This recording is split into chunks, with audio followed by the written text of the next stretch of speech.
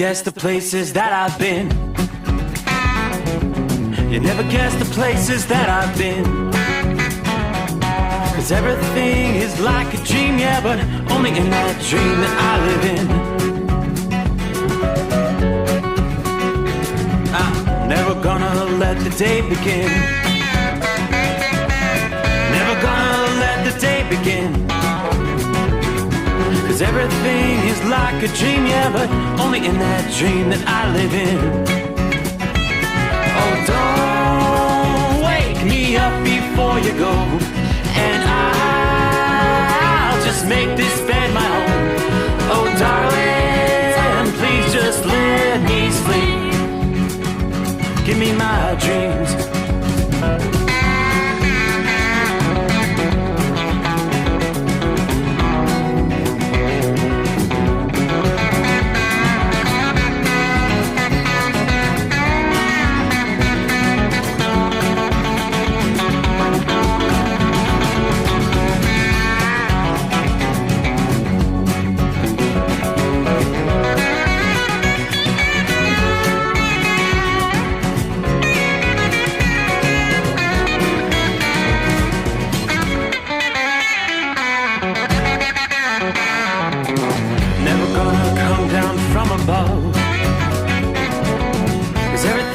Better from above, but nothing's ever as it seems, yeah, except in that world that I dream of. Never gonna lose the ones I love. Never gonna lose the ones I love. 'Cause everything is like a dream, yeah, but only in that world that I dream of. Oh, don't wake me up before you go, 'cause I can't face this day alone. Oh, darling, please just let me sleep. Give me my dreams. Give me my dreams. Give me my dreams.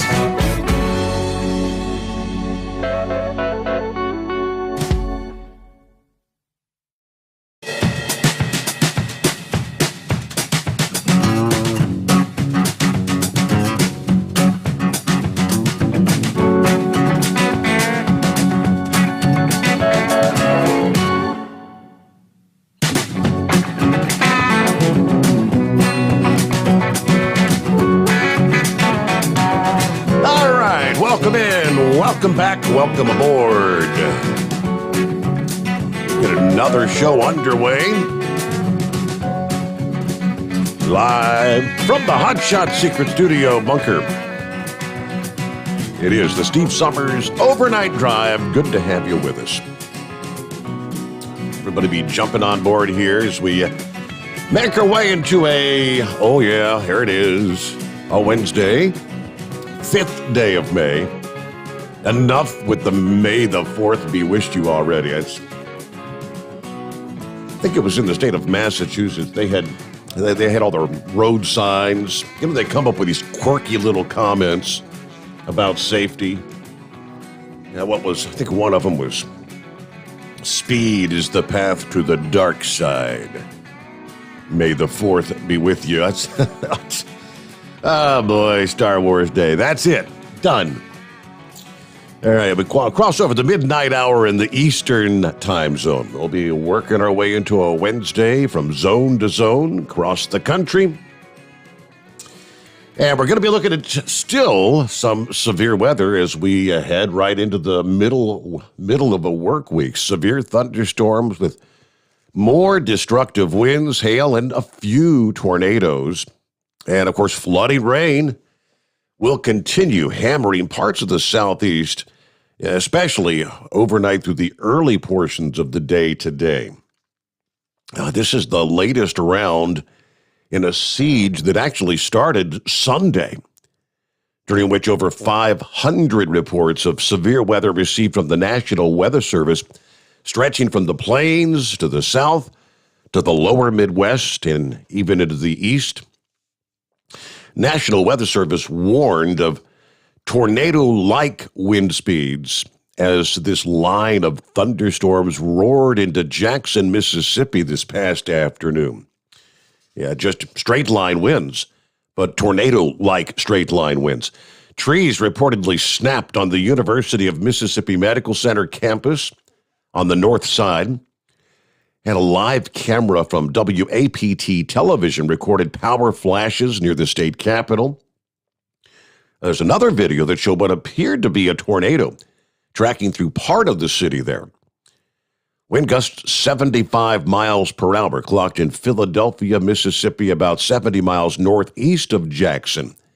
As that squall line pushed on through, trees were downed on homes in Lauderdale County, one tree blocking westbound lanes of I-20-59. Near Meridian, Mississippi, there were 2 rounds of torrential rain that triggered major flash flooding in the Birmingham area. Swift water rescues and evacuations were required in the suburb of Homewood Homes. Homes reported to be flooded south of Birmingham in northern Shelby County there. That prompted the issuance of a rare flash flood emergency by the National Weather Service. That's a warning that is only reserved for particularly dangerous, life-threatening situations. So the severe thunderstorm threat through early today will be greatest in parts of the deep south, stretching from southern Mississippi, southern Alabama, the western Florida panhandle, and southwestern portions of Georgia, where, as we speak, that squall line is indeed sweeping through. I'm looking at severe thunderstorm warnings for southeastern, south central, and southwestern Georgia on back across the western portions of the Florida panhandle there. Looks like this squall line is going to be making its way into the Tallahassee area probably in the next hour or so, maybe. You've got rain stretching from these thunderstorms. The squall line, the leading edge with the potential for dangerous winds, is now south of Mobile, pushing out over the waters of the Gulf. But again, cutting right through the heart of the western panhandle, headed toward Tallahassee. Yeah, stretching off to south central and making its way towards southeastern Georgia. General showers and a few thunderstorms, some heavy rain extending up all the way into northeastern portions of Georgia. Most of the heavy rains are now just to the east of the Atlanta metro area. As we zoom back out a little bit further, there's a second cluster of thunderstorms rolling right up through the Ohio River Valley region. Some showers going to be pushing through the Nashville area. They don't need any more rain there. You've got rain stretching through much of southern Indiana. We could see a little bit more rain, maybe brushing as far north as Indianapolis. There's a cluster, if it holds together, that'll stretching from Louisville to Indianapolis over the next few hours. Yeah, rain then extending up into south central Ohio, southeastern Ohio. Then yet a third cluster of thunderstorms pocketed up in the northeastern USA. Eastern Pennsylvania, Scranton, you've seen some showers. Looks like the heavy stuff's pushing east of Scranton. Still raining in Albany, but the heavy stuff is east of Albany. And let me put it in motion, see what, everything's pushing off to the north and northeast. Yeah, still got some shower activity up into Syracuse. This is all going to be roaring through Massachusetts, southern Vermont, southern New Hampshire over the next couple of hours. So 3 separate areas with clusters of thunderstorms. Scattered severe thunderstorms are possible further east in the Carolinas, Virginia, maybe Maryland. Damaging thunderstorm winds would be the primary threat today. Cannot rule out a few tornadoes or hail events. Heavy rain also contributing to localized flash flooding, particularly in locations that have already been saturated by some of the recent rainfall. Flash flood watches from the National Weather Service from parts of the northern Gulf Coast up into the Appalachians. The overall severe weather threat's going to be trending downward as we progress on through the day. Wednesday, this weather system tracking toward the East Coast. There could be a few storms that produce damaging wind gust and or hail from the southern mid-Atlantic and the southeastern coast into parts of the northern Gulf Coast. So what's been a very active week to date eventually is going to begin moving offshore. And the severe weather threat's really going to be dramatically cut down because this is actually a cold front. And what we're going to see is much cooler temperatures over the next couple of days. Well, we had a little taste of summer-like weather to start the week. Yeah, many of you may have been reaching for the shorts and the T-shirts, rejoicing in the warm, humid conditions across the Midwest. Don't put away those jackets just yet. That's the word. And you're still going to need the long sleeves as yet another cool down is on the way. High temperatures are going to be slashed 20 to 25 degrees from what we saw during the first part of the week, especially by Thursday, Friday, and Saturday.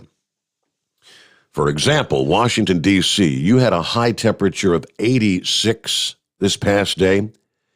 That's going to be followed by high temperatures, mid-60s by Thursday, Friday, and Saturday. High temperatures probably no warmer than the 50s in Pittsburgh starting today through Saturday. Yeah, you were in the mid-70s yesterday there in Pittsburgh. Yeah, this taste of summer might have had people kind of excited to take the cover off the pool or fire up the grill. Any number of outdoor activities, but the upcoming weather is going to disrupt some of those hopes and plans. Mother Nature's going to press the pause button once again on the spring-like warmth. Chillier weather expected to return, kind of spoiling things from warm weather lovers for at least another week or so. Now, I'm just assuming that the cicada invasion, where they're supposed to be emerging, is probably going to be held off once again. Now, this is going to also allow the soil temperatures probably not to get to, I think the target is like 65 degrees for the soil temperatures. When you get these chilly overnights, I don't think the soil is going to be quite warm enough. But the much cooler air is also going to sweep into the southeast and even parts of Florida. Kind of a rare feat for this time of year. Once May rolls around, high temperatures in the 90s in Orlando today. Looks like they'll be swapped with highs in the 80s later this week. Atlanta, Charlotte, North Carolina, you'll see highs probably in the low to mid 70s during the middle and latter portions of this week after you were well into the 80s to start the week. So we're talking highs a few degrees below average.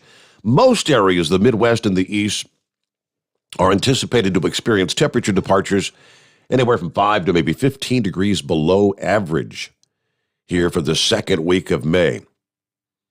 Now, with this chillier weather, believe it or not, some scattered areas of frost could develop in some of the traditional cold spots around the central Appalachians, the eastern Great Lakes later this week.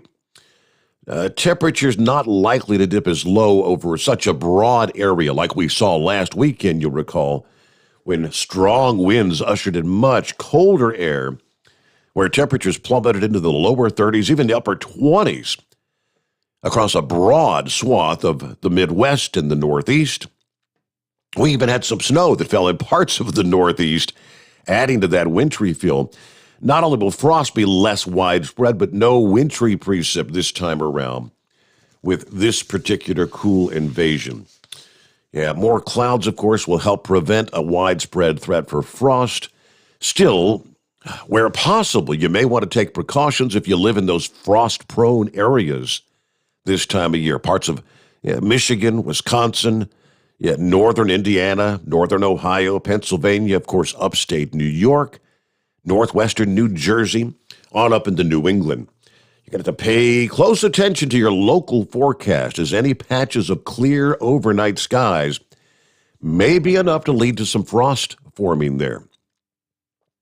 So there you go. Late week lows in most cold spots are going to be probably middle to upper 30s, with maybe just a few exceptions. Low temperatures in most of the major cities, no lower than the 40s. So you wouldn't have a threat of frost there. Just as the cool weather pattern may have difficulty producing very cold air at night, it's going to struggle to keep clouds and rain away very long. This is not going to be a big sweep of dry air and clear skies that last for a few days, as a single large area of high pressure is not expected to build in and take over. So we'll continue to see pockets of cool air in the atmosphere, triggering some unsettled weather at times. Strong sunshine might create just enough instability in the atmosphere to cause some clouds to build up and maybe even some spotty showers.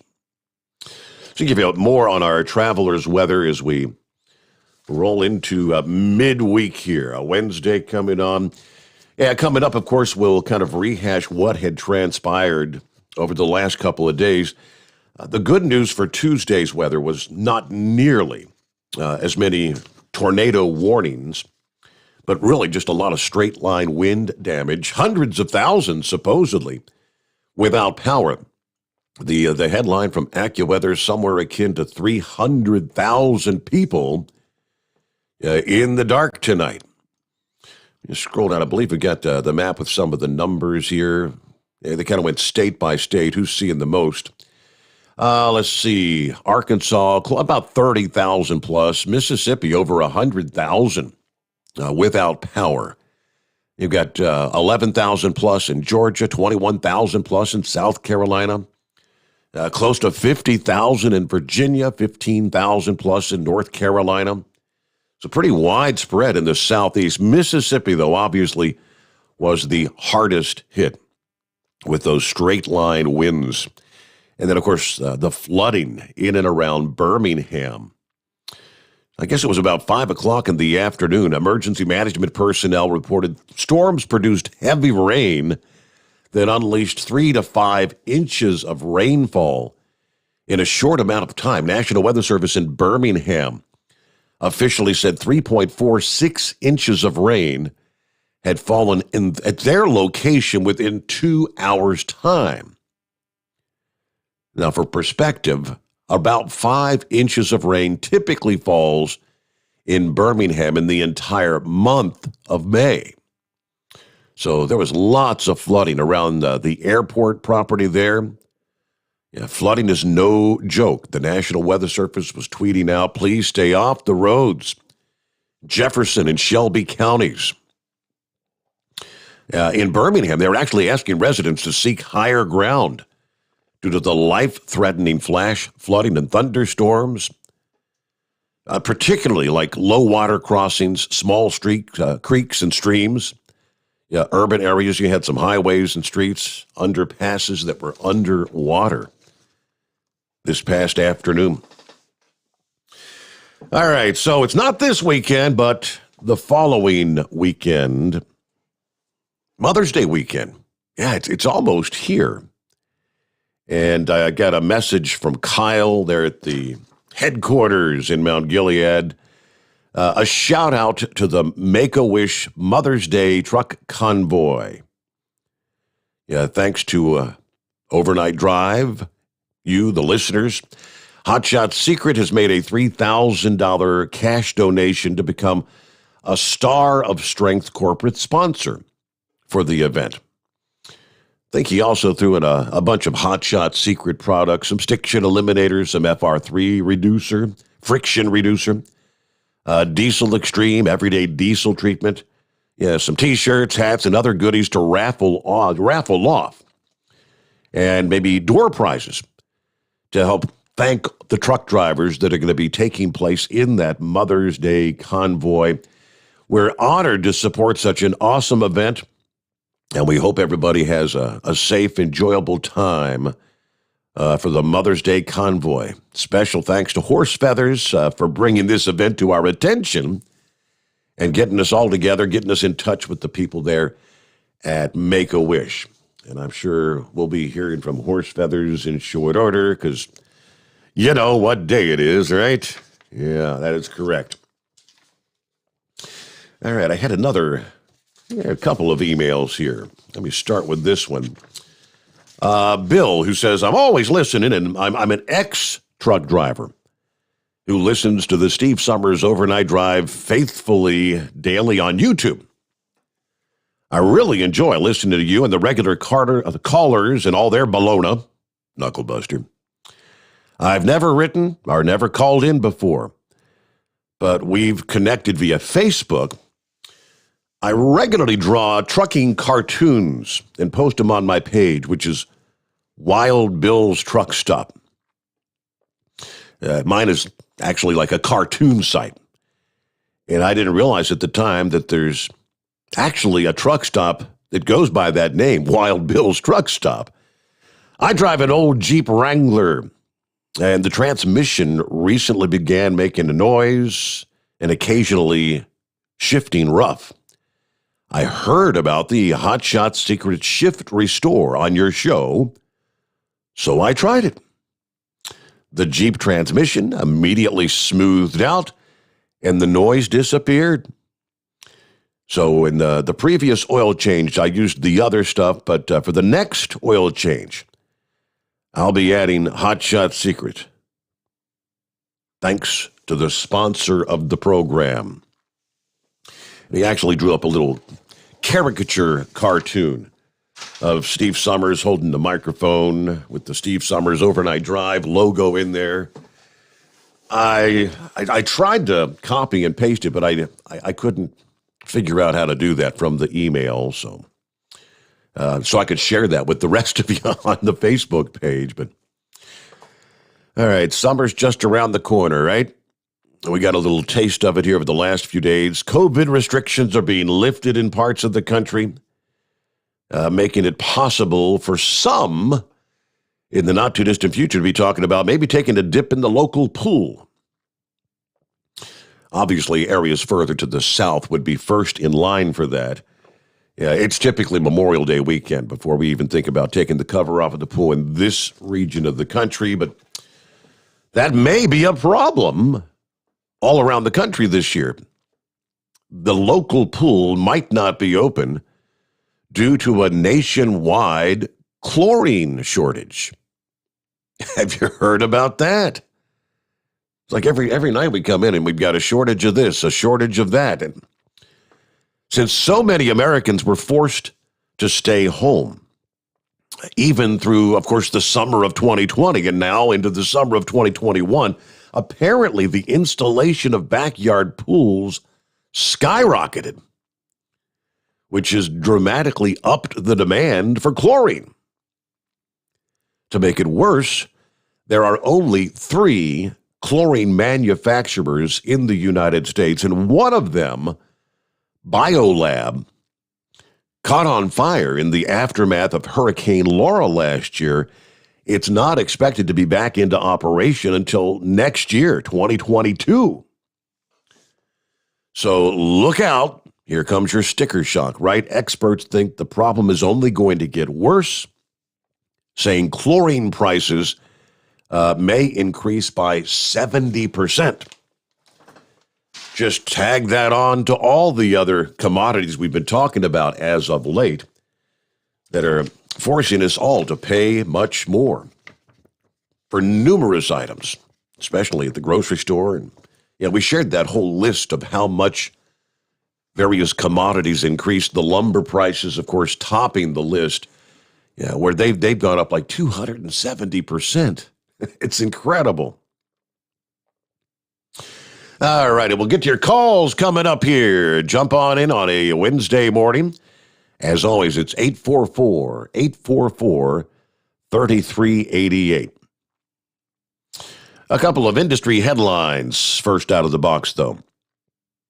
Dozens of antique tractors and semi-trucks are going to be showcased in North Carolina this weekend, part of an annual tradition.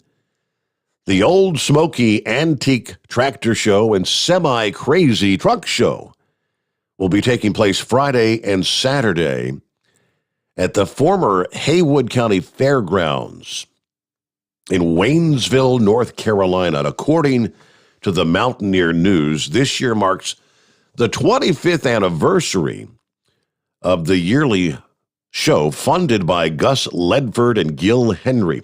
Ledford had a vision of bringing back the past according to the president of the Old Smoky Antique Tractor and Engine Association. So he and several more people got together, and this event's just grown from there. We're trying to keep the tradition going and keep the show going. We want to continue the tradition of showing how they used to farm versus what they're doing today, with so many innovations of the tractors that they used back in the 40s and 50s are just like the ones we use today. The younger generation doesn't really understand. That's why we're trying to get young people interested to carry on the tradition. In addition to the vintage trucks, farm equipment, and trailers, they'll have food trucks, wagon rides, tractor train rides. They'll have a little parade taking place, vendors, raffles, live music, and those sort of things. A real festival-like atmosphere. When the sun goes down, they'll have a semi-truck light show. So this is going to be everything from working trucks to show trucks and everything else. Plenty of people to see and look for hours, they tell us. It is free to the public. They just ask if you can afford to make a donation. So again, 2-day event, Friday, May the 7th, 8 a.m. till 9 p.m. with the light show at dusk. And this Saturday, May the 8th, 8 a.m. till 3 p.m. If you're going to be in that neck of the woods, sounds like a good time there in North Carolina. All right, looking at 24 past the hour, and let's jump on up to it here again. It's 844-844-3388. I don't know that he's ever been first out of the box. It's just Big Sexy. Yes, sir, Steve. Big Sexy here. What's going on? Hey, I got a quick question for you. I got a couple things to bring up, but I got a regular Toyota Camry.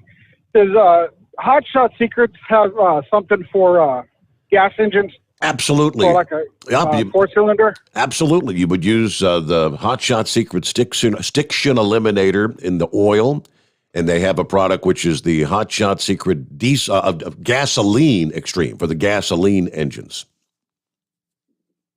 Okay, because my Toyota just went over 120,000 miles, and it's starting to get some wear on it. So sure. See if I can prevent some of that stuff. Absolutely, yeah. Number two, the DOT is working extremely hard on I-20 east of Dallas at mile marker at the two scale house, mile marker 512 and 544 eastbound tonight. So just give the truckers a heads up. Road check is in full swing, in other words. Yes, sir. Yes, sir. I had both of them. They had about 10 state troopers in there doing DOT inspections. So They ain't playing. Number three, I got to Dallas last night and around midnight, so I turned your show off. Did you talk about that nasty wreck south of Dallas on I-35E last night? I guess it happened about, 8, 9 o'clock last night. Apparently a tornado crossed I-35E south of Dallas over by Waxahachie. Apparently it picked up about 3 semi-trucks and used them like toy trucks. And when I was seeing on the TV last night, freight was scattered all over 35E. They are actually using jaws of life to get a couple drivers out of the trucks. Wow. So I don't know if you commented on that last night or not. And also, I live down in just about 40 miles south of Jackson and Mississippi. And they had a tornado that at 9:30 this morning that tracked south in Rankin County and just about hit a school. It took out some trees which fell on the school, but luckily it missed the Pineywood School. My wife told me about an hour ago that we finally got power on. We've been out of power since sometime this afternoon when all those winds came. Wow. But the last 48 hours in Jackson, has been we had a lot of tornadoes there, straight line winds. I know on my Facebook, I shared some photos with heat wave, but a tornado crossed I-55 Sunday south of Jackson, and then it crossed Highway 49 just south of the YRC Freight Terminal in Richland, Mississippi, and then it bounced off of that and was over by Jackson International Airport. That was on Sunday, and then of course again today in downtown Jackson, like you were talking about, that one tornado crossed I-55 and did a bunch of damage over in east of Jackson there in Rankin County. But between the tornadoes and straight line winds, pretty much all of Rankin County has been out of power. Rankin County is just just south and east of Jackson. Okay. Well, I saw well over 100,000 out of juice in the state of Mississippi there. So that's probably a bunch of that is right in that vicinity, right? Yes, sir. Yes, sir. Apparently, we got a lot of trees down in the area, so tomorrow's my off day, so I guess that means I got to get the chainsaw out and probably go around and help the neighbors out with I guess right around us is probably the straight line winds, but there was a confirmed tornado. It was what they call those popcorn storms, that sure. Storms ahead of the lot. And so that kind of went through Jackson starting about 9:30, 10 o'clock this morning. All right. Well, thank you so much for the heads up there. Hey, I wanted to remind you, if you go to Hotshot Secret's website, hotshotsecret.com, and you use the code overnight drive when you check out, that'll get you 10% off your order automatically. And I don't know if you say you're cool. I don't know. Do you do drive truck for a living? Yes, sir. Yeah, I drive for YRC Freight or now Yellow Freight. Okay. Well, if you're a CDL holder, which you obviously are, that'll get you an additional 10% off through the hotshotsecret.com website. So take advantage of that. Yes, sir. I'm going to order some of that this weekend to, kind of see if I can get some maintenance, pre-maintenance for my little car. Absolutely. Preventative maintenance. That's always a good thing. Yes. Yes, sir. Yes, sir. Well, listen, Steve, I appreciate you. I've been listening to you, y'all, since your daddy and since basically you took over the show back in, 2001? 2002 when you took over? Actually, 2004 when I took over, when he kind of retired. 2004. I did weekends, obviously. I was working 3 nights a week for several years before he actually fully retired in 2004. So. Right. Yeah, I remember listening to you and your dad. I didn't realize, damn, 2004. You're getting old, Steve. Yes, I am. I hate to say it, but yes, I am. Well, thank you so much for checking in, Big Sexy. We have another Big Sexy that calls in, so he's probably going to be calling and saying there was an imposter on the. So I think you're actually the third character that goes by that handle that calls the show. Well, I am also known as the world's sexiest, fat, balded beard man. So, but all my buddies, they just call me Big Sexy. Okay.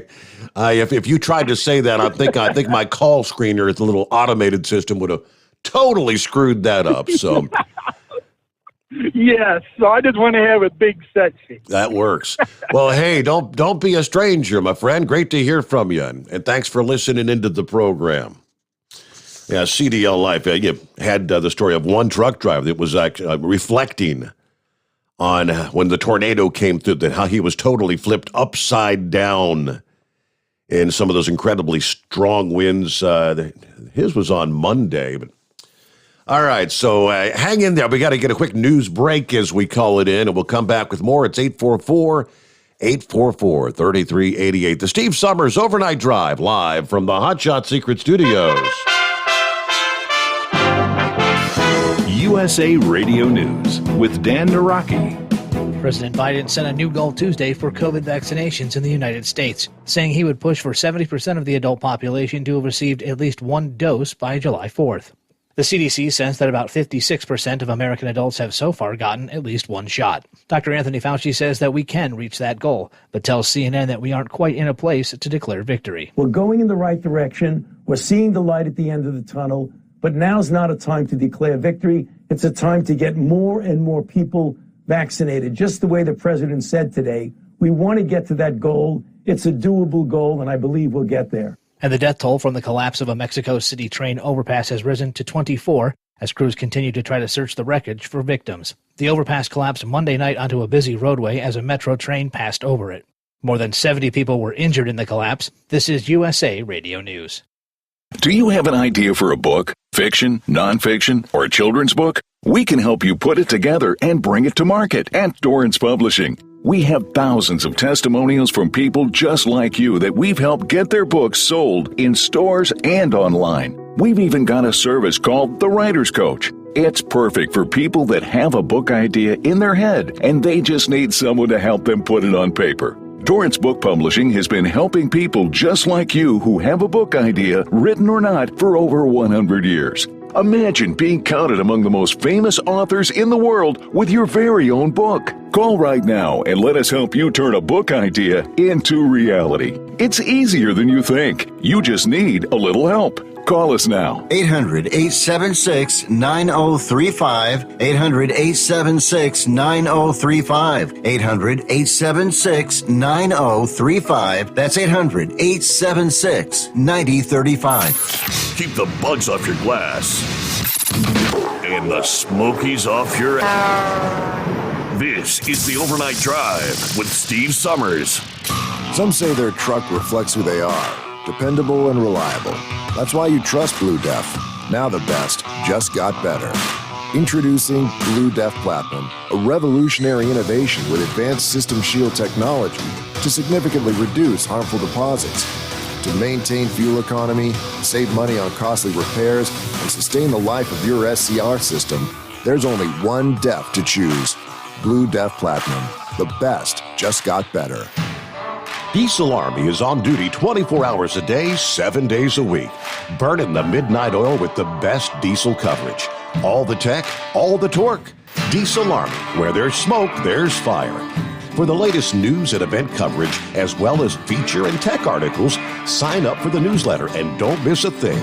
Visit dieselarmy.com from the Power Auto Media family of digital magazines. Again, it's dieselarmy.com. Do you have a Dodge pickup and hate your automatic transmission? Of course you do. LaVon Miller at Firepunk Diesel here, and we specialize in heavy-duty and performance transmissions for your 3/4 or 1-ton Cummins-powered truck. So if you're interested in turning your stock slush box into a towing monster, call us today at 614-733-3744 or visit us online at shop.firepunk.com. Whether you're a diesel pickup performance enthusiast or just looking for a small upgrade, when selecting common rail fuel system components, look no further than Exergy Performance. At Exergy, you'll find injectors, pumps, and more, engineered like no others on the market using state-of-the-art equipment run by people that have been in the business for decades. So if you're in the market for common rail components at any power level, contact Exergy Performance or one of the many dealers listed on our website at exergyperformance.com. Dean Michael, the tax doctor here. Are you tired of those tax problems following you around like a dark cloud, always in the back of your mind, losing sleep at night? Call me now and get your life back. 888-632-4506 or go to mytaxhelpmd.com. Pretending they're not there won't make them go away. The IRS isn't going to forget. They will levy your bank account and garnish your wages. Don't wait for that to happen. I'm not telling you these things to scare you. I'm telling you so you can benefit from my years of experience. Now is the time to act. 888-632-4506. At Hot Shot Secret, we share the science behind common diesel problems. For example, Stiction. Engine oil can break down under extreme heat, leaving behind varnish, a carbon-based deposit that creates drag on the engine's moving parts. This sticky friction is stiction. Symptoms include a rough idle and the loss of fuel economy and performance. Hot Shot Secret Stiction Eliminator is formulated to be left in the engine. It works as you drive. Stiction Eliminator is available at truck stops, Tractor Supply, O'Reilly's Auto Parts, and online at hotshotsecret.com. And now, back to the Steve Sommers Overnight Drive.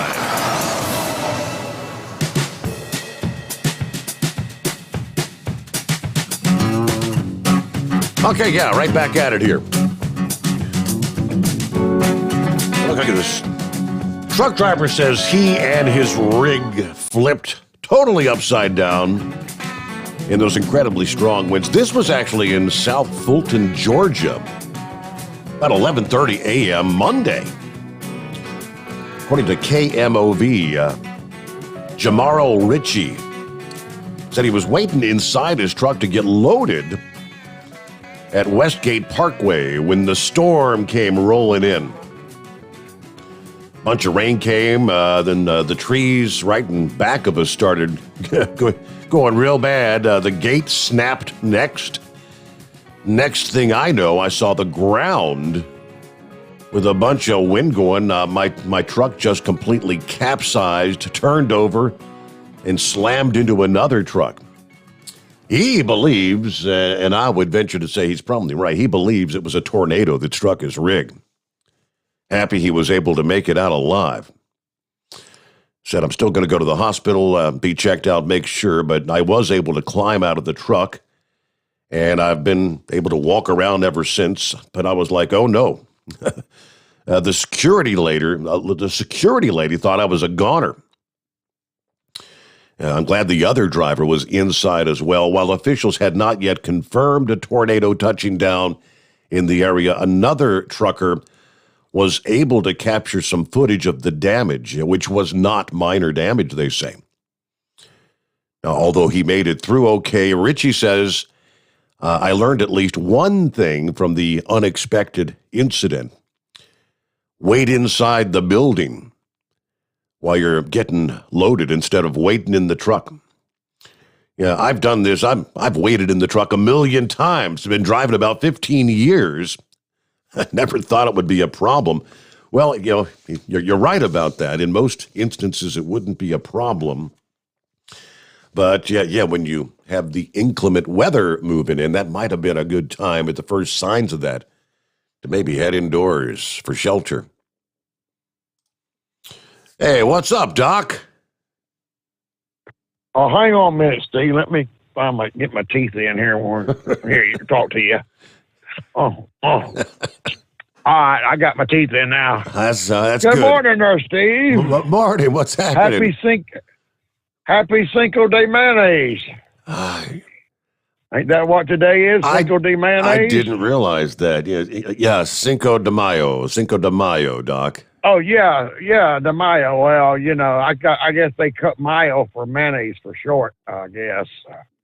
That's what the Mayo part means. It probably I ain't is. too much on my Spanish, but I think Mayo in Spanish is mayonnaise. I'm not sure, but okay. I'm just wondering, Steve, when they celebrate Cinco de Mayo, are they using the Duke's mayonnaise, the Hellman's mayonnaise, or what kind of mayonnaise are they using there? I just ain't figured that one out yet. Doc, come on now. Maybe inbred redneck can call in after a while and elaborate on that. I bet he's up to date on that kind of stuff. I heard him last night. It was sure great to hear him. I hadn't heard him since the days of calling in to your other show there that you used to have. Yeah, yep.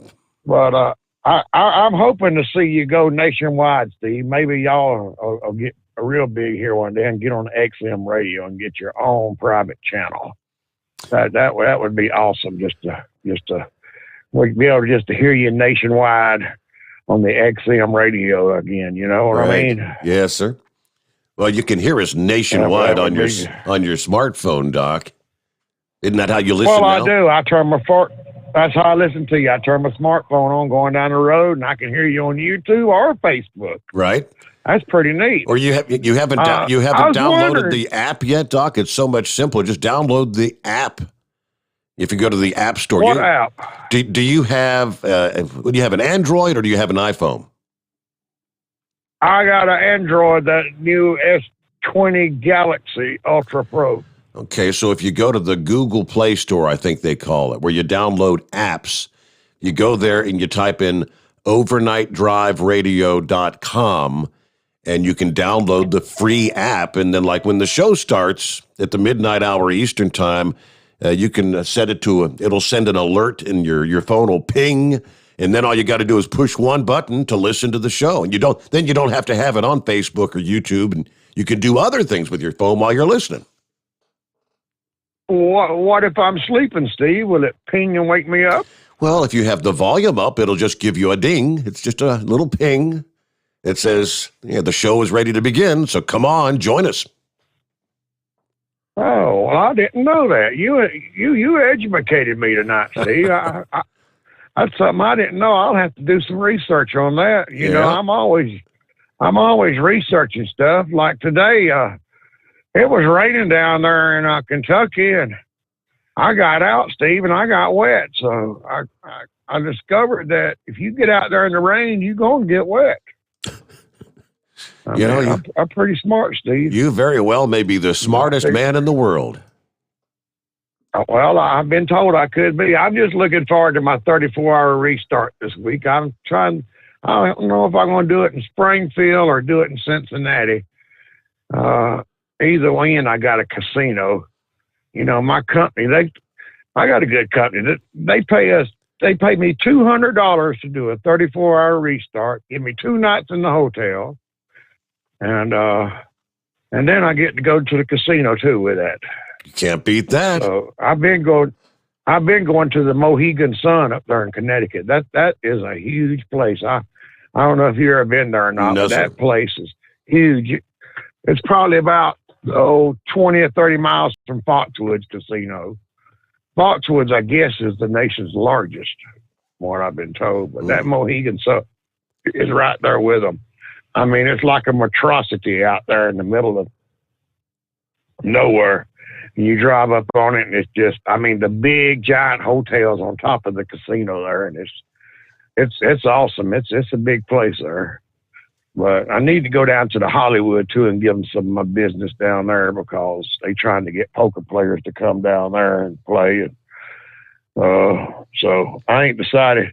If I go to Hollywood, you gonna come over there? You know what the princess says. Well, just tell her to come on over there. You're going to play poker with Doc. We'll get you on the poker table there, Steve, and I can give you some pointers on how to play poker. I tell you what, Doc, I would need a whole lot of pointers because I'm not, I have just basic skills in poker. Well, my biggest advice would be, Steve, if I bet, don't call me. Because I probably got a good hand. All right. But then again, I could be bluffing. But Dirty Harry learned that lesson. I was trying to signal Dirty Harry, don't call, because everybody else at the table was calling me that night, and I had a full house. Harry should have known I had the full house. He called me anyway. He lost $800. I felt bad for him. I had to buy him breakfast the next morning. So yeah. So you ain't heard from him, have you? I don't know if he knows about your show or not. I need to get hold of old Dirty Harry. Let him know about the show. Well, Dirty Harry hadn't called the show. He probably hadn't called in 10, 15 years anyway. I know. I need to get hold of him. Mr. Personality, you heard from him at all? No, I have not. Have not heard from him. I ain't heard from him in a long time. He was on my Facebook page, but I don't even see him no more. But I did talk to that rascal Big Ed today, and he said that it wasn't just my money blew away. He was sending you some too, Steve, on the way to the post office, and he said yours blowed away with mine. So. Go. But he said, I'll be darned. It all blew away, huh?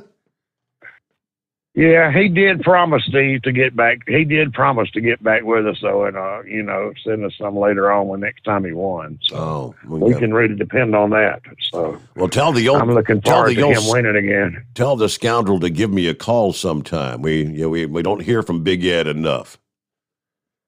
Well, he said he was going to call in tonight, and I tried to text him, and I think he went to sleep, Steve. Okay. And that's what I'm fixing to do, too, here in a little while. But, that hot shot secret, that imposter Big Sexy called in a while ago. Right. That wasn't the real Big Sexy. But anyway, to answer his question, that stuff works good. I've used it in an old car I had. It worked perfect. When I was an owner-operator, I had my truck. They said it was going to need new injectors and all kind of stuff. And I said, well, let me try one last thing. And I tried that hot shot secret in that truck I used to own.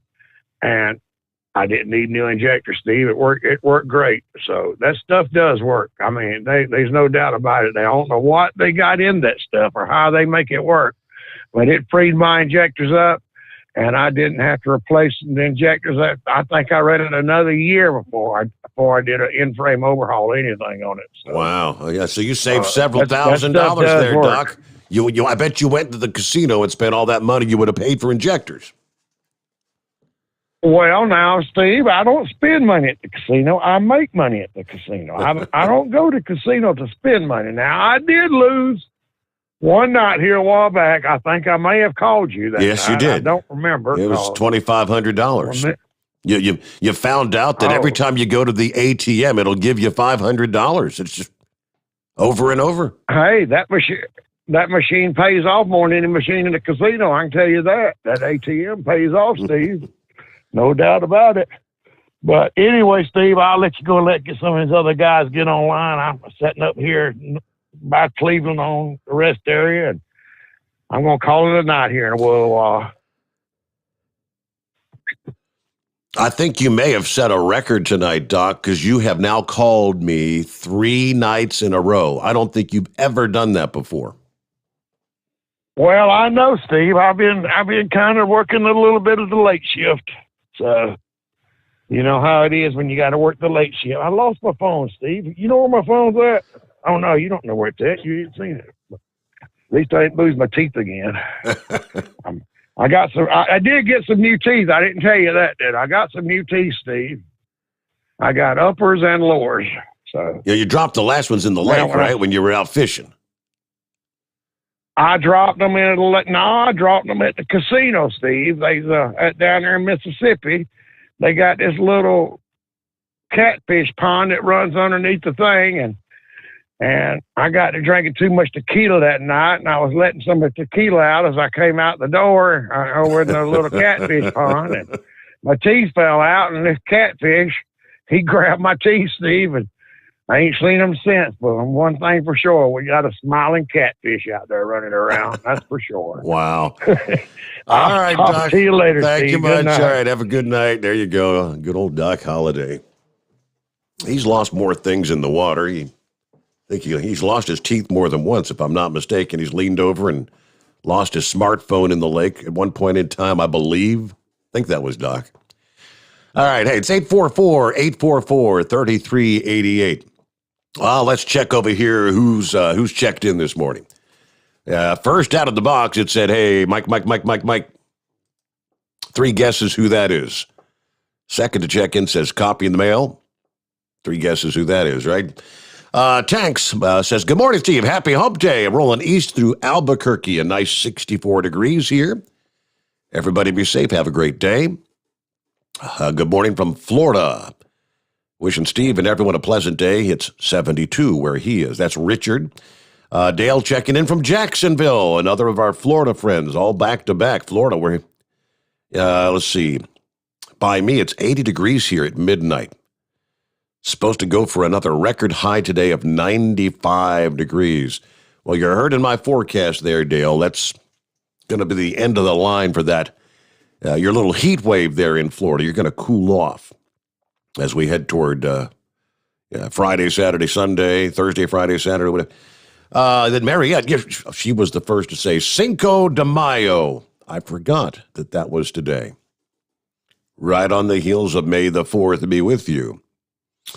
Doc Holliday, there he was. He checked in from Cleveland, Ohio this morning. Michigan Madman says, good evening. Bobby says, nice and easy, 47 rolling across Wyoming tonight. Out there that's where the deer and the antelope roam, isn't it there, Bobby? Stanley checking in. Mike, you know what day it is. Looking forward to a great show. Buckeye Boy checking in from Jasper, Tennessee, where it's 61, no rain.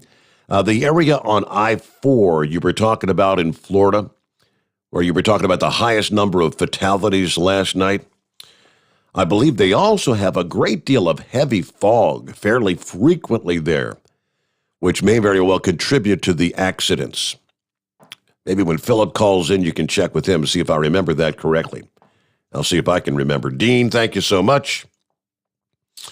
Let's see. Ron checking in from Rochester, New York. 56 degrees, cloudy skies. And there's old Heat Wave, who says morning. And we're going to say good morning to Heat Wave, because he's next on the list here. What do you say, Heat Wave? Good. Good morning, senor. I'm just sitting here listening to you, watching the Deadliest Catch, and my pooch is asleep at my leg. And yeah, I think I'm going to be hitting the hay here pretty soon, too. It's been a busy damn day, I tell you. Had a really good visit with Buckeye Boy yesterday, and so he can actually say, yeah, heat wave actually exists, and he does have a nice car. Uh-huh. I went ahead and showed up in the Camaro. He's like, yep, that's him, because I went ahead and I flashed him right before I showed up. So, yeah, we spent about an hour over here at the local Denny's here in Edgewood, and, yeah, we did all right. So he's a good old guy. Oh, man, I've got to apologize to somebody out there that's a listener. I had him confused. He said he had a stomach bug here. I think it was Monday. And I had him confused with somebody else that went out partying. And I just got to say, I'm sorry. I didn't mean to make everybody upset about it. I thought he was the one that had a bunch of adult beverages followed by a skullbuster, and apparently that wasn't him. So talk about sticking your foot in your mouth. Okay. Yep. I heard from a friend of mine that, yeah, Waxahachie had a hell of a damn storm that come through, tornado. And earlier this morning I had posted a green sausage house there in Zobjectville, Texas, off of Texas State Highway 53, about 10, 15 miles east of Temple, Texas, off I-35. You know, I was talking to a Chevy guy about it, and he says, man, they just ain't nothing like that in South Carolina. Everything's all commercial. And I said, well, this has been there since 1948, and I found out later it was actually there at 1946. You know, they make their summer sausage. They make all sorts of meats and cheeses and whatnot, and they do pastries, and they got their own little short order grill, and they also do processing of domesticated and wild animals. So they have two different processing centers there. And it's just a little bitty community. I mean, hell, if it has 50 people, it's got 25, you know, and I think that little community, that little store draws more people there than what that population is for that little community. And that's about 3 miles away from my mom and dad's place.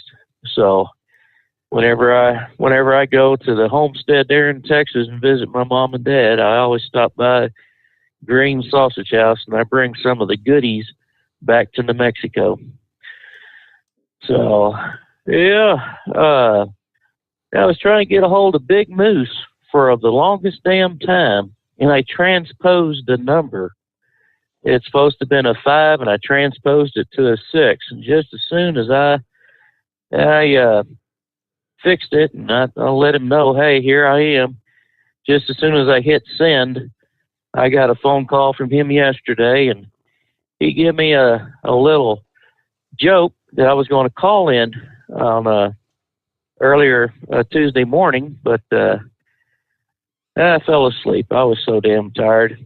But if we got time for a wacky Wednesday funny, I'll go ahead and let one fly here. Hey, lay it on us. Oh, and then before I do that, Big Sexy, that was Porn Star.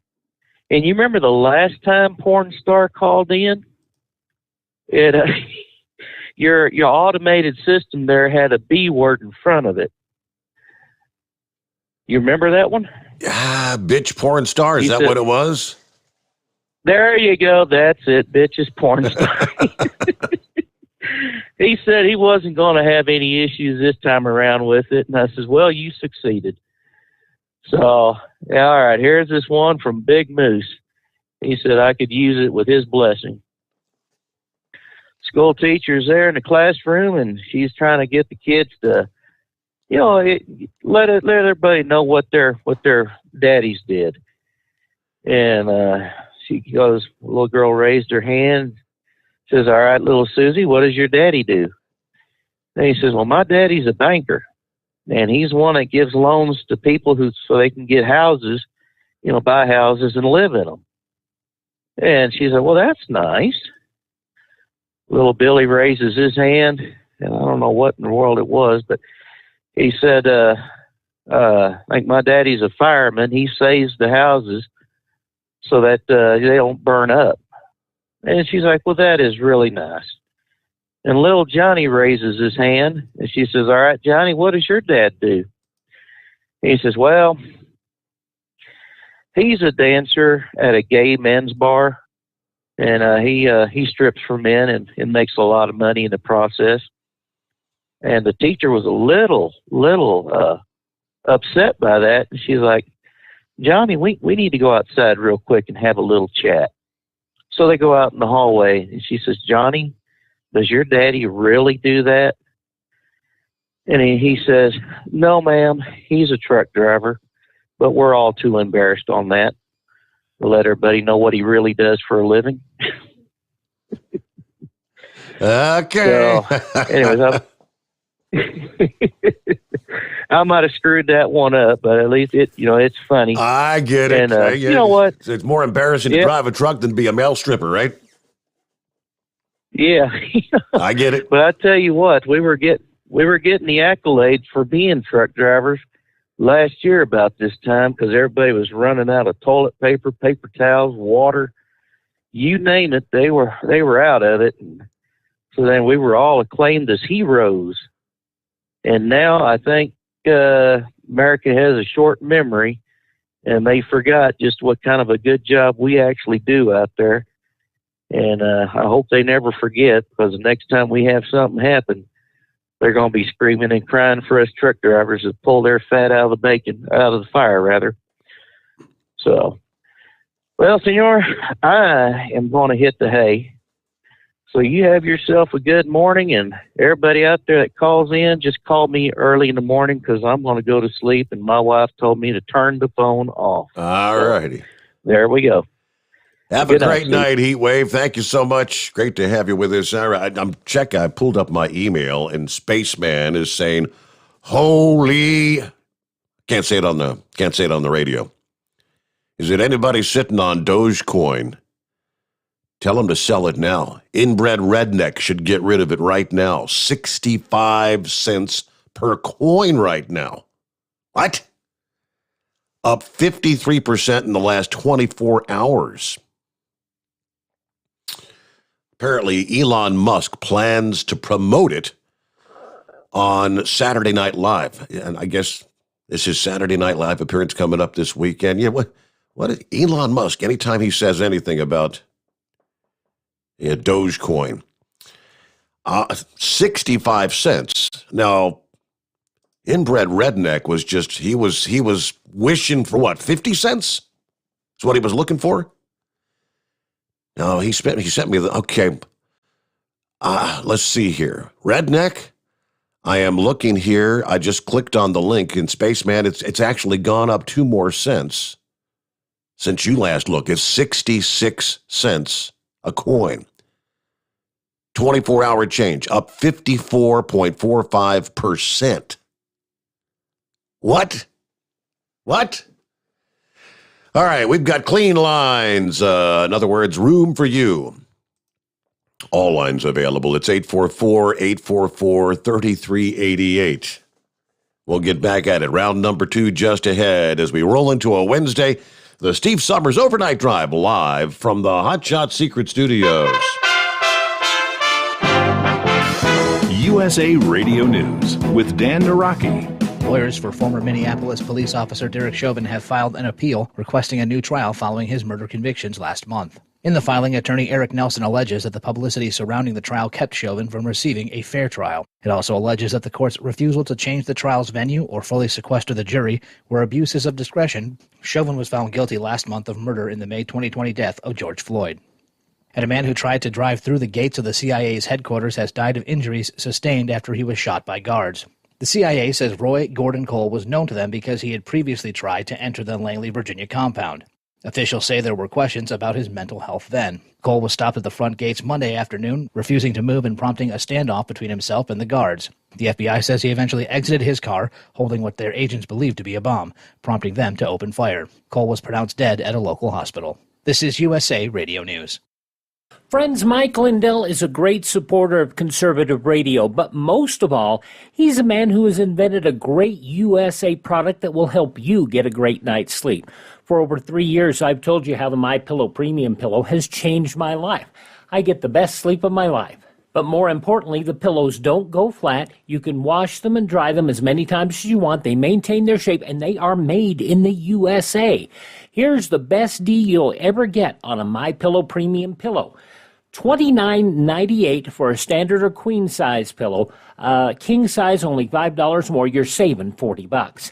Go to MyPillow.com, click on the radio listener square, use my promo code USA, or call 1-800-951-8175. You can save up to 60% on any MyPillow product when you use my promo code USA, or call 1-800-951-8175 and ask for the MyPillow Premium Pillow Special. President Biden set a new goal Tuesday for COVID vaccinations in the U.S., saying he would push for 70% of the adult population to have received at least one dose by July 4th. The CDC says that about 56% of American adults have so far gotten at least one shot. Admiral Brett Gawar believes that 70% is an achievable goal. The former HHS Assistant Secretary tells Fox News that current trends show that the country is already seeing the light at the end of the pandemic tunnel. 70% is not a magic number, but what we're seeing right now in 39 out of 50 states is the R, not to get geeky, but the R is less than 1, meaning that cases are continuing to decline, even in places like Texas that are fully open with 100% occupancy, with everybody going around their daily business. So we are really, that light is almost at, we're at the end of the tunnel right now. We're seeing it, and again, very achievable by July 4th to get that percentage of 70% done. You're listening to USA Radio News. Hi, this is Wyatt Cox. Each and every day, the USA Radio Network produces 3 hours of the greatest radio programs of all time. Comedies, drama, suspense, it's all there. Classic radio theater. Now, if your radio station doesn't carry the program, you can find them anywhere podcasts are served, including iHeartRadio, Spotify, Spreaker. Just search for USA Classic Radio Theater. Find it. USA Classic Radio Theater. You'll love it. The CDC is facing criticism after new reports show that the agency sought feedback from one of the largest teachers' unions in the country ahead of issuing school reopening guidance earlier this year. We are sorry, reports. but the teachers union is undermining the CDC and its scientific facts. The American Federation of Teachers lobbied the Center for Disease Control and Prevention changing language on the federal agency's school reopening guidance released in February. Senator John Kennedy, the Republican from Louisiana, tells Fox News the president needs to get a backbone and do what's right for our kids. I mean, all the president has to do is stand up and be very firm.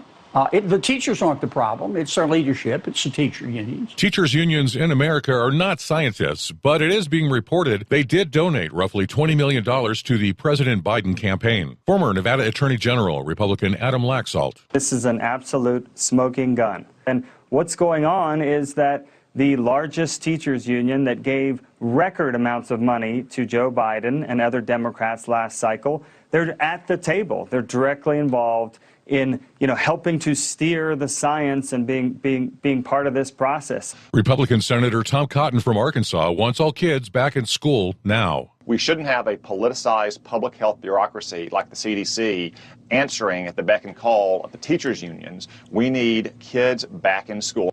From the West Coast USA Radio News Bureau, I'm Lance Pry. And for USA Radio News, I'm Dan Naraki. At Hot Shot Secret, we share the science behind common diesel problems and their solutions. For example, ultra-low sulfur fuels. The primary function of diesel fuel is combustibility. One of the little-known aspects of fuel is its role as a lubricant to metal-on-metal moving parts. The introduction of ultra-low sulfur fuels diminishes the fuel's ability to lubricate because sulfur, which has been mostly removed, has lubricating properties. Hot Shot Secret Everyday Diesel Treatment with LX4 delivers unmatched lubricity. Third-party testing confirms that it takes 3 times the amount of leading fuel treatment to match the lubrication benefit of 1 dose of Hot Shot Secret. Everyday Diesel Treatment is a fully formulated 6-in-1 premium fuel treatment for every fill-up, every time. Everyday diesel treatment is available at truck stops, Tractor Supply, O'Reilly's Auto Parts, and online at HotShotSecret.com. Hot Shot Secret. Powered by science. Keep the bugs off your glass and the Smokies off your ass. This is the Overnight Drive with Steve Sommers. Some say their truck reflects who they are, dependable and reliable. That's why you trust Blue Def. Now the best just got better. Introducing Blue Def Platinum, a revolutionary innovation with advanced System Shield technology to significantly reduce harmful deposits. To maintain fuel economy, save money on costly repairs, and sustain the life of your SCR system, there's only one DEF to choose. Blue Def Platinum. The best just got better. Diesel Army is on duty 24 hours a day, 7 days a week. Burning the midnight oil with the best diesel coverage. All the tech, all the torque. Diesel Army, where there's smoke, there's fire. For the latest news and event coverage, as well as feature and tech articles, sign up for the newsletter and don't miss a thing.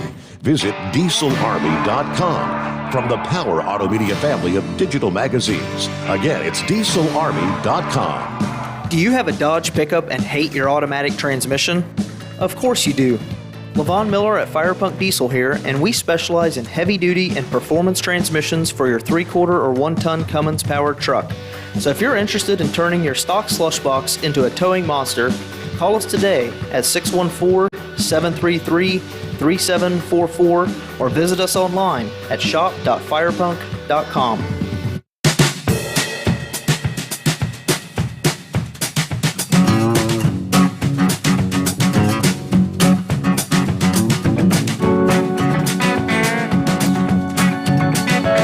Back at it, hour number 2 underway on a Wednesday morning.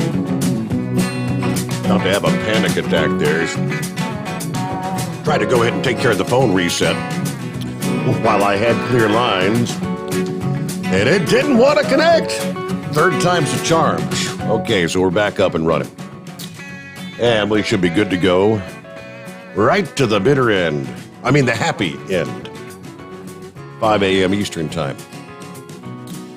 And that means the line's available for you. It's 844-844-3388.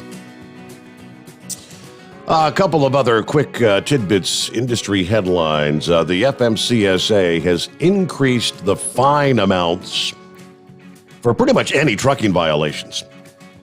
This, they say, is to reflect inflation. And based on what we're hearing about inflation, we may see a big jump in fines come maybe the next time they reset next year. This latest increase, actually, it's the second time this year that they've increased the fine amount for regulation violations.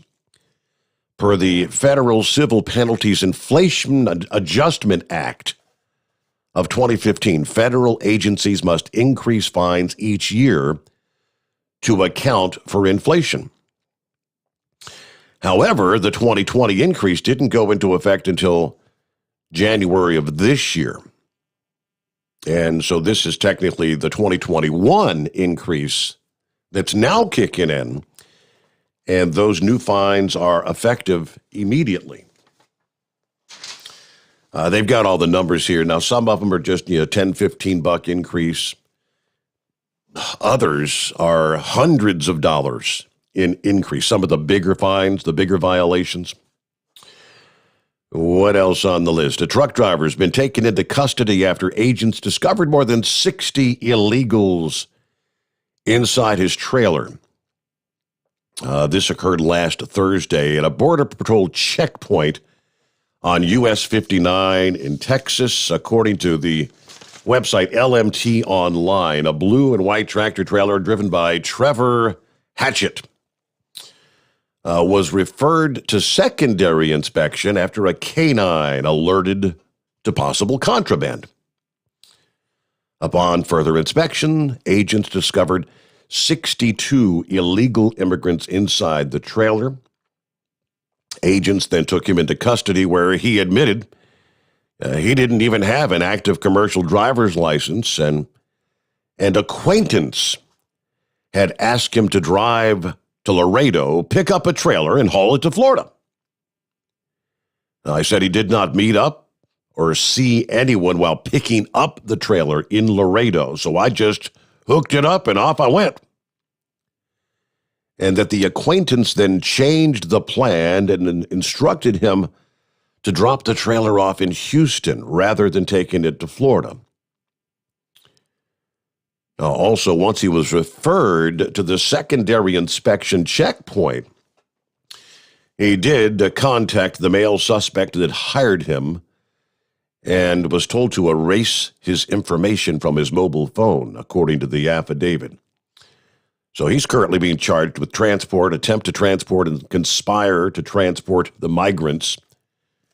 And I guess undoubtedly the agents are looking to find the guy that had worked this, I guess the guy that tried to hire the truck driver would be what, the coyote?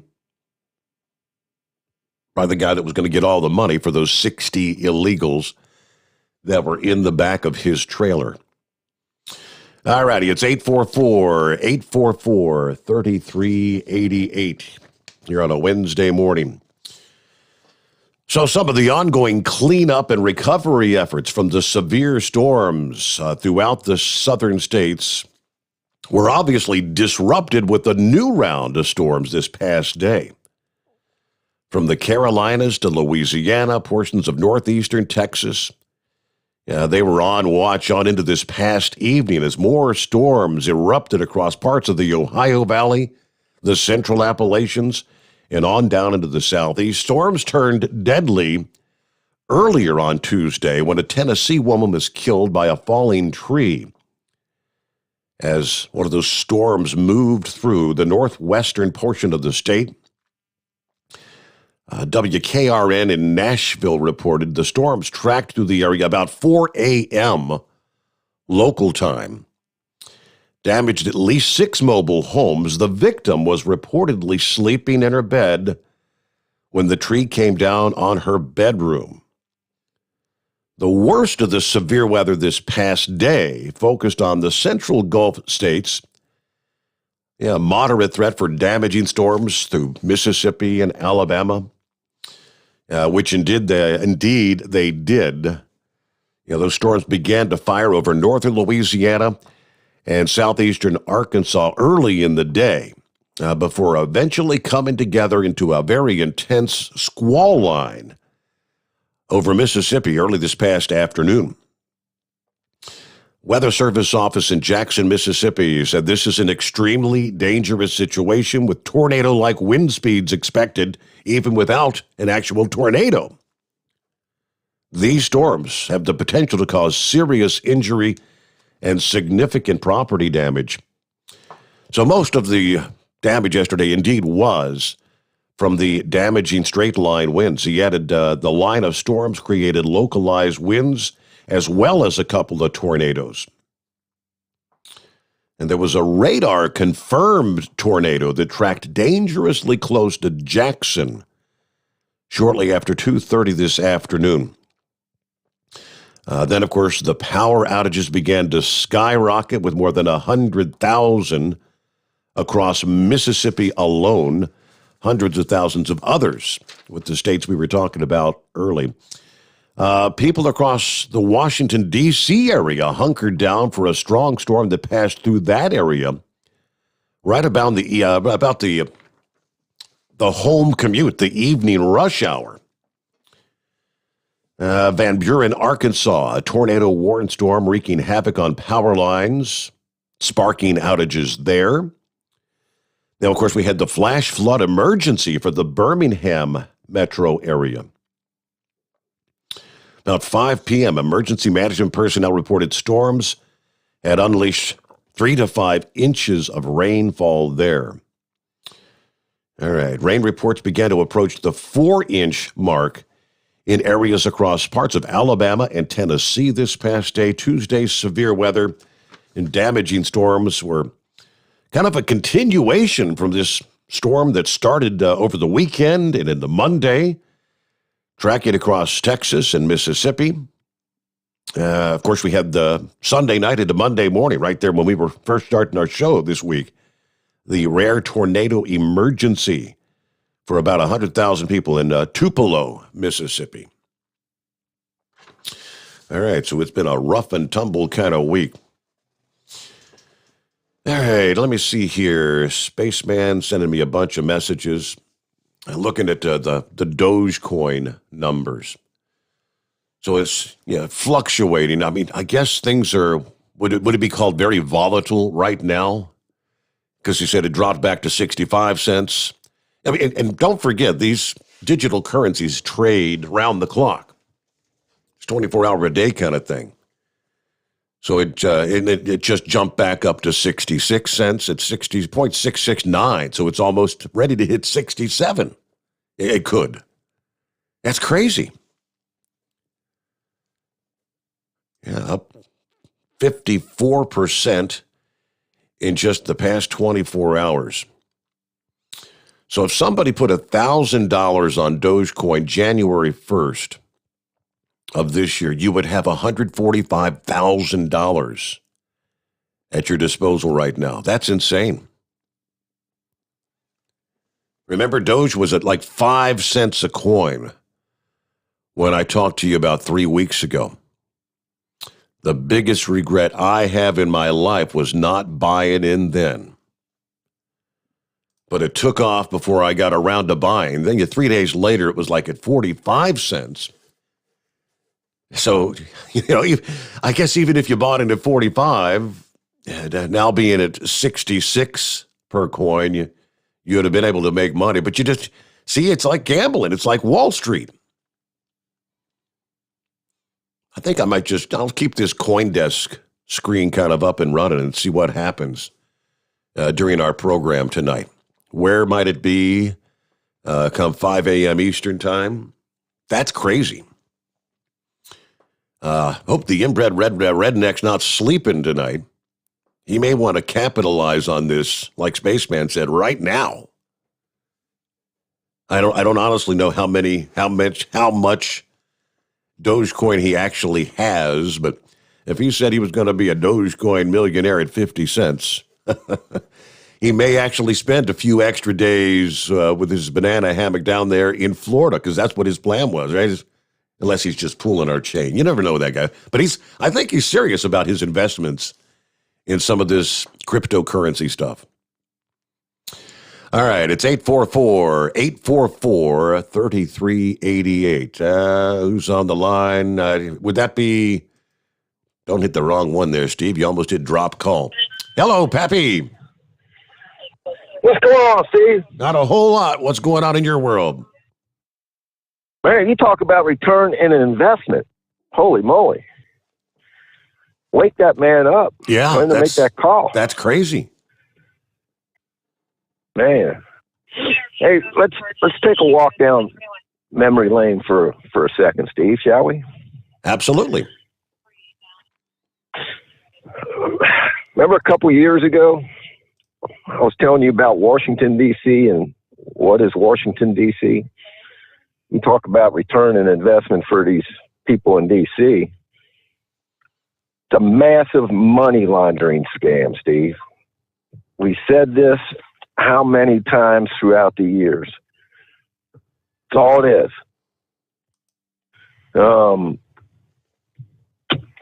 Listen, this whole deal goes back, I've told you this, to the Clinton Foundation and the massive money laundering scheme that's been going on for years.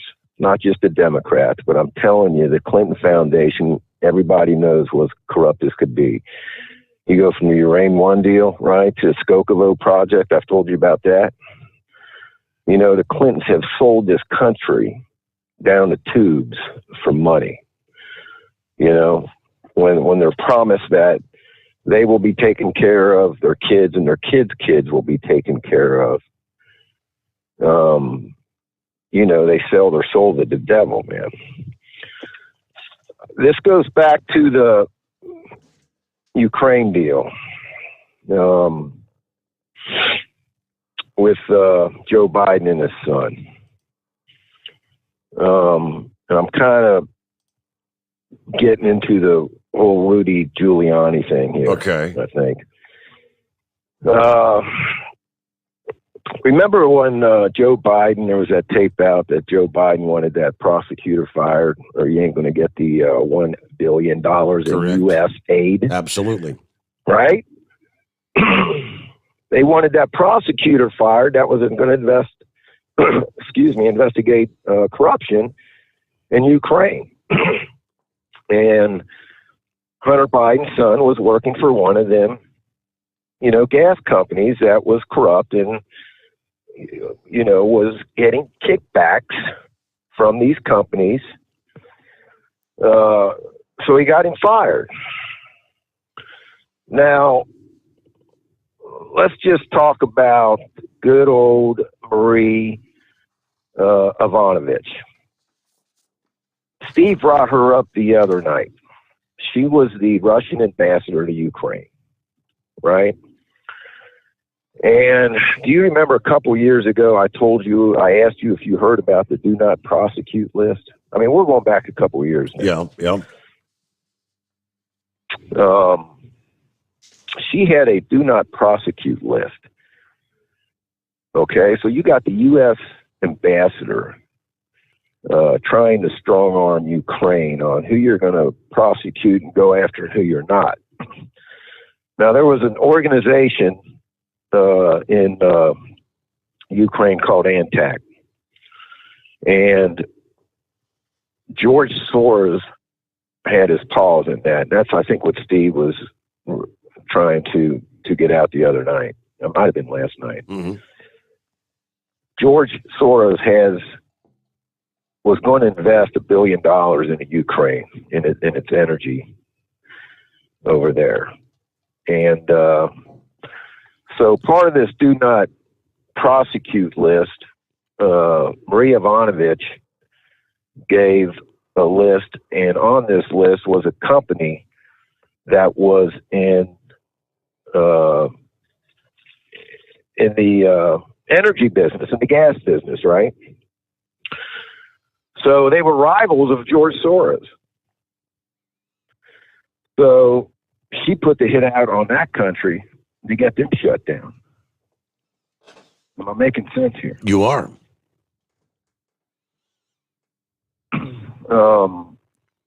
So Trump found this out. He knew what was going on. Remember the whole deal with the whistleblower, in the call to the Ukrainians and about doing all this investigation, the first impeachment shenanigans that went on. Trump was finding this out, and that's why they're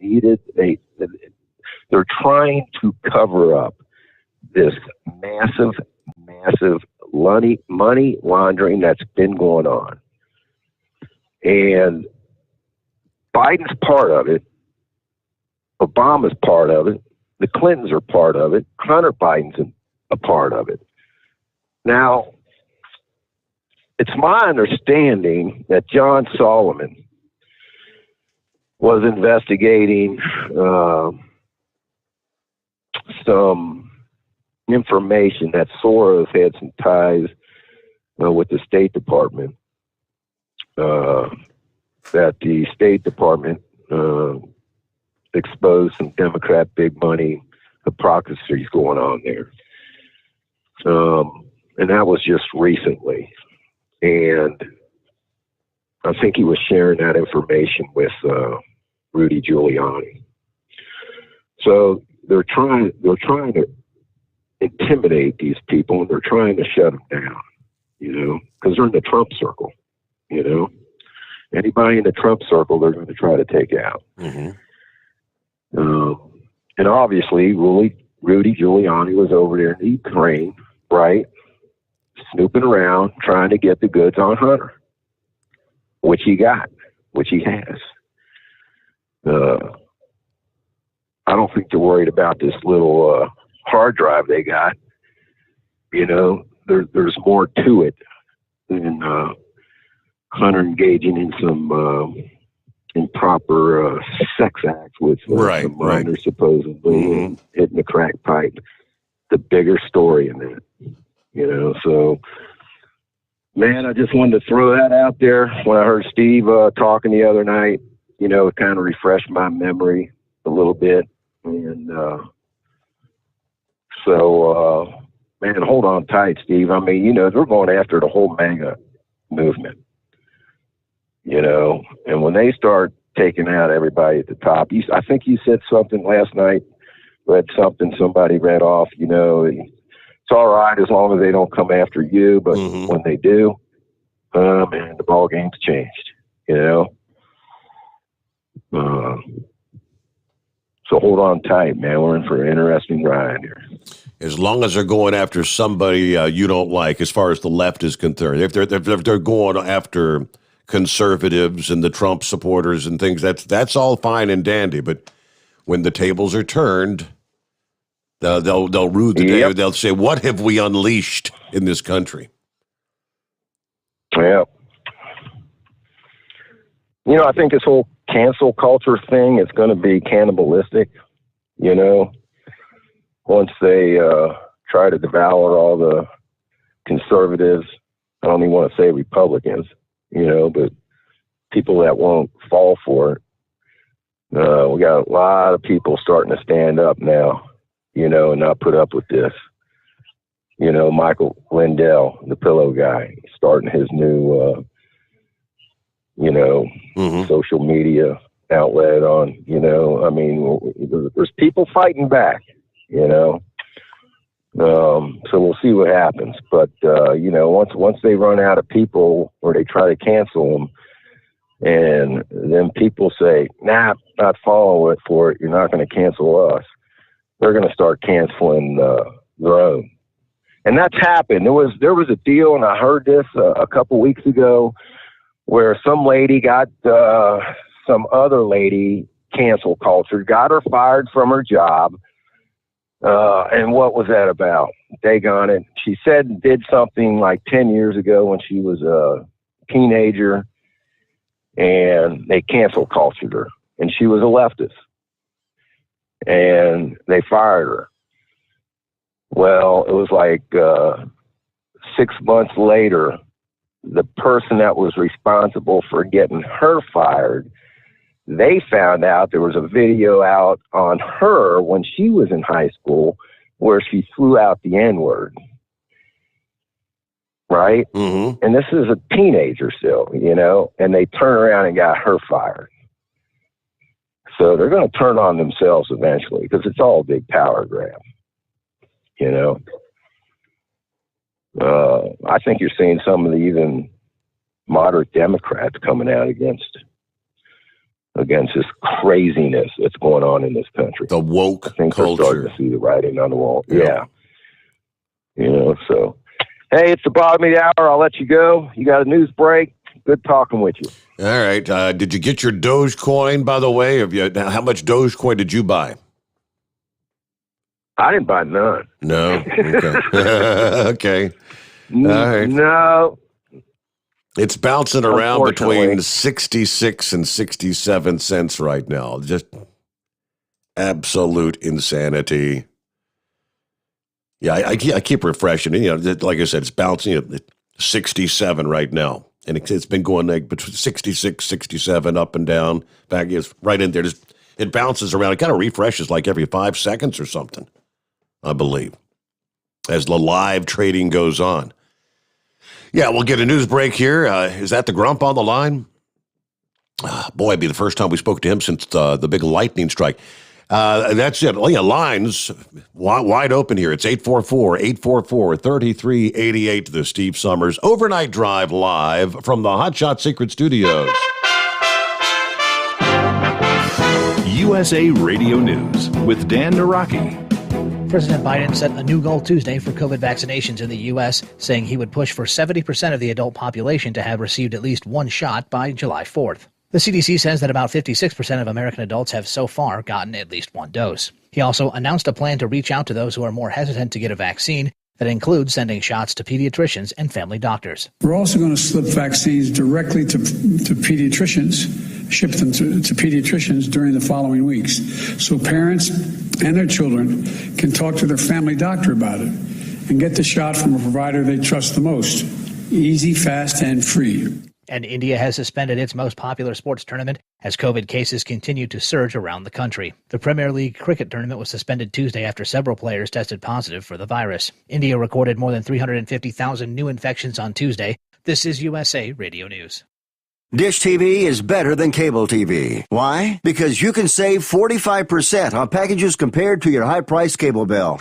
Wow. Take those giant scissors out and cut the cable and save with Dish TV. Plus, you get a free DVR upgrade to record your favorite shows and free installation. And with Dish Anywhere, you can watch TV for free on your mobile device. Act fast. You can save hundreds of dollars. Does your cable company do that for you? I don't think so. Get all the best TV programming at your fingertips at a fraction of the price of cable TV. So say adios, arrivederci, goodbye to the high cable bill and save up to 45% on Dish TV packages today. These are limited time offers and can change at any time. Call fast. 800-610-5739. 800-610-5739. 800-610-5739. That's 800-610-5739. Live from the Hot Shot Secret Studios, the Steve Summers Overnight Drive. Dean Michael, the tax doctor here. Are you tired of those tax problems following you around like a dark cloud, always in the back of your mind, losing sleep at night? Call me now and get your life back. 888-632-4506 or go to mytaxhelpmd.com. Pretending they're not there won't make them go away. The IRS isn't going to forget. They will levy your bank account and garnish your wages. Don't wait for that to happen. I'm not telling you these things to scare you. I'm telling you so you can benefit from my years of experience. Now is the time to act. 888-632-4506. For anything diesel, take it to Shy Diesel. They provide a wide variety of services and diagnostics to determine what the problem is with the latest technology. From simple oil changes and preventative maintenance to fuel system diagnostics and repairs, engine rebuilds and cylinder head repairs, and rebuilds with our in-house machine shop. They also have on-site DPF cleaning for exhaust issues and DOT inspections. If your diesel is asking for some attention, Shy Diesel has the specialist you need for anything diesel. Located in Terre Haute and Lafayette, Indiana, and Effingham, Illinois. Shy Diesel has you covered.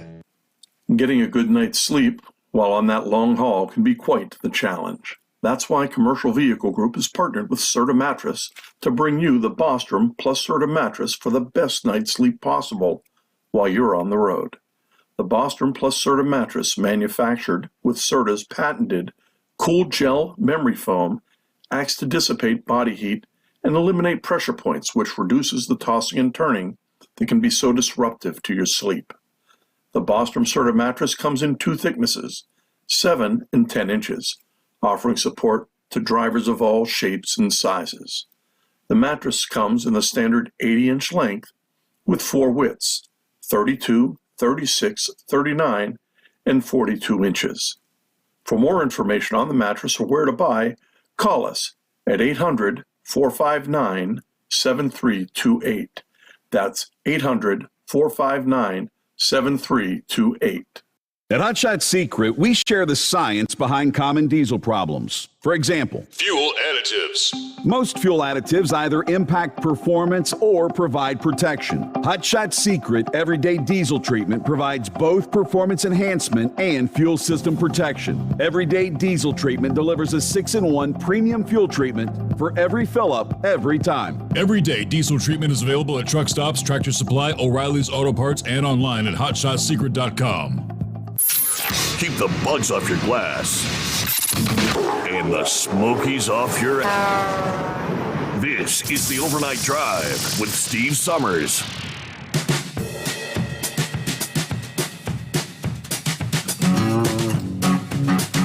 Okay, we jump right back into it here, where we leave off. Some of our fellow friends checking in via social media. Ken's on the Facebook site. Morning overnight drive, Kentucky Ken serving. Yeah, he's out there protecting and serving. It says Monday morning, got my first gobbler of the season. Nice 10-inch beard. I'm going to deep fry me some turkey breast this week. I got video on Facebook and YouTube. I love turkey hunting. Good times, huh? All right, I'll try to check that out. Kentucky Ken. Dean says, by the way, I forgot to mention that the scale on eastbound I-40 when you get into Arkansas was closed, but there were about 20 Arkansas State Police cars there getting ready to put the hammer down on inspections earlier this past day. So I would assume they're up and running full tilt right about now, right?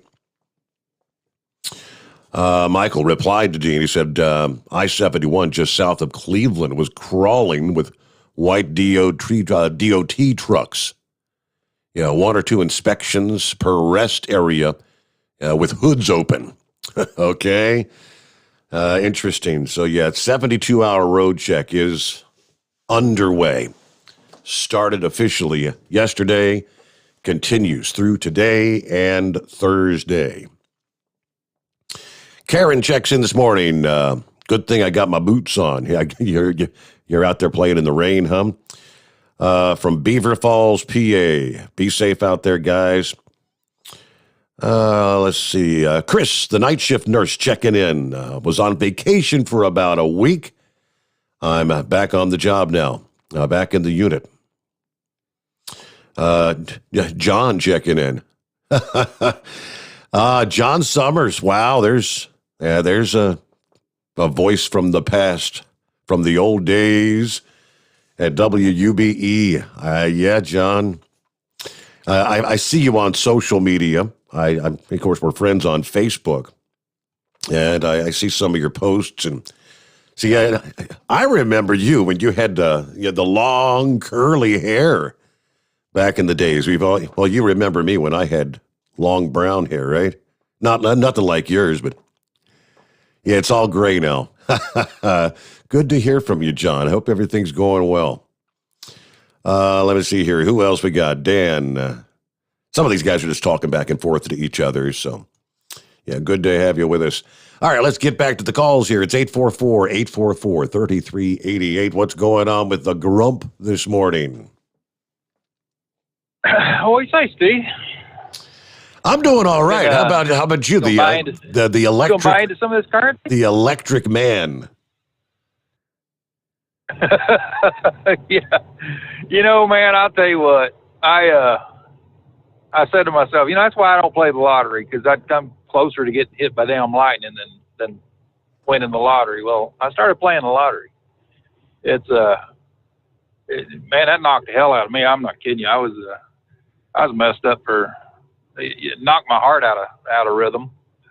I was really wasn't expecting. I mean, we were just standing there talking, and stuff, and it'd been raining earlier, but it was fine then, and there was no thunder, no anything. But right before the lightning hit, I wear metal frame glasses, and my damn eyes, around my eyes, started getting really tingly. I was standing right next to a drain pipe, a big metal pipe, and my truck was there, and Jimmy was standing there. We was standing there talking, and the hair on my neck and stuff started raising up. Like wow, it's what the hell's all this static? And it just felt like like my glasses were charged up or something. And all of a sudden, wow, this bolt hit, and we kind of scattered, and I was standing. I was trying to steady myself. I grabbed this drain pipe, and my leg was near my truck, right near the lug nuts on my truck. And next thing I see, man,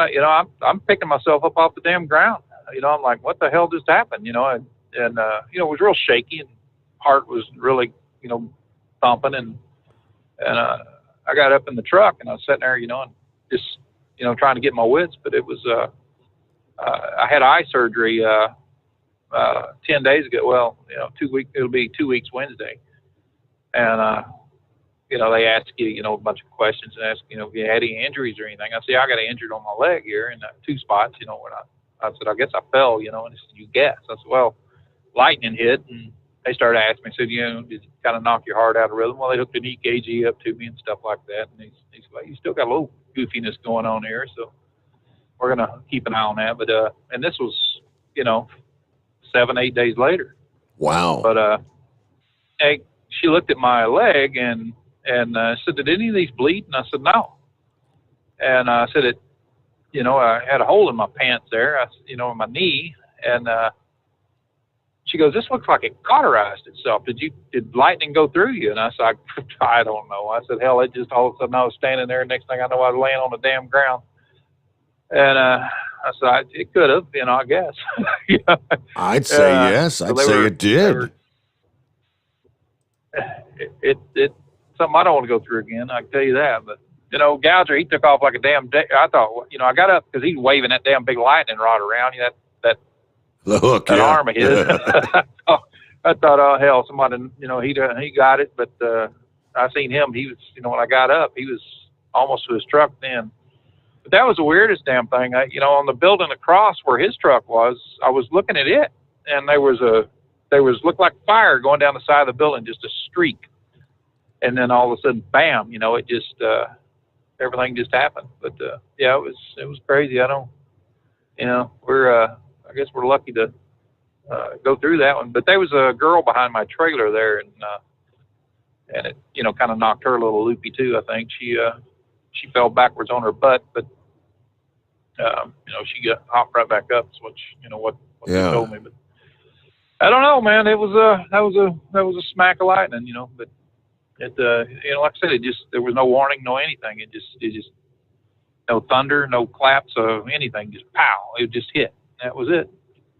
But apparently it went down that drain pipe and jumped through me, trying to find a ground, and I guess it hit my truck. My truck was grounded to the dock, and I was backed up on the dock there. And they had the dock plate and everything down on everything, but it just, it shook me up pretty good for a couple of days there. I still, you kind of think about it a little bit, but yeah, it was something else. But I was listening to Spacey a couple of weeks ago there or a week or so ago when he was talking about that cryptocurrency. Mm-hmm. And I bought some here and there. I bought into let's see, last week I bought into some. It was actually a company that sets up the trades on cryptocurrency. And there's one of them out of Australia, and it was trading at $5.22 a share. And I'd read a lot of stuff about this company, so I thought, hell, maybe I'll invest in it. And I got a stock account that I do a lot of stock trades with, and through TD Ameritrade. But I traded 1,000 shares on it, at $5. So it's cost me about $5,500. And right now the damn thing's right at about $16,000 is in that account right now, just from in that week. I mean, hell, I've been off for 2 weeks, after my eye surgery, and so I just sat at the house trading stocks, and hell, I made more money than out there trucking. So might be something to think about, sell my truck and just do more investing. But I'm going to buy some of that Bosch. What is it now? Dogecoin. Dogecoin. I'm going to buy some of that. Yeah, I'm going to buy Doge. Yeah, I'm going to buy some of that tomorrow. What is DOGE? Is it? DOGE. Yeah. That's how you pronounce it. Yeah. I'm going to see about doing some investing in that tomorrow. See where that goes. I don't know. It's so crazy because it's at 68 cents right now, and it's up 57% in the past 24 hours, almost 58%. What's going on? I know it. It's I was kind of looking at it there, and it's trading at a penny stock, and that's some of them are just go crazy. I bought into marijuana stocks out of a company in Canada there. Let's see, it was I guess about 8 years ago, something like that, 9 years ago maybe. But it was trading at 4 cents a share. I mean, literally 4 cents a share, and so I bought 10,000 shares of it. For it wasn't that bad. And hell, when I sold it, it was at $1.04 a share. So it really shot up through the roof. And I bought. When you're looking at stuff like that, I don't just look at the stock itself. I look at what's contributing to that stock, like growing lights and irrigation systems. I do research on this stuff for, if I'm sitting somewhere, I'll read everything I can find on what makes that tick and what helps it along, and I'll invest in several of them, because they're, like I said, they're trading at penny stocks. Hell, what are you out to lose? I mean, if you buy, 1,000 shares at 4 cents or whatever, $400.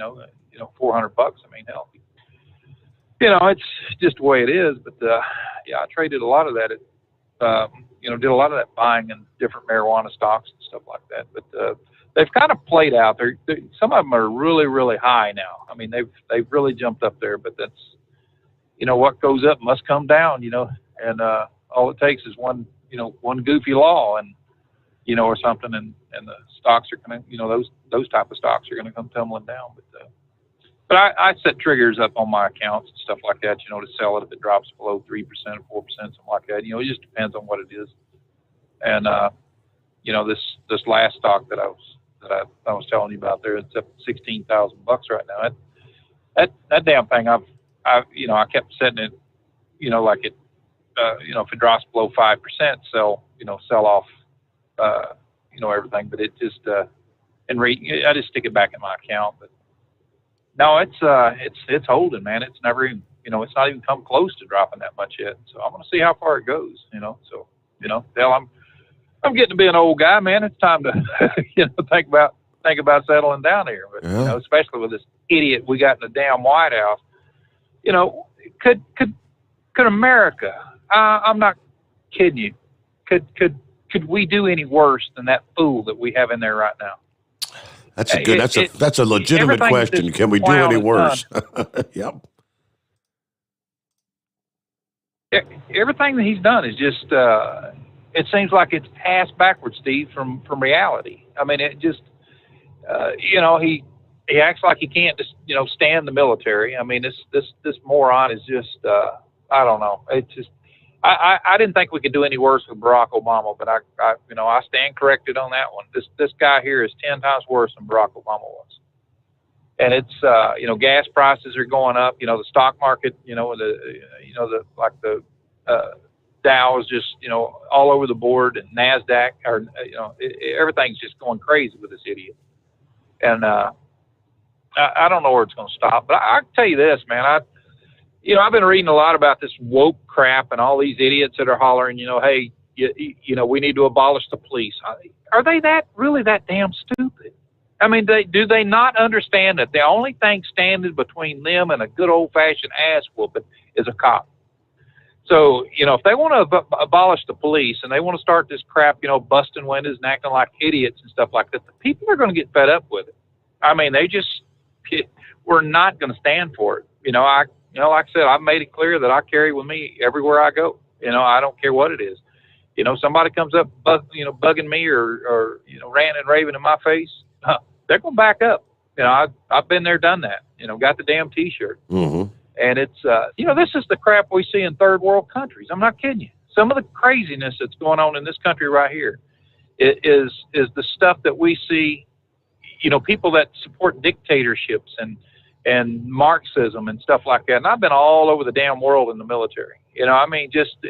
There's no place like this country right here. I mean, this is the when we say this is the greatest place on earth, it is. But, I can't help but wonder how many of these morons out here, Steve, that's causing all this havoc and stuff, have they ever been outside their own reality, their own little world? Do they ever travel, go somewhere else and see what it's like to have a boot in their ass? Like, all they had to do is, do a little research on Berlin, places like that, look at Russia, I mean, hell, do any of these fools think that they would honestly get by with that crap in Saudi Arabia or right. Some of these places that they swear up and down is just so fantastic? No, they wouldn't. It's, I don't know, this woke crowd, they're a bunch of idiots. It just seems like people walk around on needles, pins and needles all the time. Am I going to say the wrong thing? Who the hell cares?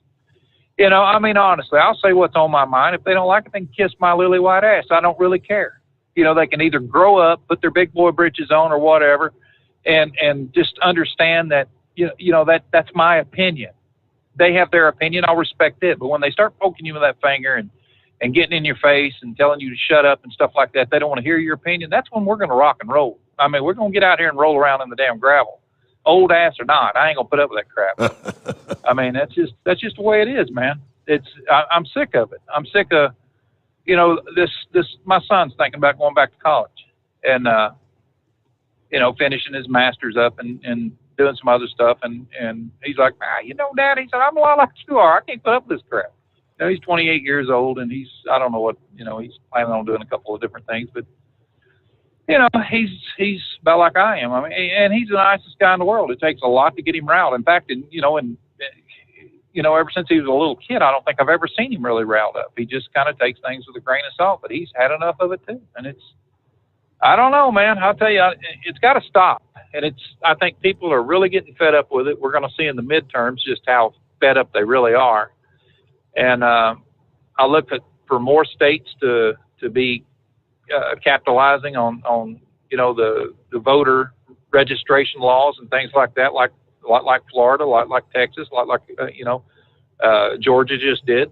There's a lot of them that are coming down the pike. They're saying, look, if you're not legal, you ain't going to vote. I mean, that's just the way it is. But the Democrats, it's pissed them off. I mean, they're really looking at this crap as though, that's their ace in the hole is people that, let's just send out ballots like they did in Pennsylvania, like they did in Nevada, like they did in Wisconsin. And I don't know. People are getting a bad taste in their mouth right now about Joe Biden. I mean, this moron hadn't done a damn thing in 50 years. What do they expect he's going to do now? Exactly. He's. I think Mark Levin summed it up best today. If you heard his little rant about Joe Biden, he said he's a two-bit street politician. That's all the hell he is. A dog and pony show, and then he's got Kamala. Oh my God. She's silent for a reason.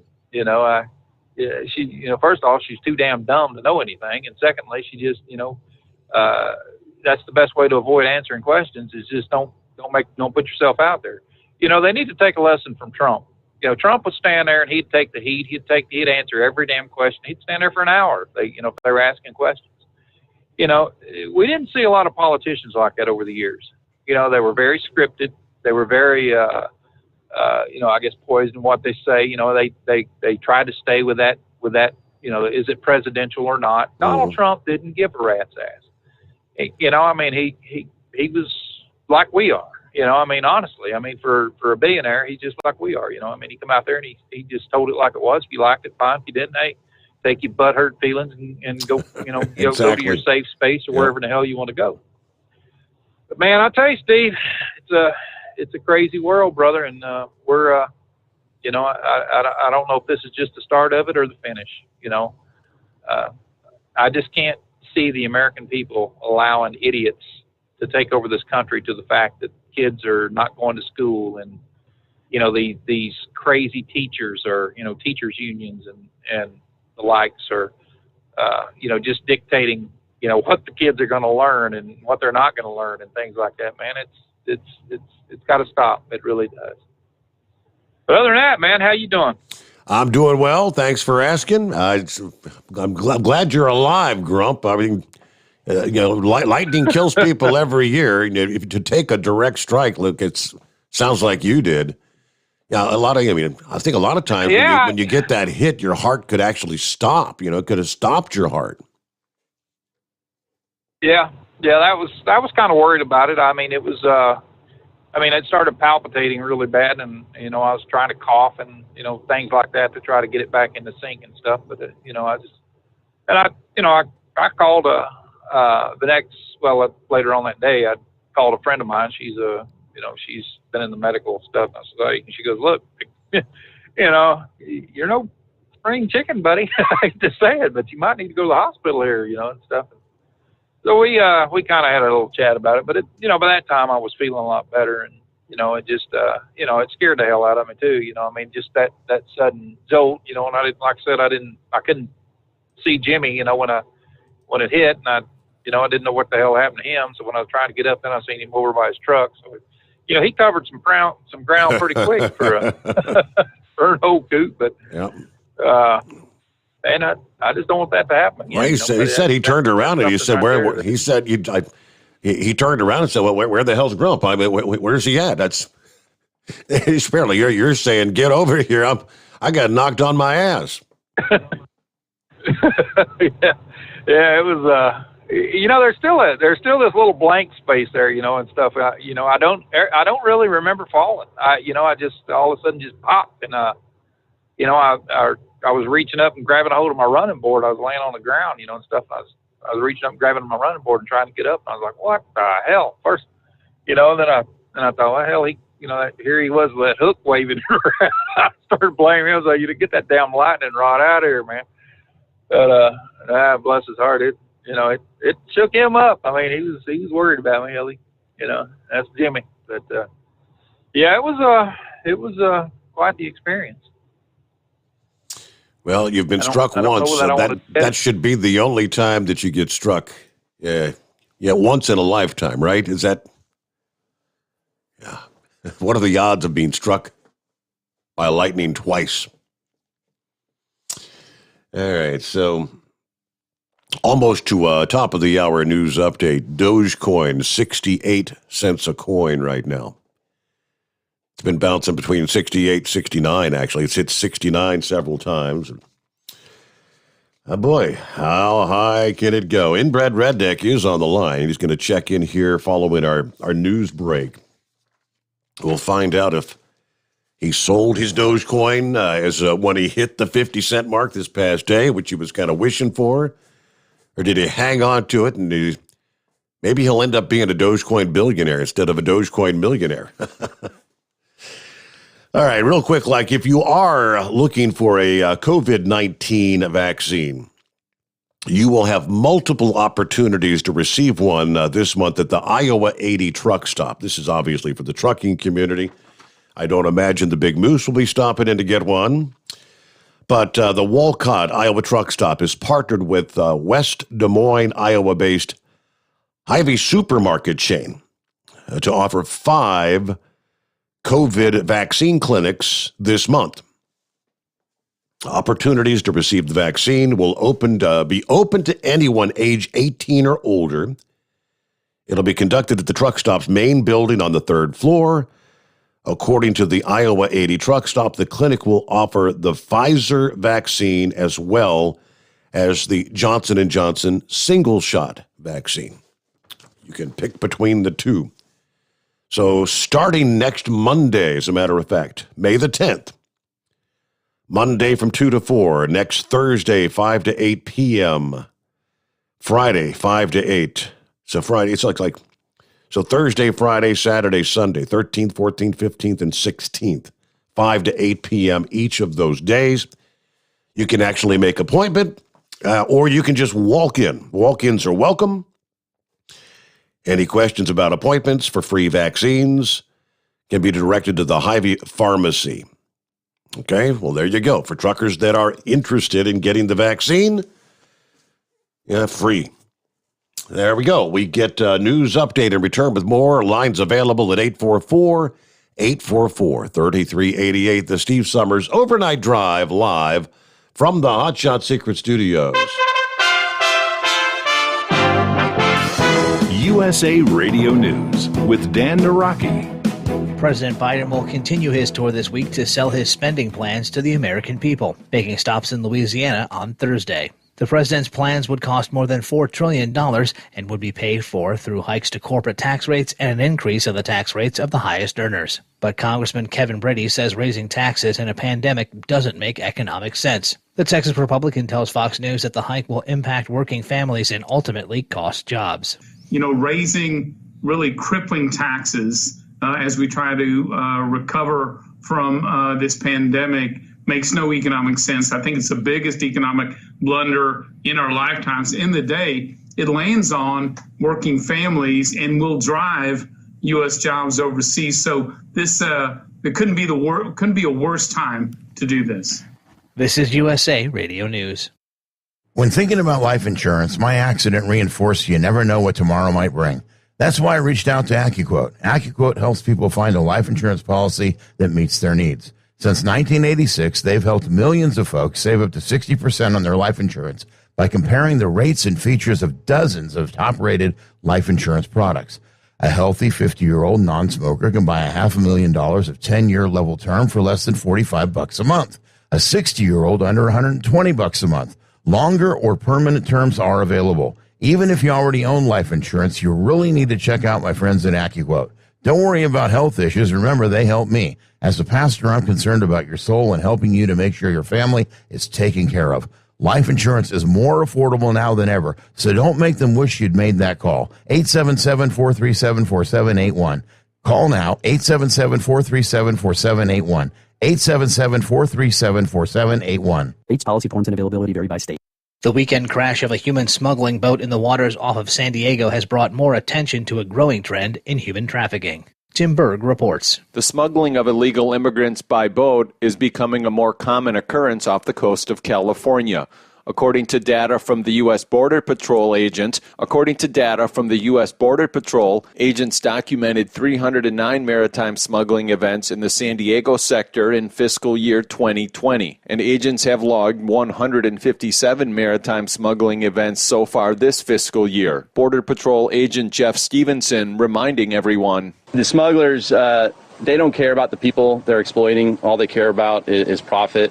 To them, these people are just commodities. From the USA Radio News Phoenix Bureau, I'm Tim Berg. And Israeli Prime Minister Benjamin Netanyahu failed to form a government by a Tuesday deadline, putting his Likud party at risk of being the opposition party for the first time in 12 years. This is USA Radio News. Hi, this is Wyatt Cox. Each and every day, the USA Radio Network produces 3 hours of the greatest radio programs of all time, comedies, drama, suspense, it's all there. Classic radio theater. Now, if your radio station doesn't carry the program, you can find them anywhere podcasts are served, including iHeartRadio, Spotify, Spreaker. Just search for USA Classic Radio Theater. Find it. USA Classic Radio Theater. You'll love it. Pfizer said Tuesday that it plans on asking the Food and Drug Administration in September for authorization to administer its COVID-19 vaccine to children ages 2 to 11. The company is already expecting to receive approval to administer its shots to teens 12 to 15 years old. Their vaccine is already approved for those 16 and up. Dr. Peter Hotez says that the move to vaccinate younger kids in the fall would help get the country closer to a herd immunity against the virus quicker. The director of the Center for Vaccine Development at Texas Children's Hospital tells CNBC that it would also help control cases of a rare syndrome that kids can develop if they contract COVID. It does a few things. One, it does certainly help us vaccinate the country and halt transmission, especially in the elementary schools. So by the fall, we should already have a lot of the 12 to 15-year-olds vaccinated. That's going to make middle schools, high schools very, very safe. And then as transmission slows, well, the elementary schools will be much better than anything we've had before. But ultimately, vaccinating the kids will help a lot. The other reason to do this is we don't talk about it a lot, but the CDC reports there have been about 2,000 kids who developed this very serious syndrome from COVID-19 called MIS-C, multisystem inflammatory syndrome of children. And so it's going to help vaccinating the kids to prevent those numbers of cases of MIS-C from accumulating as well. For USA Radio News, I'm Dan Naraki. At Hot Shot Secret, we share the science behind common diesel problems and their solutions. For example, ultra-low sulfur fuels. The primary function of diesel fuel is combustibility. One of the little-known aspects of fuel is its role as a lubricant to metal-on-metal moving parts. The introduction of ultra-low sulfur fuels diminishes the fuel's ability to lubricate because sulfur, which has been mostly removed, has lubricating properties. Hot Shot Secret Everyday Diesel Treatment with LX4 delivers unmatched lubricity. Third-party testing confirms that it takes 3 times the amount of leading fuel treatment to match the lubrication benefit of 1 dose of Hot Shot Secret. Everyday Diesel Treatment is a fully formulated 6-in-1 premium fuel treatment for every fill-up, every time. Everyday Diesel Treatment is available at truck stops, Tractor Supply, O'Reilly's Auto Parts, and online at HotShotSecret.com. Hot Shot Secret, powered by science. The Overnight Drive with Steve Summers. Live from the Hot Shot Secret Studios. Call Steve now. 844-844-3388. That's 844-844-3388.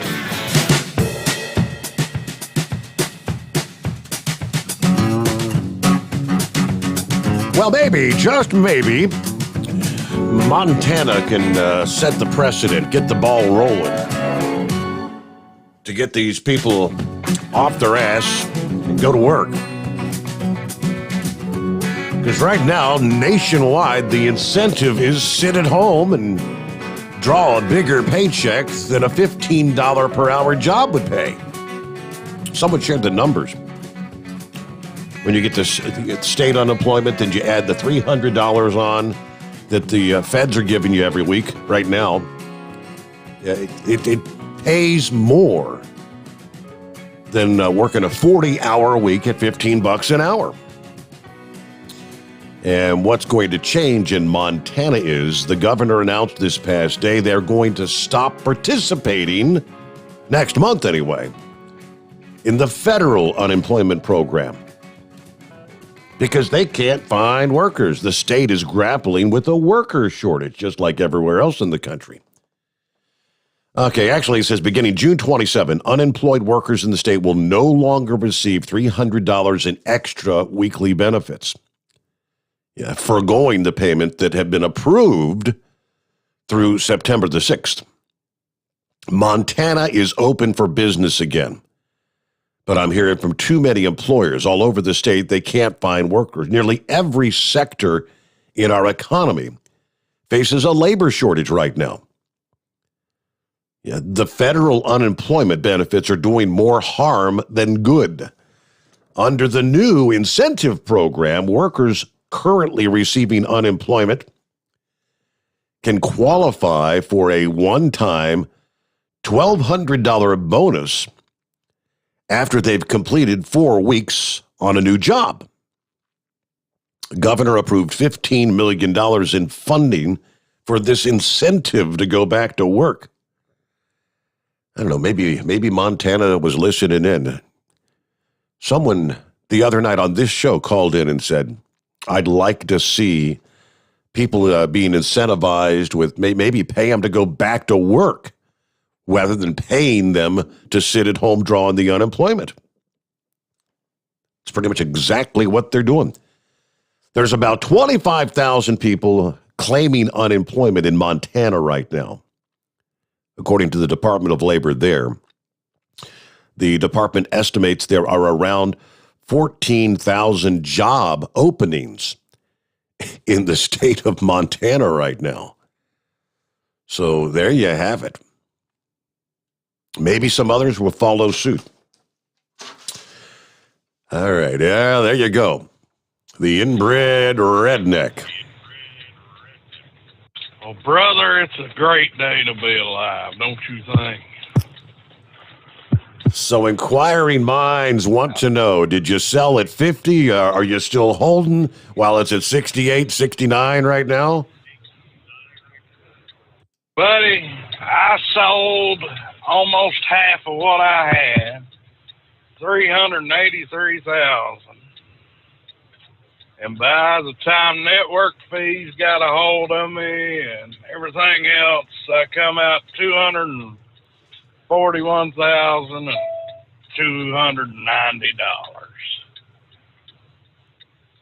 So basically, I averaged 63 cents off those 383,000. So yeah, I think I done okay on it. I'd say it's a good day, huh? Yeah, buddy. Only thing I worry about is this crazy man in the White House, buddy. I just pulled in here at my place, but daggone, he's probably gonna get about $120,000 of that if he does what I think he's gonna do, raising up the capital gains. He says it won't affect people under 400,000, but hey, you know how stuff like that goes. Right. But I still think there's some wiggle room on this. And the big thing is, the big reason it's spiking, buddy, is Gemini. A new exchange added Dogecoin to the exchange. So it's been going crazy. I'd been watching and say, well, daggone, it keeps on peaking, but there's not a lot of dropping in it. And you're thinking it may continue to run. I guess the question might be, could it hit $1? I'm thinking so because I tell you what, Steve, I know a little secret. Saturday Night Live is going to have Elon Musk on it this week. Yeah. And he's going to talk about Dogecoin on Saturday Night Live. My kids are calling me already bumming money, buddy. This is bad. But, yeah. They don't waste any time, do they? Yeah, I think dollar may be the tops by the end of the week. Possibly, you know, I had said earlier this year that I thought it was going to hit $10 by the end of the year. So I don't know if it hits $10. It's everybody's going to lose their mind. But it wouldn't surprise me. But I've been at this a long time, and I've seen a lot of it go up and a lot of it go down. So I didn't sell the whole kit and caboodle, but I sold enough where I felt like I made me a good profit off of it, and we'll see the way it goes the rest of the week. You know, it looked like it was evening out a little bit, and you know, a little bit of that is probably the Asian markets, and they're trying to day trade on it right now. You know, because it's sort of, if I'm thinking right, I think it's just now morning there. But usually they get a big spike about the time, I guess about 7 o'clock Japan time, or South Korea time. South Korea is really big into it. So, yeah, that usually helps out a lot. But I'm thinking maybe by the end of the week, $1. I'm not going to tell everybody to rush out there and buy it. I've done great on it. But I'm going to be dumping more as prices allow. Yeah. And, well, Deranger says, ask him, how do you get cash for the phony money? He calls it phony money. Well, basically, a lot of exchanges will, some of them work off of BTC, what they call it, which is Bitcoin. And basically when you're selling, you're going for, on those exchanges, you're selling it for Bitcoin. But you can also exchange it for what they call USDT, which is what they call tether. It's tethered to the US dollar. It's its own cryptocurrency. And sometimes the prices will fluctuate on that.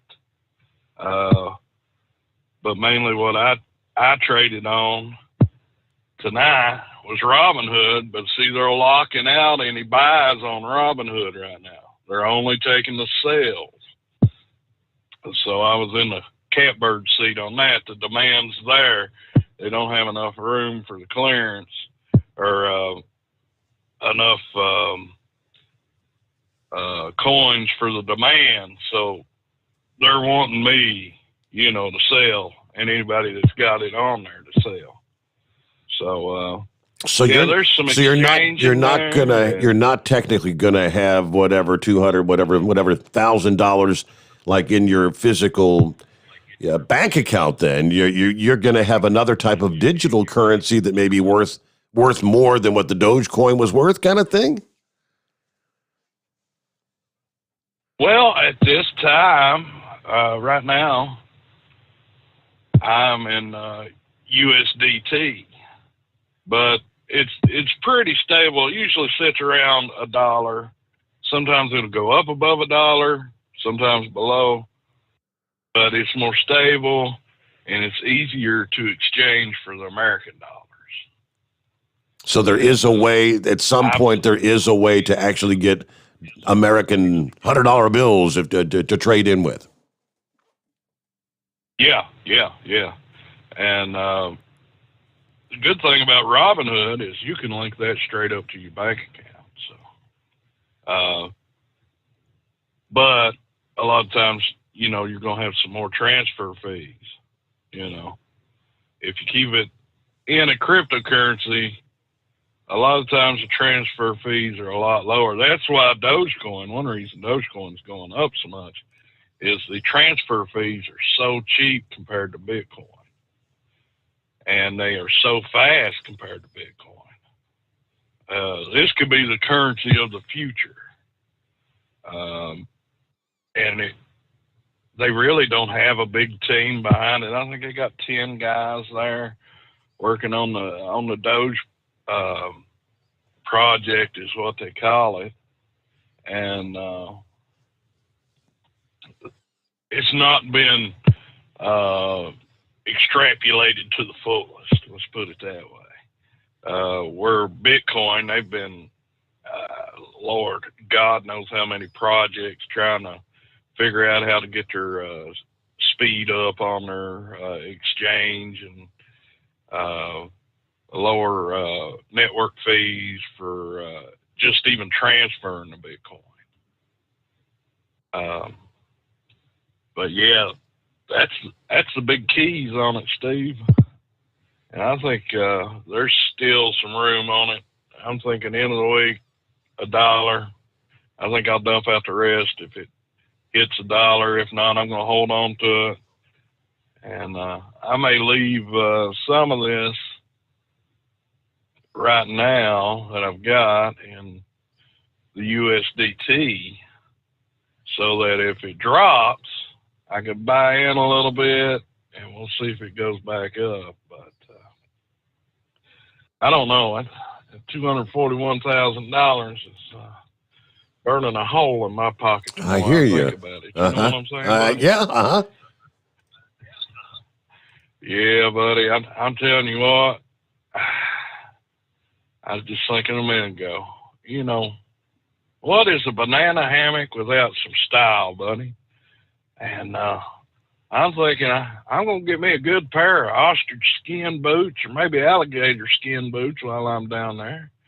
And I believe the whole time I'm down there in Miami, I'm going to wear nothing but a G-string, them boots, and maybe a bathrobe.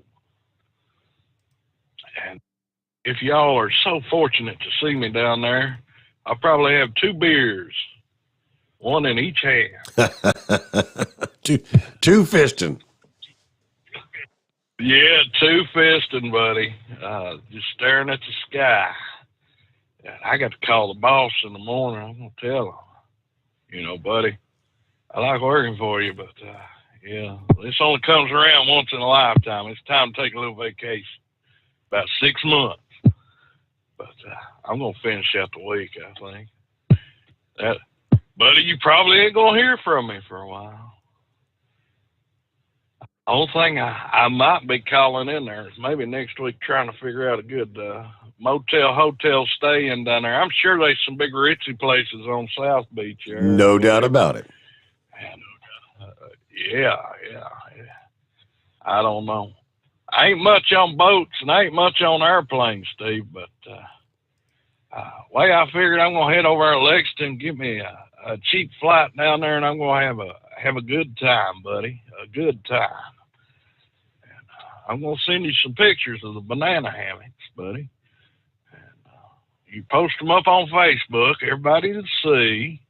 That way you can see what I'll be wearing, and they'll be able to recognize me while I'm down there.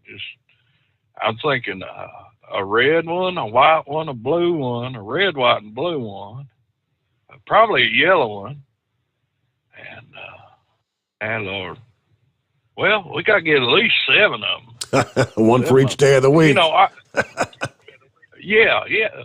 And I figure, buddy, you know, since I'm down there, I can cut down on the bills in these ritzy places. You know, I don't need anybody to do my laundry if I got 7 banana hammocks to wear, buddy. I just wash them out in the sink, you know. I wonder if they got one that's got like a bow tie on it, Steve, so I can go classy events. Oh, boy, oh, boy, oh, boy. But it's going to be fun, buddy. But I tell you what, Bitcoin's kind of dumping. I've got 2 of those, but it'll be a short-lived thing there. I'm thinking about selling out of them, but I'm going to wait till it goes up a little bit. And, I was thinking about dumping out all of it, get out all of it, but a lot of it depends on what Biden does. I'm a little bit worried about him. He gets these capital gains taxes going, it's going to worry me.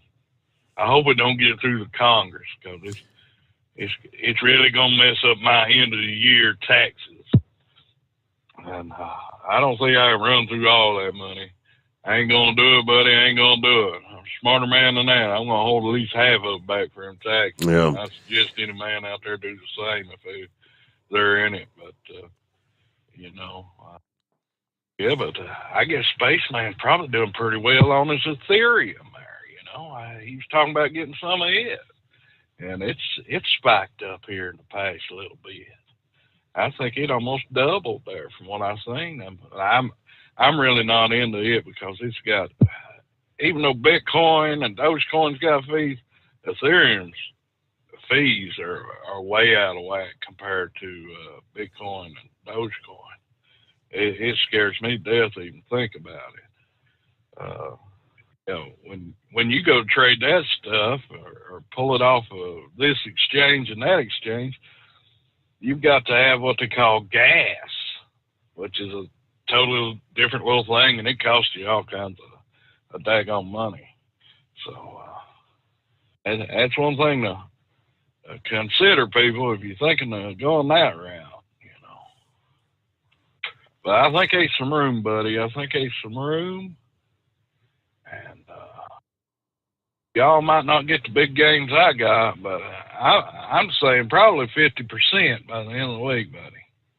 And it's already jumped, 45, 50%? It's up 58% in the past 24 hours. What the hell? 58% in the last 24 hours. Yeah. I mean, when we were talking about this time last night, Redneck, it was 43 cents, and now it's 69. Yeah. So, that's over 50%.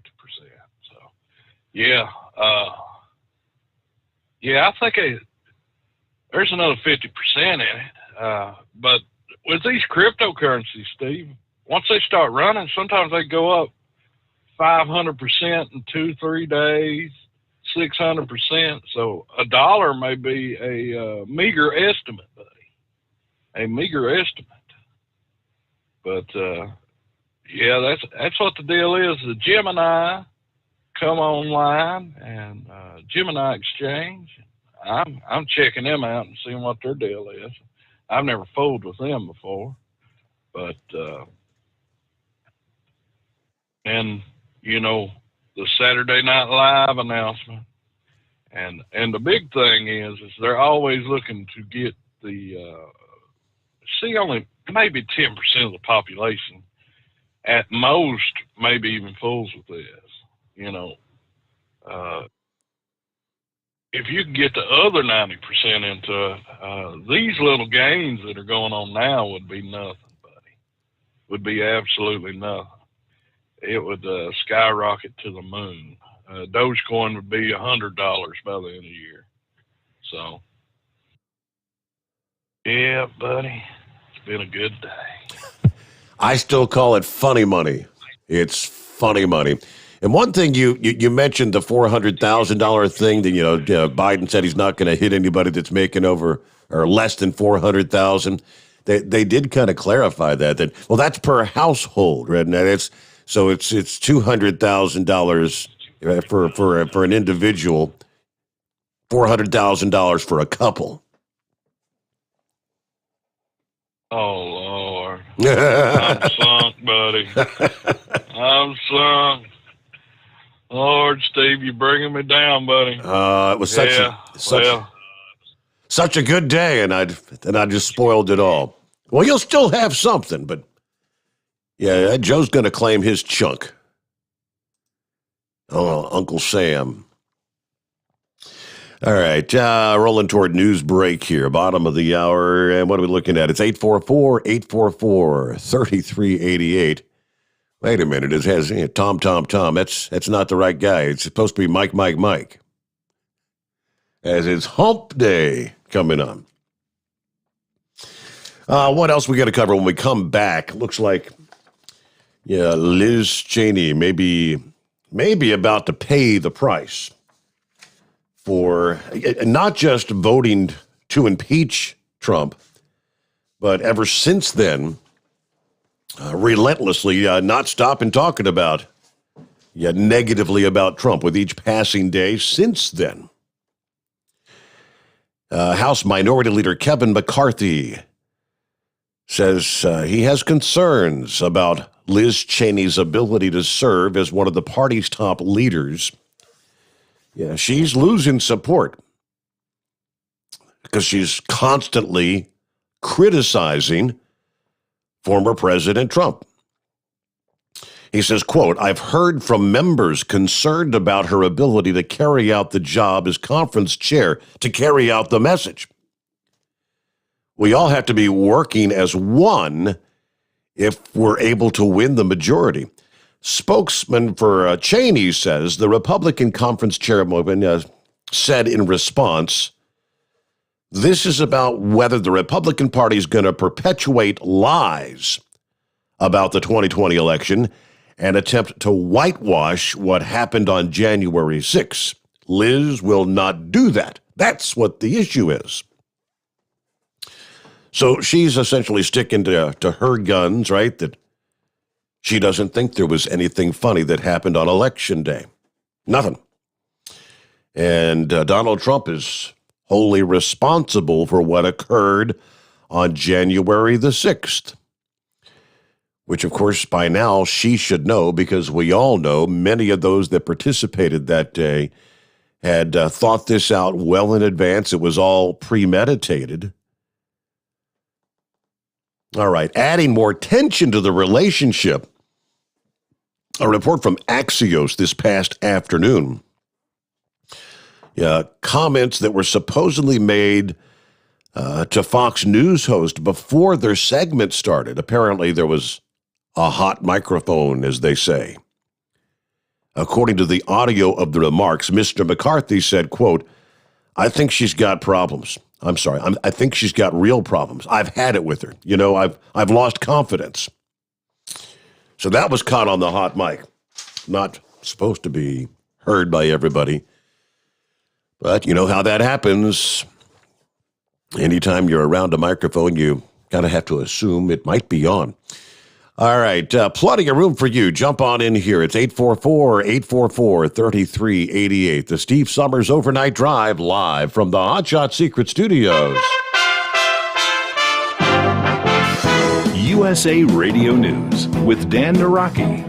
President Biden set a new goal Tuesday for COVID vaccinations in the United States, saying he would push for 70% of the adult population to have received at least one dose by July 4th. The CDC says that about 56% of American adults have so far gotten at least one shot. Dr. Anthony Fauci says that we can reach that goal, but tells CNN that we aren't quite in a place to declare victory. We're going in the right direction. We're seeing the light at the end of the tunnel, but now's not a time to declare victory. It's a time to get more and more people vaccinated, just the way the president said today. We want to get to that goal. It's a doable goal, and I believe we'll get there. And the death toll from the collapse of a Mexico City train overpass has risen to 24 as crews continue to try to search the wreckage for victims. The overpass collapsed Monday night onto a busy roadway as a metro train passed over it. More than 70 people were injured in the collapse. This is USA Radio News. Dish TV is better than cable TV. Why? Because you can save 45% on packages compared to your high-priced cable bill. Wow. Take those giant scissors out and cut the cable and save with Dish TV. Plus, you get a free DVR upgrade to record your favorite shows and free installation. And with Dish Anywhere, you can watch TV for free on your mobile device. Act fast. You can save hundreds of dollars. Does your cable company do that for you?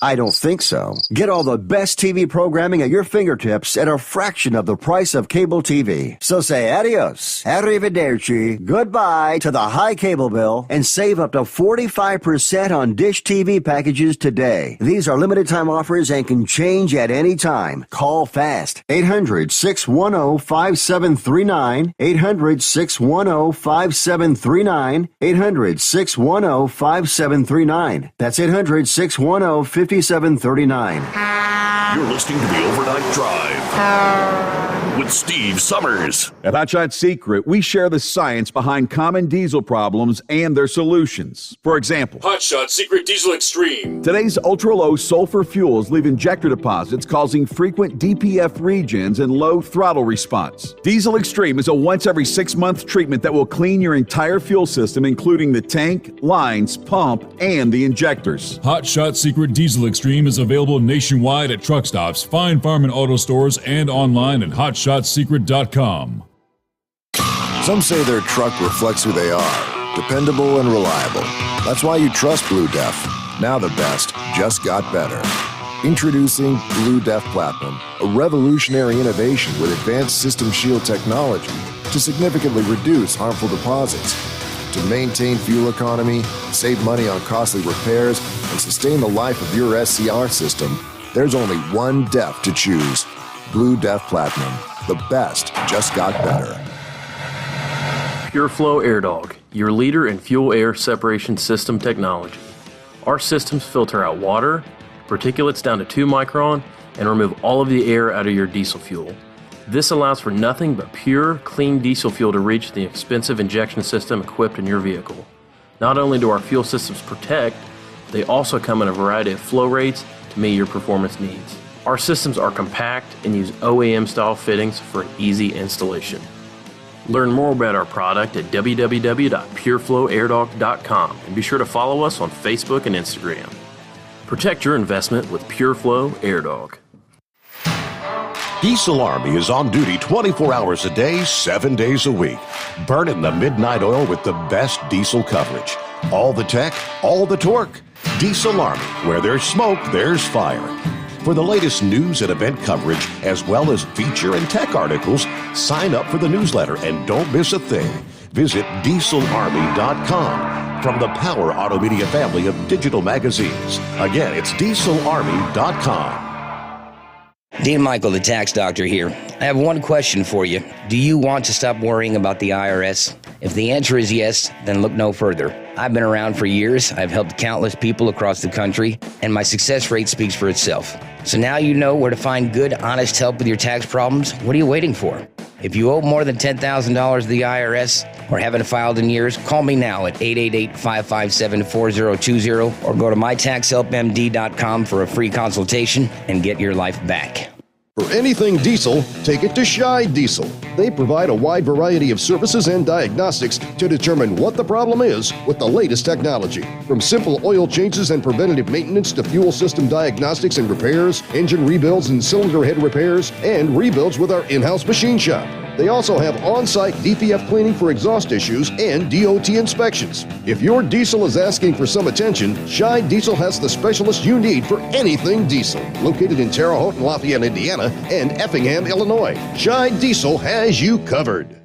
Drivers, you demand that your equipment's reliable and dependable, and that also applies to your headset for communication. Well, our friends at Stellar Electronic have you covered. The Pluto Duo headset bundle is the best communication headset you can find in the industry. No matter the challenging environment you're driving in, the Pluto headset will make you sound crystal clear all the time thanks to their 99% noise cancellation. And the Duo's not only a stereo converter for the headset, but also a power bank so you can charge as you go. Learn more at StellarElectronic.com or visit them on Facebook.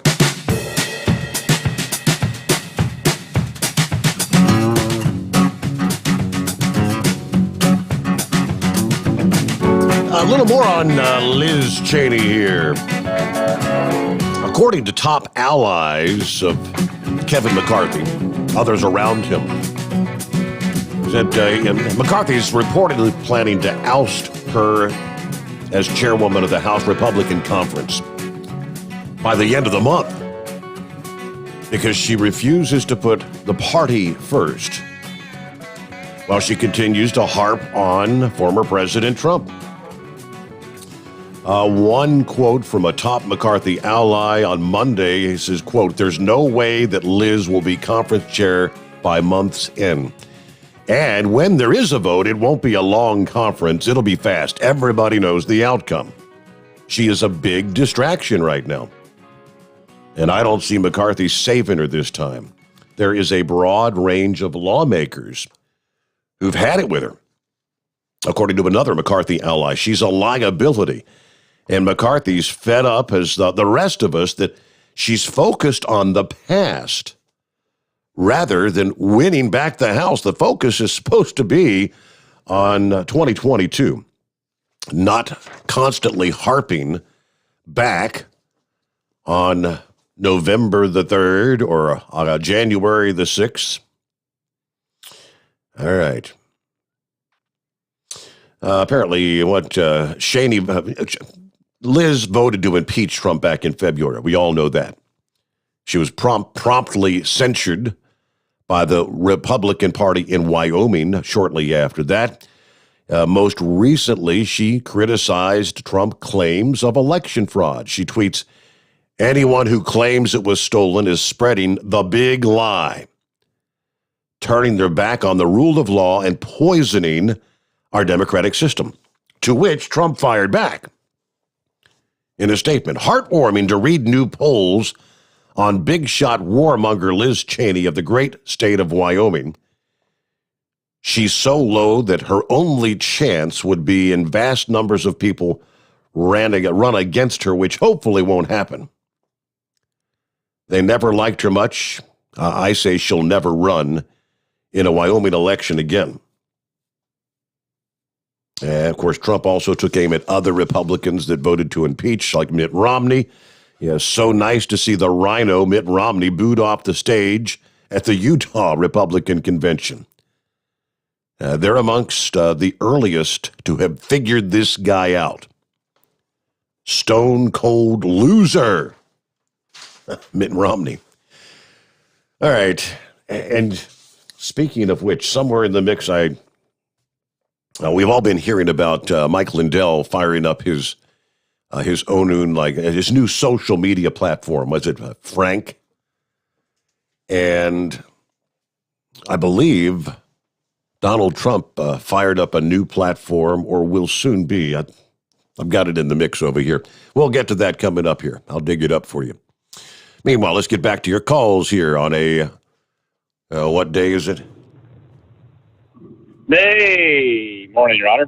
Morning. Guess we should start out. Hey, Mike, what day is it? What day is it? Hump Day. There you go. Why does it say? I thought I'd throw you something little. Yeah, I you just threw thought us I'd a throw you monkey something wrench. different just to entertain you. Tom. Give you something different What to day read. is it?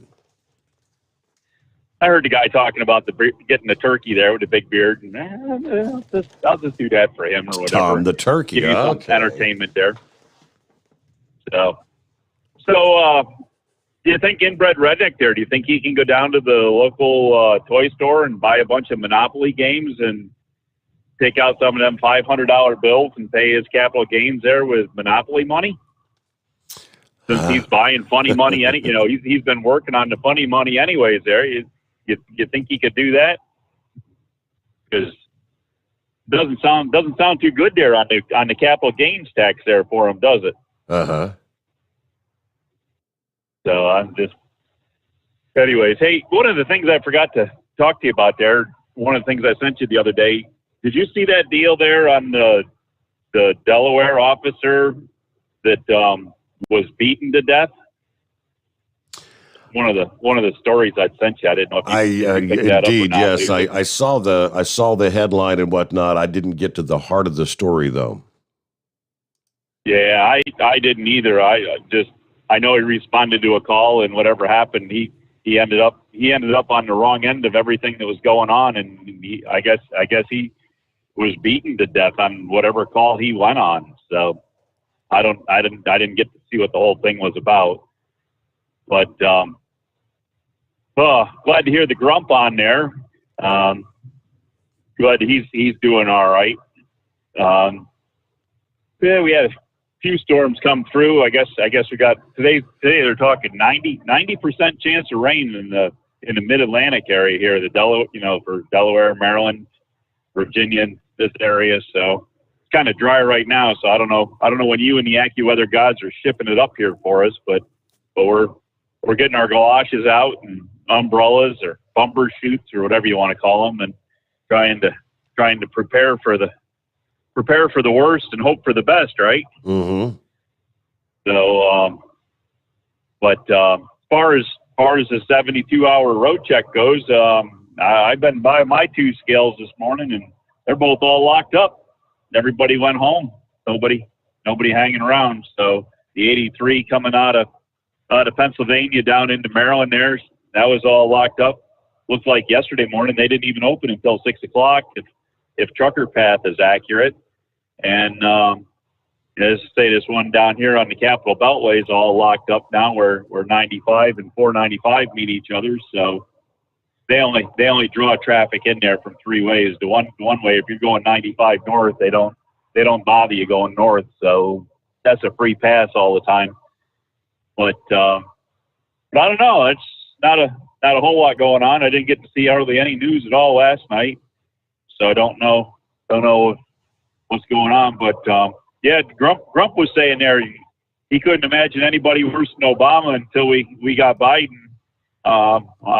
I'm scared about the one that's behind Biden. Well, how bad do you think she could be if when it gets to the point that they put a rope around Biden's neck and pull him out of the White House and let her step up? How bad do you think things are going to get then when she gets to reign? Mm-hmm. I'm just kind of nervous to see how far into the Green New Deal she's going to go. But out there in Montana, you're talking that they had that $1,200 incentive deal there after 4 weeks to get it. You know, companies have been doing that a long time there. The trucking companies had that. They've what is that? There's a term for that. I thought of it earlier. Sign-on bonus. Yeah, there you go. Sign-on bonus. That's what I'm looking for. Yeah, there was some of these food distribution people that we had here a 3 years ago.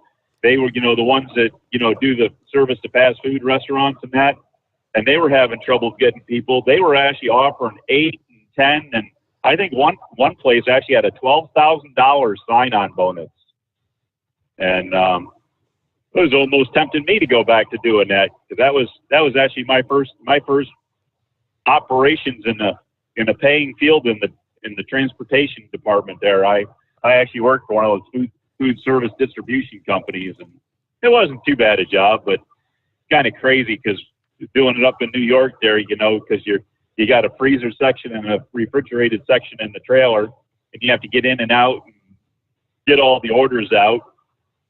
All winter I was perfectly fine, because you kind of wear the same clothes inside and out. But summertime there, you ride down the road with the air conditioning on, pretty cold, to stay comfortable, and you get outside and work in the heat, and then you'd have to get up into the freezer compartment and pull the orders out, and get in the refrigerated compartment and get the orders out. I was sick all summer from being in and out of the cold so much. I'd changed my extremes, with the different climates. I'd be outside working hard in the 80, 90 degree heat, and then you jump into the 0 temperature freezer and do work there, and then you jump into the cooler and 34 degrees there, and then you ride down the road with the air conditioning on and 60 some degrees, and then you get back out and work in the 80, 90 degree heat.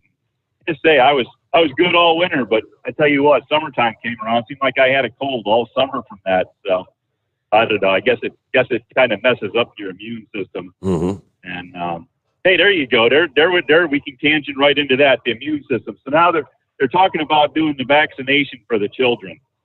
Now, I know you have hesitation for yourself there for the vaccination because of this RNA or what mRNA, yes. Yeah, it's a DNA change. It's supposed to alter your DNA to fight the virus. So what's that going to do to you in 10 years? You know I took the stance for myself, and, it's not a big deal. But do you want your kids to get it? Do you want your grandkids to get it? What's it going to do to them? Especially, and not only what's it going to do to them, what's it going to do to if they want to have kids like your grandkids? What's it going to do to your grandkids if they want to have kids? Is it going to have any effect on that? I mean, there's a lot of things far out that these people don't even have a clue what's going on with it. All things that they do not have answers to at this point in time, and that's why there's the hesitancy from so many out there. And I'm right with you. As far as I go, I would have told, if I had kids of my own, I would have told them don't do it.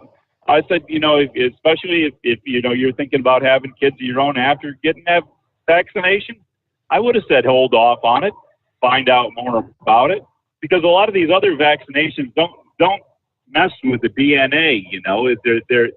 They talk about, well, it's just a vaccine. Well, no, it's not just a vaccine. It does something to you. So to be holding off, and as far as younger kids and that, I'm definitely on the hold off and probably not. And so there is this other thing that the kids were getting there. They were talking about it on your news break there. One of the high up muckety muck medical people, I guess he's self-important or something, was saying that there's a small percentage of the kids that get this from this COVID-19 end up with this other type of deal. And this is what they called it. But they're like, well, if you get the vaccine, it'll prevent that from happening. It's like, well, how do you know that's going to prevent that from happening when you haven't even tested the kids to see if they can have the vaccination yet? And you're telling us you already know that's going to prevent it? And it's like, I think he's drinking the Fauci Kool-Aid. These too many of these people out here are still drinking the Fauci Kool-Aid. I'm thinking I want to see more results before we go on to the kids and everything. But anyways, hey, that's probably about enough of that. So just I guess we're out here keeping our nose down and trying to hold. I got a piece of garden hose now, so I can even hold my nose down below the water to hide from the DOT. So we got a piece of, because I got listening to you guys last night talking about these tornadoes and you jumping in the ditches to hide from the tornadoes, and you started to scare me because I know ditches usually fill up with water. Yeah. So I think if I'm going to go jump in a ditch, I'm taking a 4-foot piece of garden hose with me, and I'm leaving one end up on the high side of the ditch when I jump down in, and I can keep the other end down there, the garden hose down there next to my mouth. So if the truck gets blowed over on top of me and I'm in the ditch, stuck in the ditch, and the ditch fills up with water, at least I got a breathing hose up there to the top side. Maybe I can get a little oxygen out of it there, right? That's just a thought.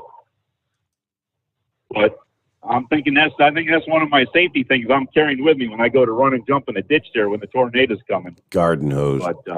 But anyways, hey, anything we can do out here. So, and yeah, I was gonna tell Doc Holliday there. He came up with that thing there that, because could be the smartest man in the world there, that if you go outside in the rain, you get wet. I was going to tell him if there was clouds in the sky, it might rain, but I guess that's neither there nor here no more. So, anyways. But, I can tell you this. If there's clouds in the sky, you can't see the meteors.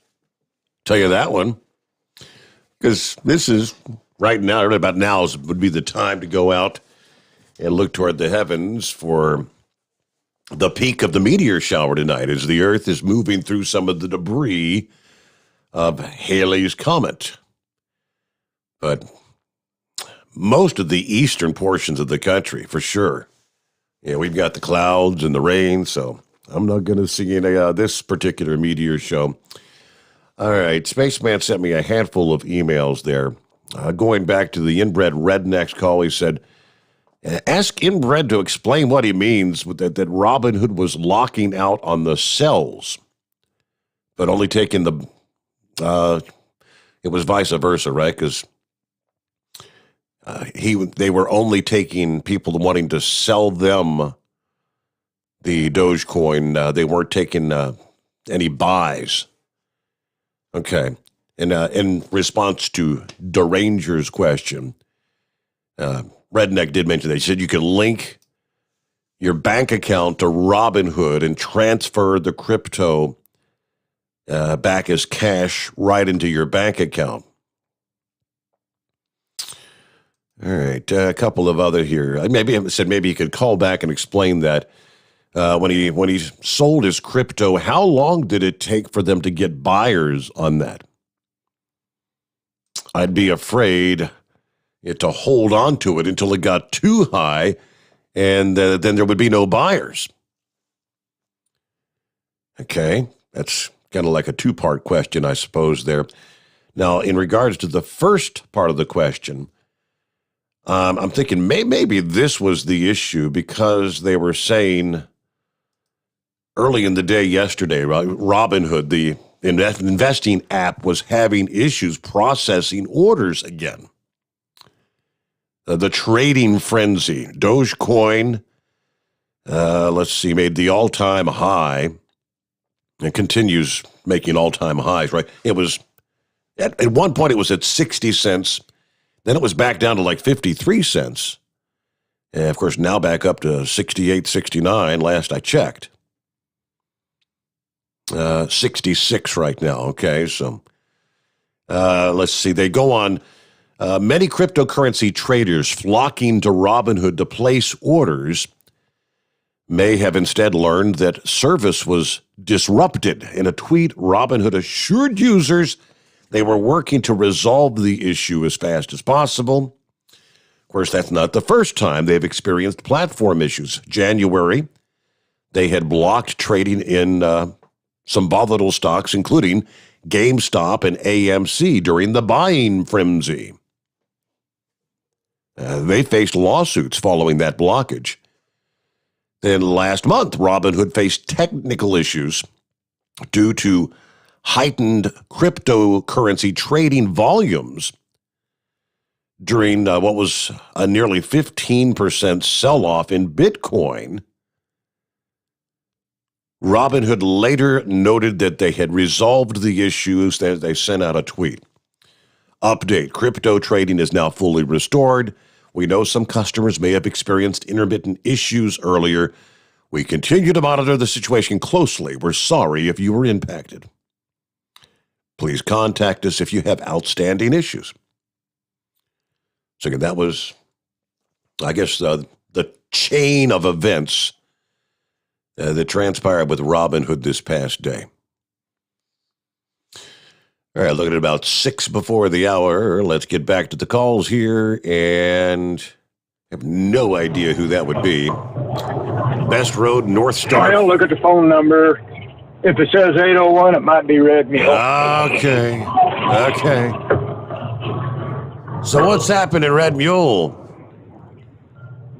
Well, I just got off my exit down here about half a mile from the Mexico border, and I was listening to what everybody said, and I was glad I didn't miss the exit and ended up down there across the Mexico border. I might not have gone back. But anyhow. Hey, Steve, clarify something there for me. I thought I read something today that Liz Cheney just got reelected to her position. Did I misunderstand that? They tried to oust her after the whole, like when she was being censured and whatnot, and then, yeah, they didn't have the votes to oust her from the position. That was a couple weeks ago, though. So I think that's all changing now. Well, I'm usually a day late and a dollar short, but Kevin McCarthy's under a little bit of heat. I don't know if you caught the deal that Tucker Carlson did last week, linking he and Frank Luntz and Kevin McCarthy together, and talking about old Frank Luntz, the pollster, how he's in the bag for a lot of these big corporations. And so I think old Kevin McCarthy might be suffering a little bit of heat there himself. That might get real interesting on there. Hey, Steve, I'm feeling pretty proud of myself the other day. I bought some Hertz stock, and it was up, I don't know, a couple 100%. And then I hear inbred redneck on there. I, more power to the guy. Maybe he could, you have the regular DA of the Week awards. Maybe we could get an investment advice award, segment in there once a week or something from inbred redneck. What do you think? He'd be the winner of the week, I suppose. Yeah, he would be. So now, maybe again I'm misunderstanding here, but I thought on that capital gains tax, I thought that applied to everybody. Doesn't that apply to everybody? And it doesn't make any difference what your household income is? That honestly, I don't know. I can't answer that. Well, I get confused pretty easily. But one thing about it, if Uncle Joe takes 100 and something thousand, maybe if he does what he says with the money and puts it into infrastructure, maybe inbred redneck ought to be looking at it as that he could be buying maybe 10 feet of new freeway or something somewhere, and maybe they'd put one of them signs up there, say this 10-foot section of freeway is dedicated to inbred redneck. That'd be an honor to have, wouldn't it? Sure. All right. Yeah. Hey, Steve, on this, change the subject here, on this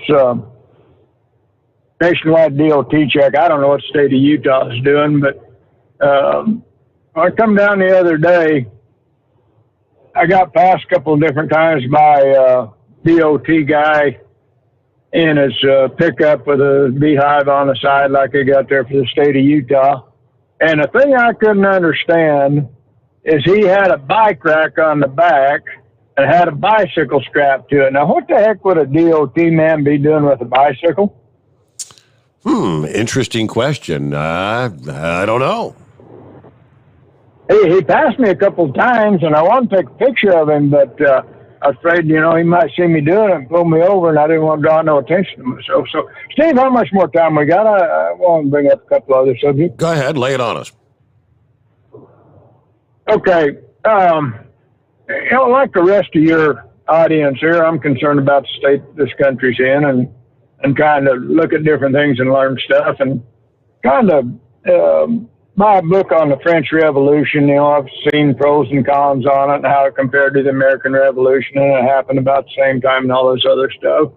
So I went on Amazon and ordered a book, and then I ordered that book by that woman on Fox about women of the Bible and everything. And I'm sitting there thinking, what else do I want to be ordering while I'm here? And I got thinking about old Ted Cruz's book, that One Vote Away. So I pulled that out. Well, guess what? You can't buy Ted Cruz's book on Amazon. You can buy commentaries on it. What was it? School Cliff Notes or whatever. They've changed their name to something else. Mm-hmm. But there's about 5 or 6 different commentaries on Ted Cruz's book, but you can't buy Ted Cruz's book on Amazon.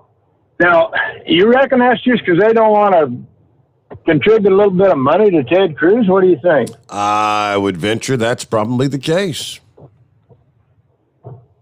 Oh, you hear about these big technical outfits trying to run the world, and it sure seems like it. So, Steve, I got a story here, truck driver story that falls into the category. Now, you ain't gonna believe this, Bleak, but it's true.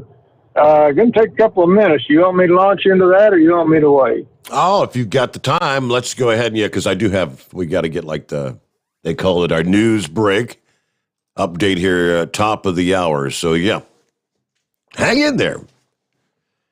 It's 844-844-3388. The Steve Sommers Overnight Drive live from the Hot Shot Secret Studios. USA Radio News with Dan Naraki. President Biden set a new goal Tuesday for COVID vaccinations in the United States, saying he would push for 70% of the adult population to have received at least one dose by July 4th. The CDC says that about 56% of American adults have so far gotten at least one shot. Dr. Anthony Fauci says that we can reach that goal, but tells CNN that we aren't quite in a place to declare victory. We're going in the right direction. We're seeing the light at the end of the tunnel, but now's not a time to declare victory. It's a time to get more and more people vaccinated, just the way the president said today. We want to get to that goal. It's a doable goal, and I believe we'll get there. And the death toll from the collapse of a Mexico City train overpass has risen to 24 as crews continue to try to search the wreckage for victims. The overpass collapsed Monday night onto a busy roadway as a metro train passed over it. More than 70 people were injured in the collapse. This is USA Radio News. Friends, Mike Lindell is a great supporter of conservative radio, but most of all, he's a man who has invented a great USA product that will help you get a great night's sleep. For over 3 years, I've told you how the MyPillow Premium Pillow has changed my life. I get the best sleep of my life. But more importantly, the pillows don't go flat. You can wash them and dry them as many times as you want. They maintain their shape, and they are made in the USA. Here's the best deal you'll ever get on a MyPillow Premium Pillow. $29.98 for a standard or queen size pillow. King size, only $5 more. You're saving $40.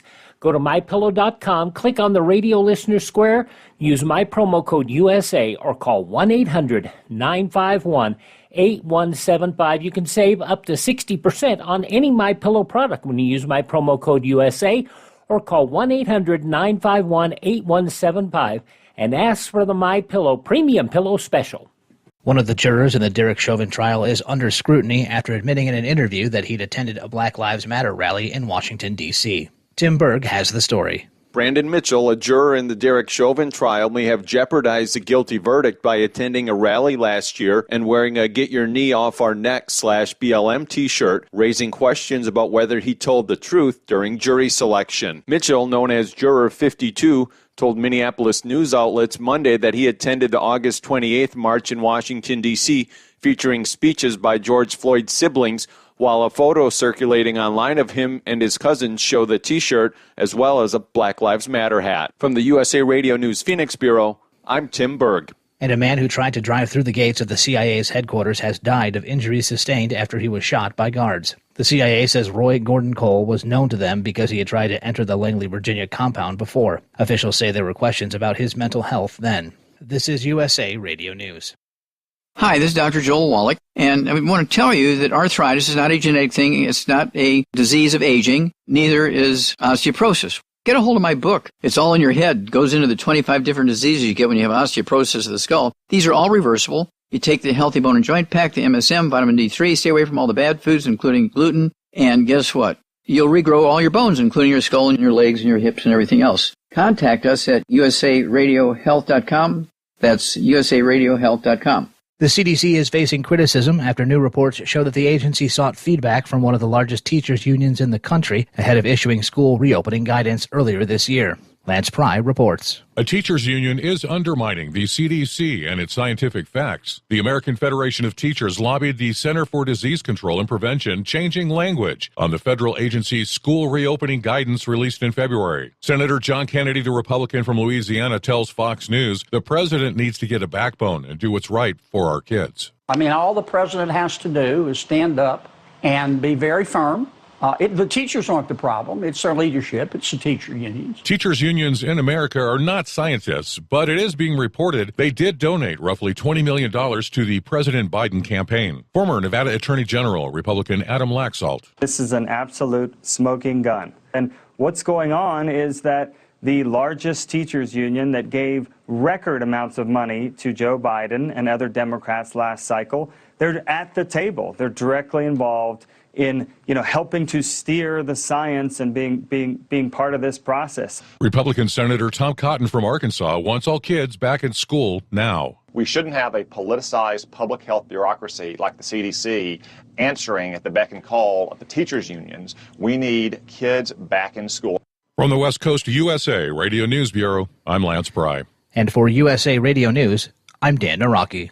At Hot Shot Secret, we share the science behind common diesel problems and their solutions. For example, ultra-low sulfur fuels. The primary function of diesel fuel is combustibility. One of the little-known aspects of fuel is its role as a lubricant to metal-on-metal moving parts. The introduction of ultra-low sulfur fuels diminishes the fuel's ability to lubricate because sulfur, which has been mostly removed, has lubricating properties. Hot Shot Secret Everyday Diesel Treatment with LX4 delivers unmatched lubricity. Third-party testing confirms that it takes 3 times the amount of leading fuel treatment to match the lubrication benefit of 1 dose of Hot Shot Secret. Everyday Diesel Treatment is a fully formulated 6-in-1 premium fuel treatment for every fill-up, every time. Everyday Diesel Treatment is available at truck stops, Tractor Supply, O'Reilly's Auto Parts, and online at HotShotSecret.com. Hot Shot Secret, powered by science. Keep the bugs off your glass and the smokies off your ass. This is the Overnight Drive with Steve Sommers. All righty, back at it here. Cross over the midnight hour on the West Coast. We're all on the same page now, right? Cinco de Mayo. 5th day of May. Quickly, couple from the email bag before we get back with Red Mule. Scooter checking in. He said, Steve, all you need to know about Liz Cheney is the mainstream media and Democrats talk more about her and speak more highly of her than anyone in her own party. I say her career as an elected official are over. And then Deranger wanted to chime in. All this talk about the vaccines and whatnot, and he's sent me a link from, I guess Bloomberg says, Pfizer Incorporated. The headline is, Pfizer sees $26 billion from vaccine. Pfizer Incorporated laid out a plan to turn its COVID-19 vaccine into a long-term business, clinching supply agreements that will yield $26 billion in sales this year, while expanding the shot to children and developing new formulations that can combat variants and be stored more easily. Yeah, I did see this past day that, of course, they've been talking for a few days about potentially the booster. Yeah, whether it's 9 months or 12 months after you get the actual injection, the shot, maybe in the form of a pill, or it may be in the form of a patch, according to what I saw this past day. You follow the money? Is that what you're saying? Follow the money. All right, Red Mule, welcome back. Yeah, Steve, I had to get out and measure and make sure I was 15 foot away from the fire hydrant, but I'm legal. So, hey, I just texted you a picture to verify this story. You're going to have to blow it up quite a bit to see it. But anyhow, Monday afternoon, I'm at the home 20, and about 5 o'clock in the afternoon, I go outside and see a neighbor across the street, and I go over to talk to him. And we have a discussion there, and then he tells me, he says, come here a minute, and walked down in front of his house. And he said, look over the house at those trees back there. He said, can you see it? I said, see what? Turkey up in that tree. Well, that's generally no big deal in our neighborhood. The turkeys roost in the trees. And I said, oh, yeah, I see it now. I said, look kind of strange. He said, that's because it's dead. I said, what do you mean? He said, I was out here in the garage about an hour ago, and that turkey, something startled that turkey, and it flew up in that tree, and somehow, I don't know what it did, but it got its neck through the crotch of the tree, and it either broke its neck or it strangled. Can you see that in the picture? I didn't get the picture, apparently. Yeah. I texted it to your regular number, I thought. Hell, I'll try it again when I get done here. But so anyhow, we're trying to decide how to get that down, and because if it sits up there very long, it's going to be pretty rank by the time it deteriorates enough to fall to the ground. We couldn't come up with a solution, and so I was on the way over. We got a gal in the area there that she's about 10 years older than I am, so she's real old, but she's a firecracker, and she had a bunch of weeds that need to be took down. So I took the weed eater over there. Well, I got over there, and she's had a lot of problems with the turkeys on her place too. And there's a alternate church group in the neighborhood, and she had invited a bunch of them over, and they'd set up their blinds out there, and was waiting for the turkeys to come across her property that night, and they was going to shoot them with their bow and arrow. Mm-hmm. And so I got telling her about this and over in the neighbor's tree, and So I concluded what I was doing, put stuff back in the backhoe and went back over. And I was over at the neighbor's house trying to figure out how to get that turkey down out of that tree. And one of the boys tried to climb up there, and he got up about 20 feet and decided that wasn't a good idea. And Cedar City's got a helicopter school there. And I said, well, maybe we call a helicopter school and get them come perform a rescue, but they didn't think that was a good idea. So finally I got thinking, I said, well, I got a bunch of PVC pipe over there. Maybe we could make a big long pole out of that and do it. Well, make a long story short, we got 4 10-foot sections of PVC pole, and these other hands climbed up on about, 8-foot ladder, and it took them about 10 minutes, but they finally got that piece of PVC underneath that turkey's head and pushed it up through the crotch in the tree, fell to the earth. Them people took that thing home. I guess they cooked it and ate it, but he's talking about turkeys and that. I thought I'd chime in with my turkey story. That's a pretty good story. So I guess, well, if he saw it fly up in the tree and he watched it kind of flop around up there, strangle itself, he knew it was fresh bird. Well, he was outside in his garage and he heard the thing take off. Said something spooked it and it took off. And they do that. They fly over. We got a bunch of cottonwood trees out behind my house and they fly up there every night and perch. And he didn't think nothing of it. And then the dogs set up a howl out there in the backyard. And so he went around to see what the dogs was fussing about. And they was all standing there underneath the tree looking up there at that turkey up there. And so it was pretty fresh. And I imagine it was edible, but I don't think I'd want to do it. So, Steve, I'll try and send you that picture again. Now, email it. I tried to text it to the number. Was that the right thing to do? No, you probably email it if you can to the steve@hotshotsecret.com. Okay, I will try that. So I'll talk to you later. Thanks, Steve. Thank you. Interesting story. Hey, somebody got a free turkey dinner out of it, right?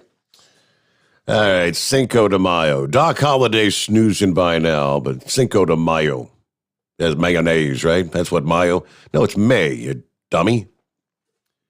5th of May.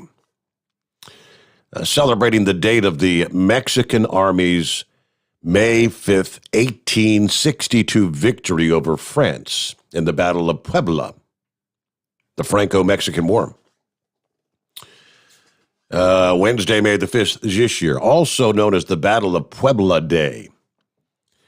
Yeah, believe it or not, it's a relatively minor holiday in Mexico. But here in the U.S., it's turned into such a big event, a commemoration of Mexican culture and heritage, especially in areas with large Mexican-American populations. Trying to recall, last year, I think it was up in and around the Chicago area. Someone had called me and he said, what the hell's going on, Steve? I'm seeing all these vehicles around, flying the Mexican flag. And turned out it was Cinco de Mayo. That's what it was all about. It is not Mexican Independence Day like our 4th of July. Apparently, there's a lot of people that think that's what it is. Rather, it commemorates a single battle. In 1861, Benito Juarez was elected president of Mexico. At the time, the country was in financial ruin after years of internal strife. The new president was forced to default on debt payments to European governments. In response, France, Britain, Spain sent naval forces to Veracruz, demanding repayment. Britain and Spain negotiated and withdrew their forces. France, however, ruled by Napoleon, decided to use the opportunity to carve an empire out of Mexican territory. Late in 1861, a well-armed French fleet stormed Veracruz, landing a large force of troops, driving President Juarez and his government into retreat. Certain that success would come swiftly, 6,000 French troops set out to attack Puebla de Los Angeles, a small town in east-central Mexico.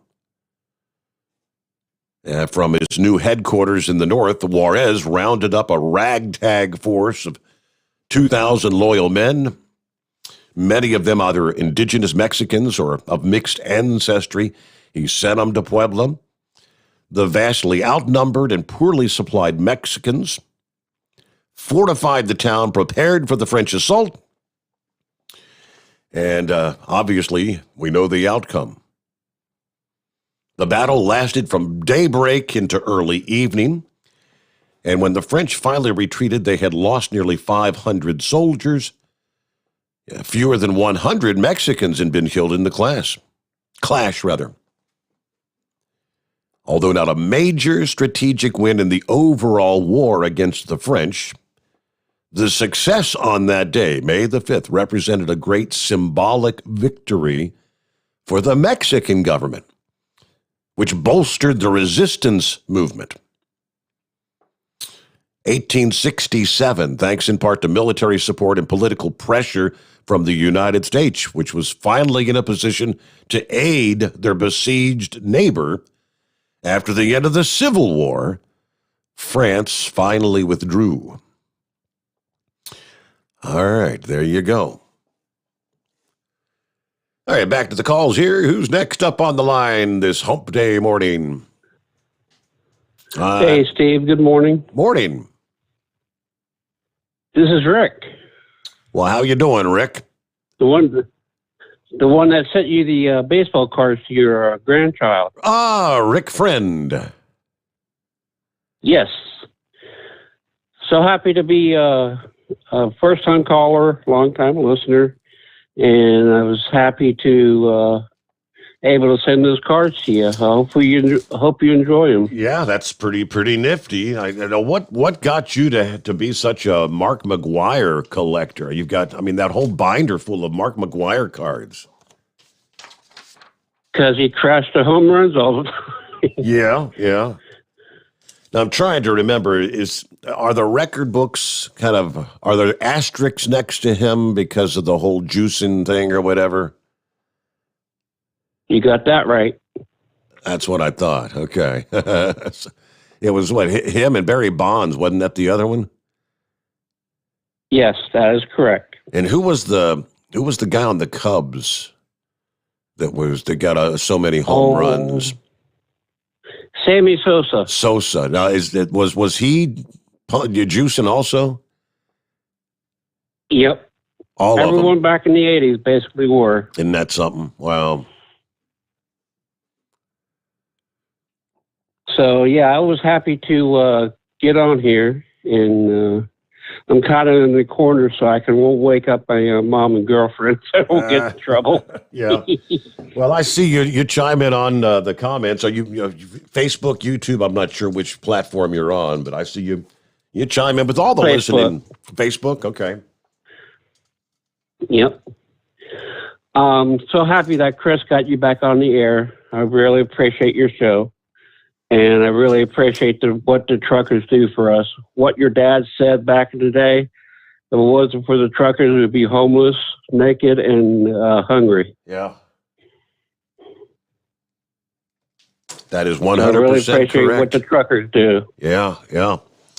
Yeah, well, Chris is going to be joining us in studio coming up Friday morning here for the first Friday here in May. Maybe you can chime in and say, hey, while Chris is here.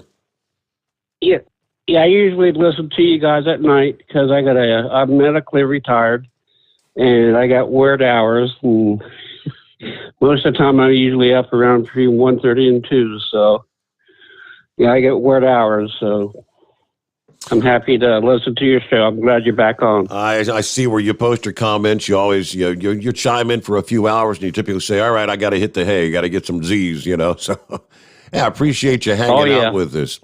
Have you tried the Hot Shot Secret products yet there, Rick? Not yet. How about I get you a $60 code so you can go to hotshotsecret.com and order you up. That'd be cool. Well, I've got your number. That'd be cool. I got your number here, all right? So I'll forward that to Kyle, and he'll get you a code via text message. Yeah, this is my cell phone that I'm calling on. Okay, that's what I needed. I was hoping that was it. Yep. So yeah, that's a good deal. Well, yeah, try it out, and then maybe one time when Chris is back in here with us, you can give us an update how things worked out, how well it worked for you. Did you watch that Starlink launch yesterday?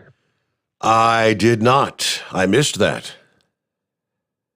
Yeah, it was pretty cool. And I saw Philip. Philip and I have been talking, and I guess the SM-15 has been scrubbed too again. So. Okay. Actually, I've got... Because I'm making that NASA stuff as well. Philip's hanging on, actually. We're going to chat with him coming up next. Tell him I said, hey. Will do. Well, thank you so much for checking in, Rick. Don't be a stranger. I won't. Hey, you hang in there and stay safe, okay? And thanks for the cards, by the way. Yeah, the grandkids, they're getting into the whole baseball thing. I don't know if they really understand a whole lot about it yet, but they'll appreciate that.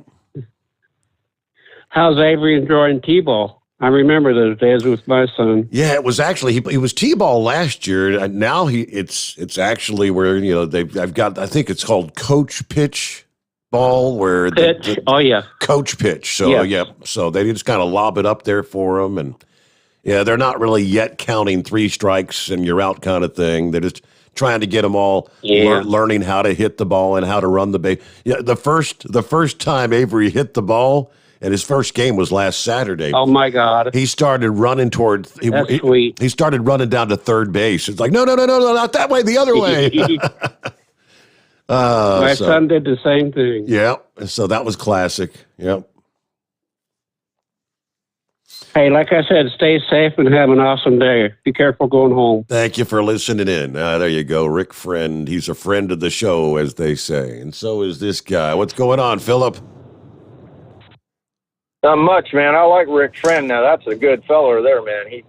He definitely lives up to his name. I've been friends with him for a little bit. I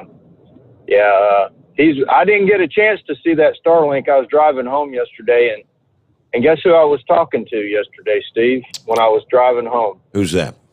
The blind man.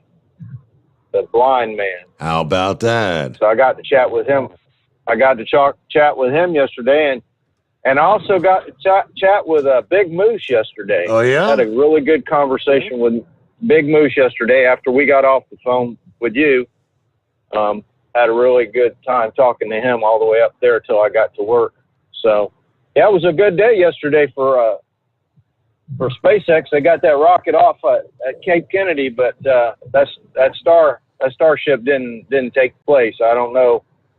For some reason, they canceled it. I guess it was around 11:30 in the morning when they canceled that Starship.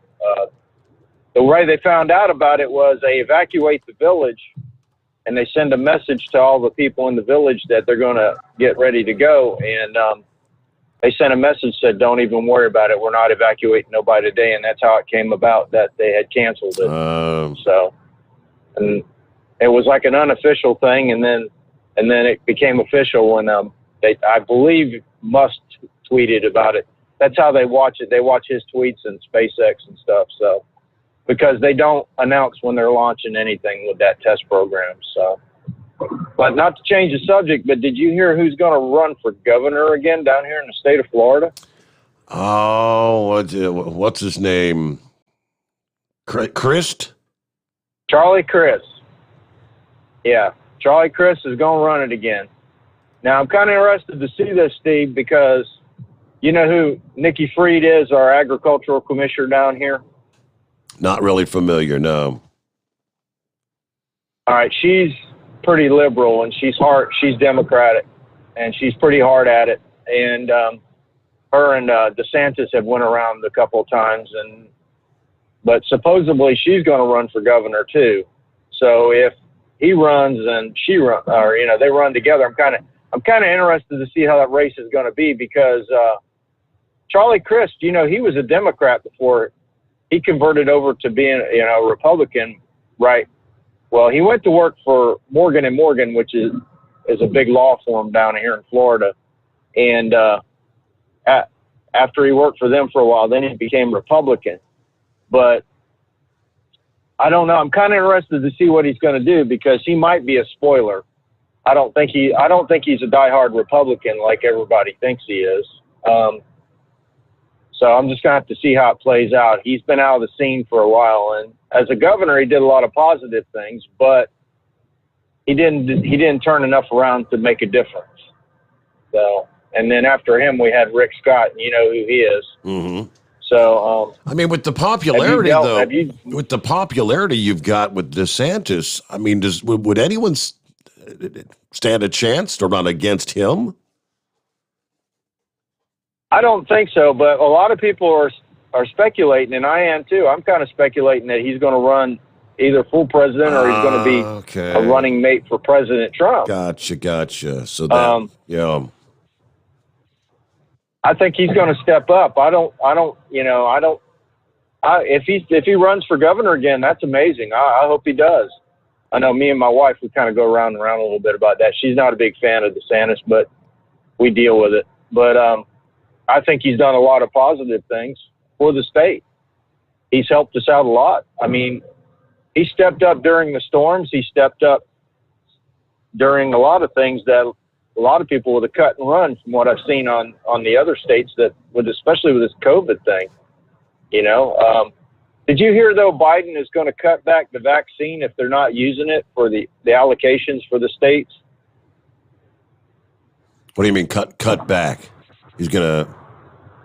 Well, if a state orders, they pre-order all the vaccine, okay, and if a state isn't using enough of the vaccine that they've been allocated, what they're going to do is they're going to cut back their pre-order stuff. So that means the next batch of vaccine, they're not going to have as many if they don't use it. If they use it, that's fine, and they'll keep getting their standard whatever they get, their allocation. But if they drop down and they don't use the vaccine, people don't get vaccinated, the president is going to cut them getting vaccine, and he's going to send it somewhere else. Yeah. That announcement was made yesterday. Did you hear anything about that? I had not, but I guess wouldn't it only make sense if because now we shared last week that I think it was in the state of Kansas where there's a whole bunch of counties that they for 4 consecutive weeks they haven't ordered any more because they're not using what they've got.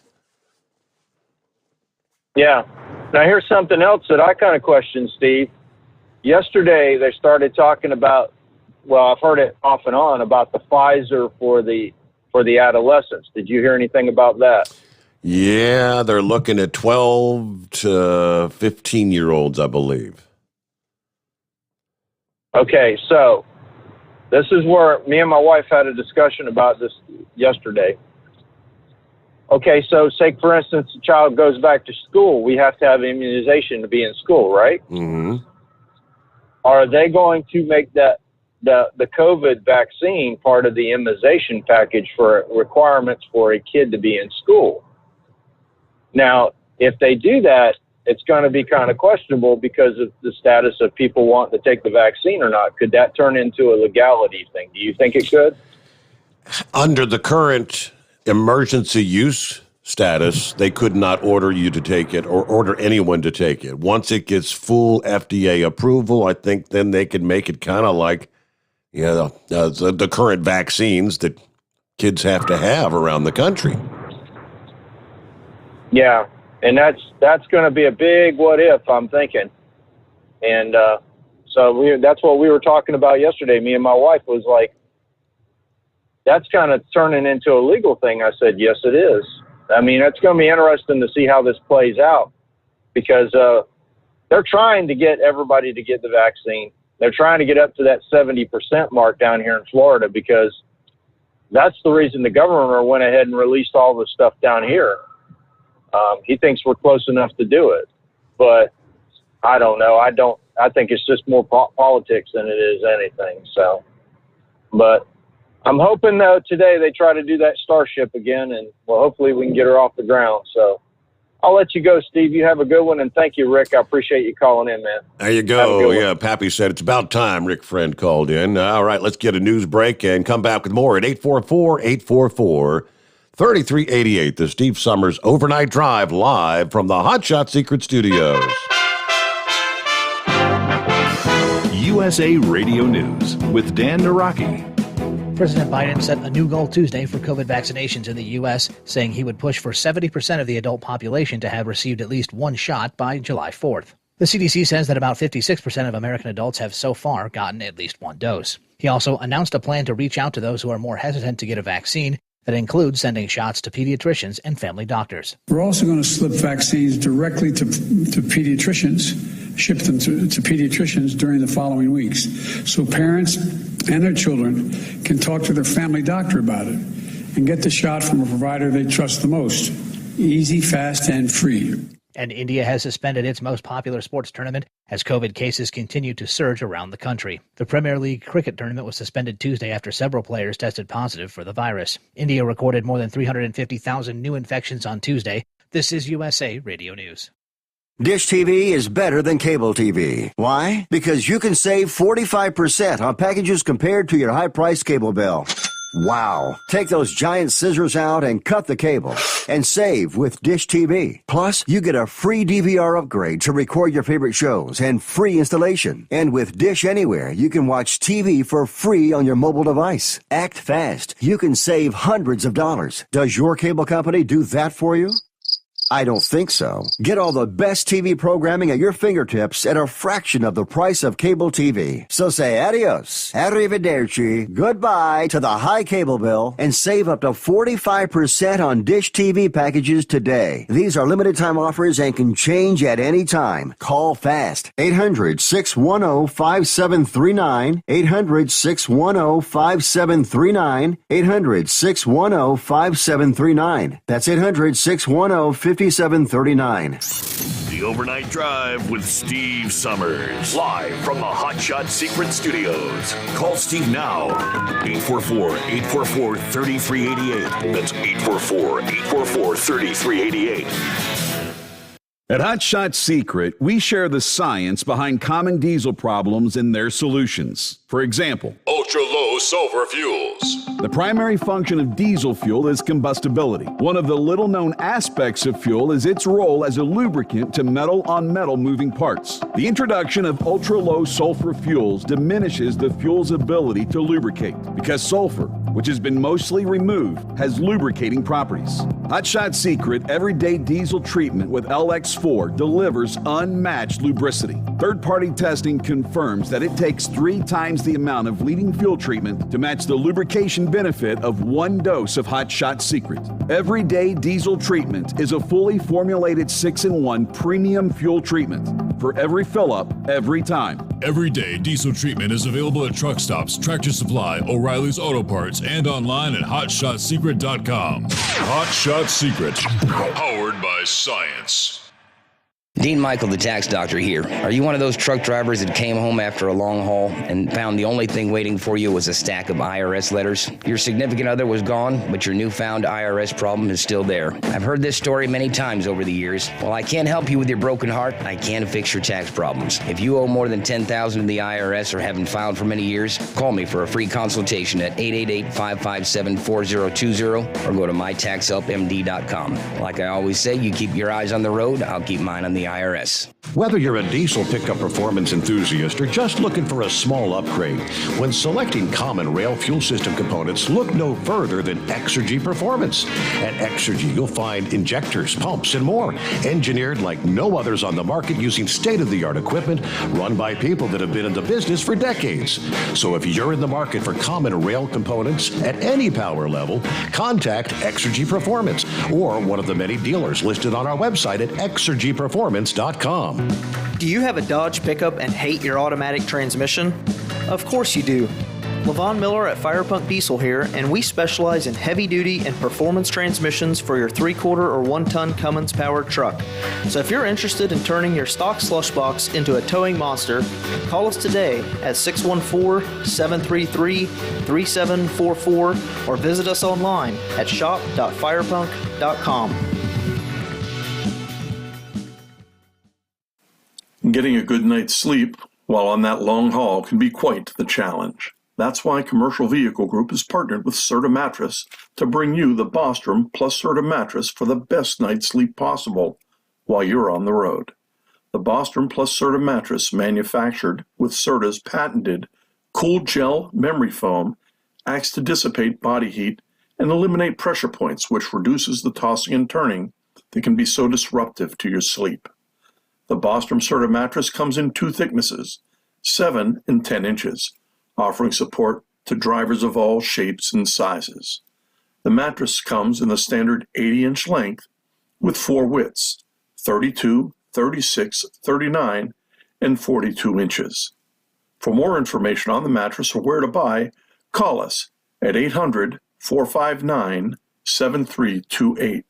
That's 800-459-7328.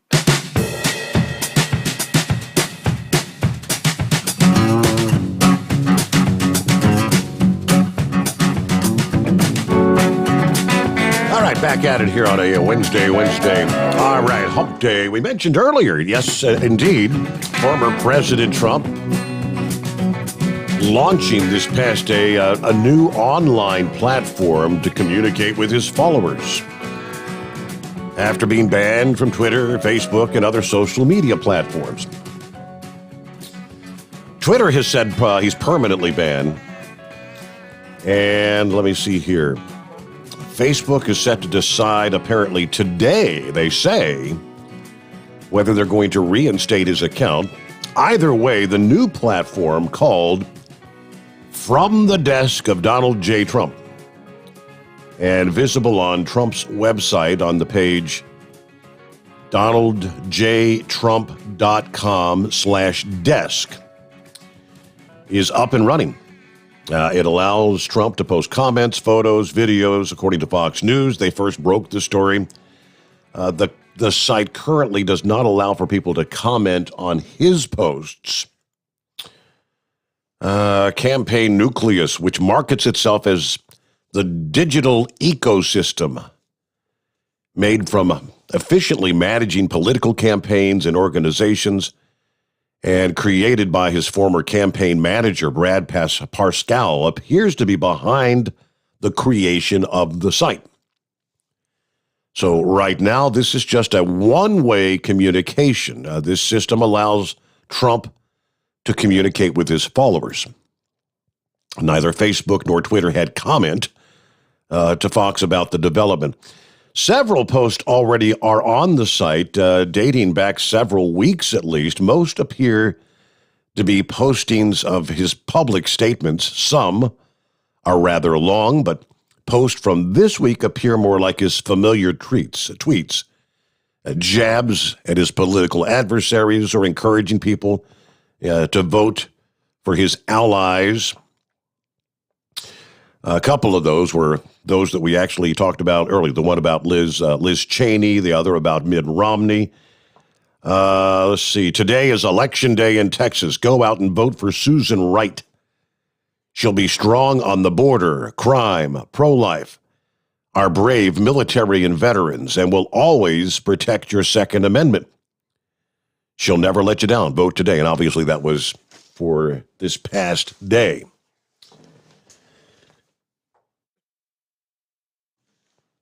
All right, let's get back to the calls here. And Chevy Guy, what's going on this morning, Chevy Guy? Hey, well, horse feathers.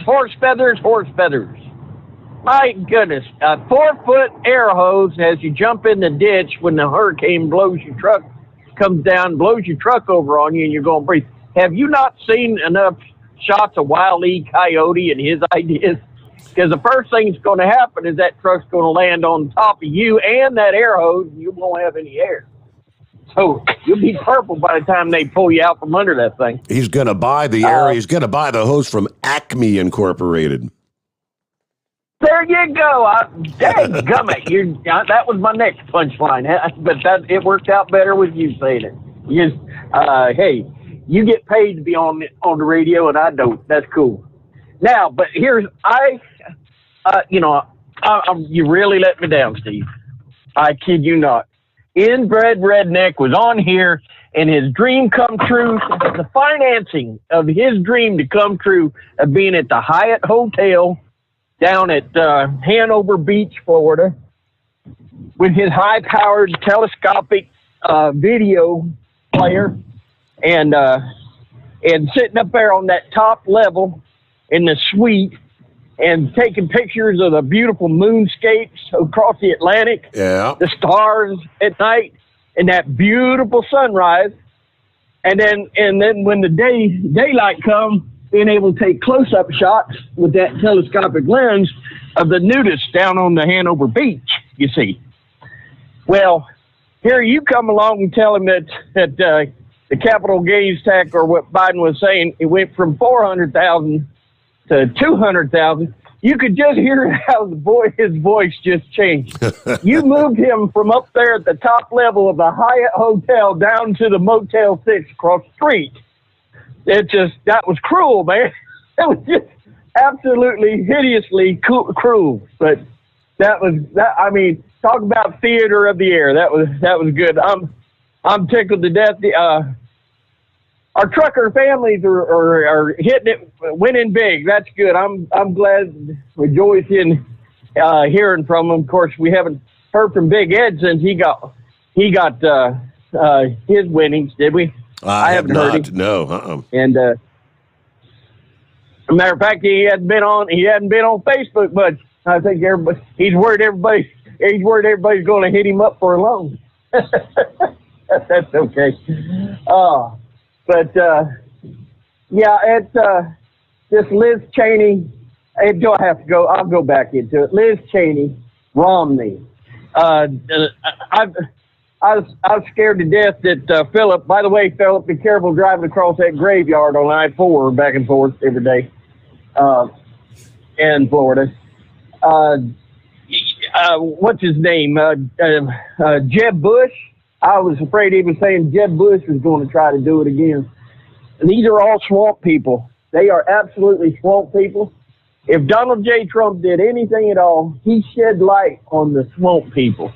Now, the Democrats, we expect to be Democrats, but the people that I've had to go out there and argue for, George Bush and all these people that supposedly have a conservative ideas, and they've turned around and they've stabbed us in the back because Donald J. Trump stood up for the working man as never before. As absolutely never before he gave us a voice. And now I feel like we don't have a voice anymore. I'm glad Liz Cheney, if they take her out, that's not up to us. That's her state. But I'm glad she's having a problem. I heard they heckled Romney, and they said something that really irked me. So somebody stood up and got on the crowd and said, show respect. Show respect. Show respect. Now, listen. Problem is with the fact that we're showing less respect is because the American people are not getting respected. It's plainly stated. It's from the people to the government, not from the government to the people. And it's just been too long where it's been coming down from the government to the people, and we don't like it. And I'm sorry, Romney, you knowed everybody was against what you did, and you voted to impeach Donald J. Trump, a man that actually worked for the working man. I'm still trying to figure out where's this 1,300,000 jobs that Biden gave us. What is he talking about? I mean, is it projected on those on the infrastructure that he's talking about, or what? No, I have no idea where this. He's talking about people that have gone back to work, people that were out of work from the COVID. If you're a hostess at restaurants where there's no indoor dining and things. I mean, these are people that were out of work that were coming back to work anyway. No matter, Mickey Mouse could be in the White House and they would be coming back to work. These are people that were laid off due to COVID. In other words, all you have to do is overnight cancel the federal government free check, and they'll have to go out to work to keep from starving. So that works. Hey, but it's hey, I'm sorry, Romney. You all have turned that office. It's just I still hear Mitch McConnell say, after the invasion. It was an invasion of the Capitol. Anybody that went past the barrier on the outside, they kicked Donald J. Trump in the teeth, you know. But it was an invasion. That woman had no right being shot and killed. Mind you, there was other people there. There was officers there. I still see that officer in the battle dress check that woman and raise his weapon to the door, to whoever was behind the door. He basically pointed it at his fellow police officer. And that officer's going to get away with murder, apparently. But I'm sorry, when Mitch McConnell said this, hallowed halls of Congress, I'm sorry, the American people, because we have all this information coming to us, we know better. It's not the hallowed halls of Congress. It's a cesspool of greed, cesspool of power-hungry fools. Pardon, I shouldn't say fools. But we know the truth, and I think Donald Trump drained the swamp, and they're trying to take it out so nobody else can do it again. And I'm telling you, I don't want Donald Trump back in as president. I want another man to go in and do the same thing he did, i.e., Ted Cruz. You're going down to Mexico with your daughter, fine. And they gripe. You say, hey, I'm spending time with my family, my daughter, so I can be, I'm a father first, politician second. I have my laptop, I have my phone. If the governor of Texas needs anything, I can get it done. But no, he flew back, went down there and flew right back. What good did it do to cater to the liberals in the news media? Right. Absolutely nothing. Just made him look like a fool. I say this. What would Donald Trump did? What would he have done? He'd have stayed down there. He'd say, hey, I'm going to spend time with my daughter, and you know, this was pre-planned, and I can take care of it either in my office in D.C., my office in Texas, or in my own home, in my living room. I can also take care of it on the beaches of Mexico because I have all the devices to do the job. And our guys are just going to have to learn to go with it. What would Donald Trump do? Because he set the platform for being successful, and I got it. I mean, look what they're doing to him.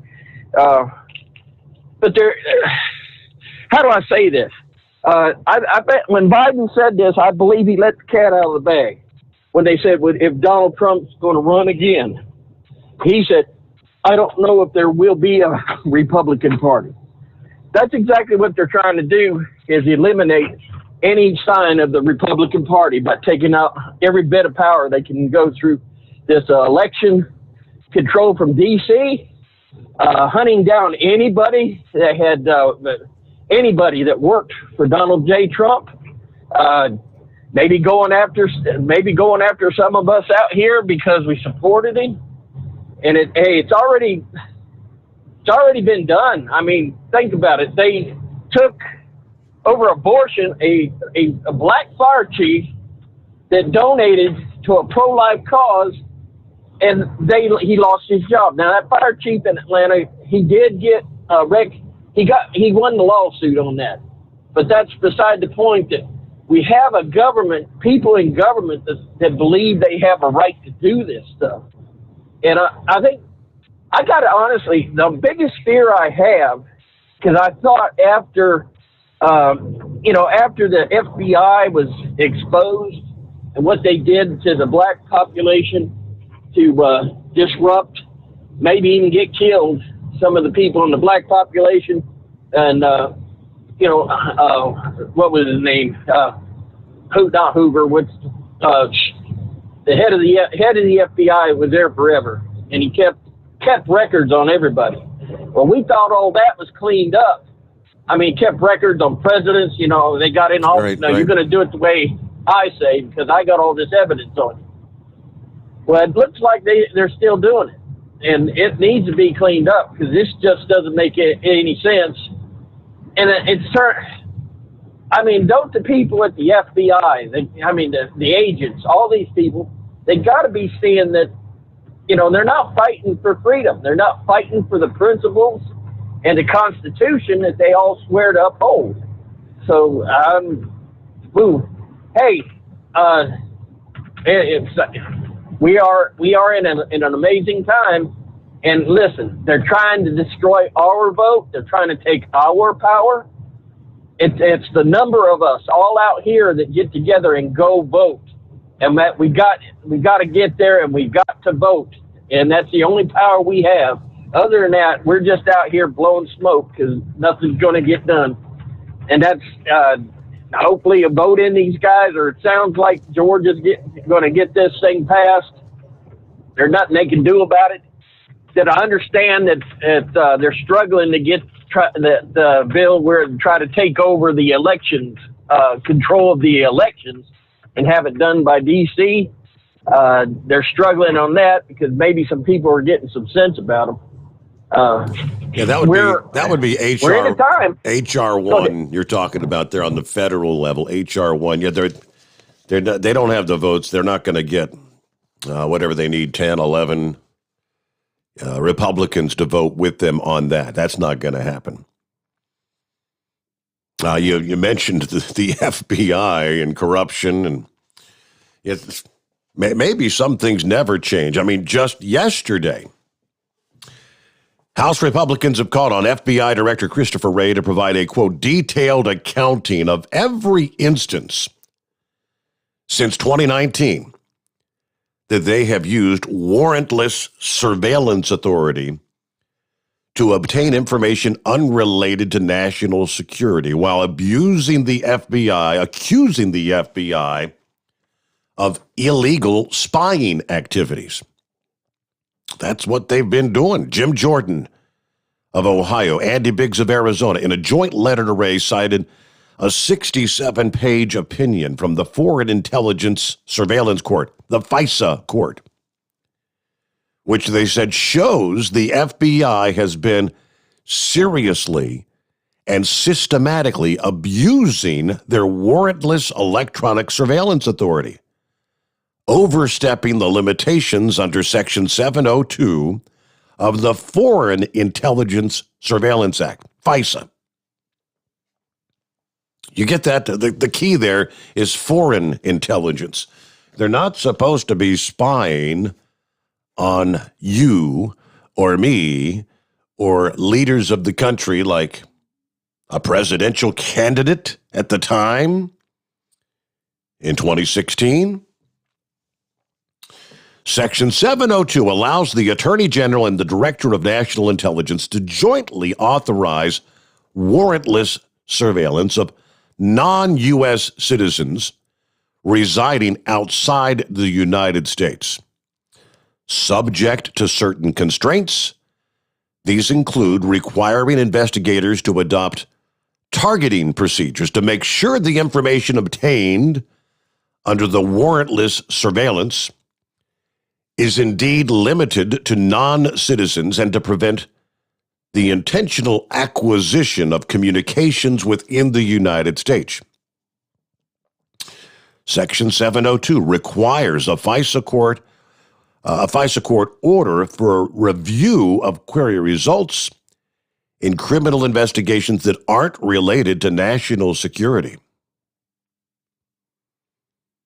The FISC opinion indicates that the FBI has used Section 702 authority to obtain information on Americans, including subjecting victims of a crime to the background search. Okay, there was one example cited by the court's presiding judge that says an FBI task force officer conducted 69 queries that were not in line with the internal rules on how to conduct the searches. And I can tell you this, I don't know if they're going to get the answer they're wanting from Christopher Wray, as in the truth, but they've been doing this for quite some time. This has been going on for years, and there's untold examples of that going on. Will it ever actually see the light of day? We'll have to wait and see, but keep that one on the back burner. All right, as we roll toward top of the hour, who we got on the line here? This is Gilligan again. Okay. I tell you, that call screener, he can't understand me for anything. Hey, would you know anything on that strike down there at the Volvo plant there in Dublin, Virginia? I believe the strike's over, but it doesn't look like they're in operation. Because I go by there twice a night, and there seems to be not much traffic rolling down there. Have you heard anything on that? All I know is they were supposed to restart operations on Monday of this week. They're supposed to be back up and running. Okay. Well, I haven't seen much traffic in and out there, but normally when I go through there before the strike, by the time I go down, they must be in the middle of shift change because they're coming out of there like ants. You know, It's crazy. I want to touch on something else. My wife went to the doctor the other day, and they asked her whether she had her COVID vaccine, and she had to show her card. Now, I'm wondering if that's good. And I asked her what would have happened if you hadn't had it. She said they really never seen. They never really said. I was wondering if anybody else has had that experience. It's been to the doctor lately. I went to my doctor a couple of weeks ago. They never said anything about it, but they questioned her and asked her for a card. Yeah. So, I don't know. I can't remember who it was last night touched on Matt with this vaccine. You know, it seems awful weird. They're pushing people to get this. They said that how all these drugs that went through all this exhaustive, testing and stuff, they go through 7 to 10 years just to get it crashed by the FDA. And now we got advertisements all over the television because of these lawsuits from this very drugs. And, I don't get it. I really don't get it. Well, anyway, I'm going to touch on something else. Fly Rod's been talking about this cicada recipe, right? Yeah, right. Mm-hmm. I think, me and Mary Ann's come up, we've been talking about me being the ring girl at this wrestling match, but I thought maybe I'd wear my costume. We've been talking about it. I gotta maximize my tips, of course, because obviously Big Moose ain't gonna come off much money if we do it. Now, being Gilligan and her being Mary Ann, it almost have to be a swimsuit, wouldn't you think? But I'm wondering, she's got an old French maid outfit she wore one time for Halloween. Maybe we could do the pose, the picture, me and her, and I could have a banana cicada pie. What do you think? Sounds like a plan to me. Yeah, right. Banana cicada pie. Yeah. We're supposed to be from Gilligan's Island, so I thought, Mary Ann used to make banana pies for Gilligan on a regular basis. So just add the cicadas to it. Add a little texture to it. What do you think? Little extra crunch in the mix there, right? That'd be Hey, Gilligan, have a good morning. And we've got our final hour ahead. And lines available at 844-844-3388. If you'll go back and listen to last night's podcast, hour number 4 was a rough one. As in, the only person you heard talk that hour was me. Let's not have that happen again. All right, we'll be back after this and roll into that final hour, the Steve Sommers Overnight Drive live from the Hot Shot Secret Studios. USA Radio News with Dan Naraki. President Biden set a new goal Tuesday for COVID vaccinations in the United States, saying he would push for 70% of the adult population to have received at least one dose by July 4th. The CDC says that about 56% of American adults have so far gotten at least one shot. Dr. Anthony Fauci says that we can reach that goal, but tells CNN that we aren't quite in a place to declare victory. We're going in the right direction. We're seeing the light at the end of the tunnel, but now's not a time to declare victory. It's a time to get more and more people vaccinated, just the way the president said today. We want to get to that goal. It's a doable goal, and I believe we'll get there. And the death toll from the collapse of a Mexico City train overpass has risen to 24 as crews continue to try to search the wreckage for victims. The overpass collapsed Monday night onto a busy roadway as a metro train passed over it. More than 70 people were injured in the collapse. This is USA Radio News.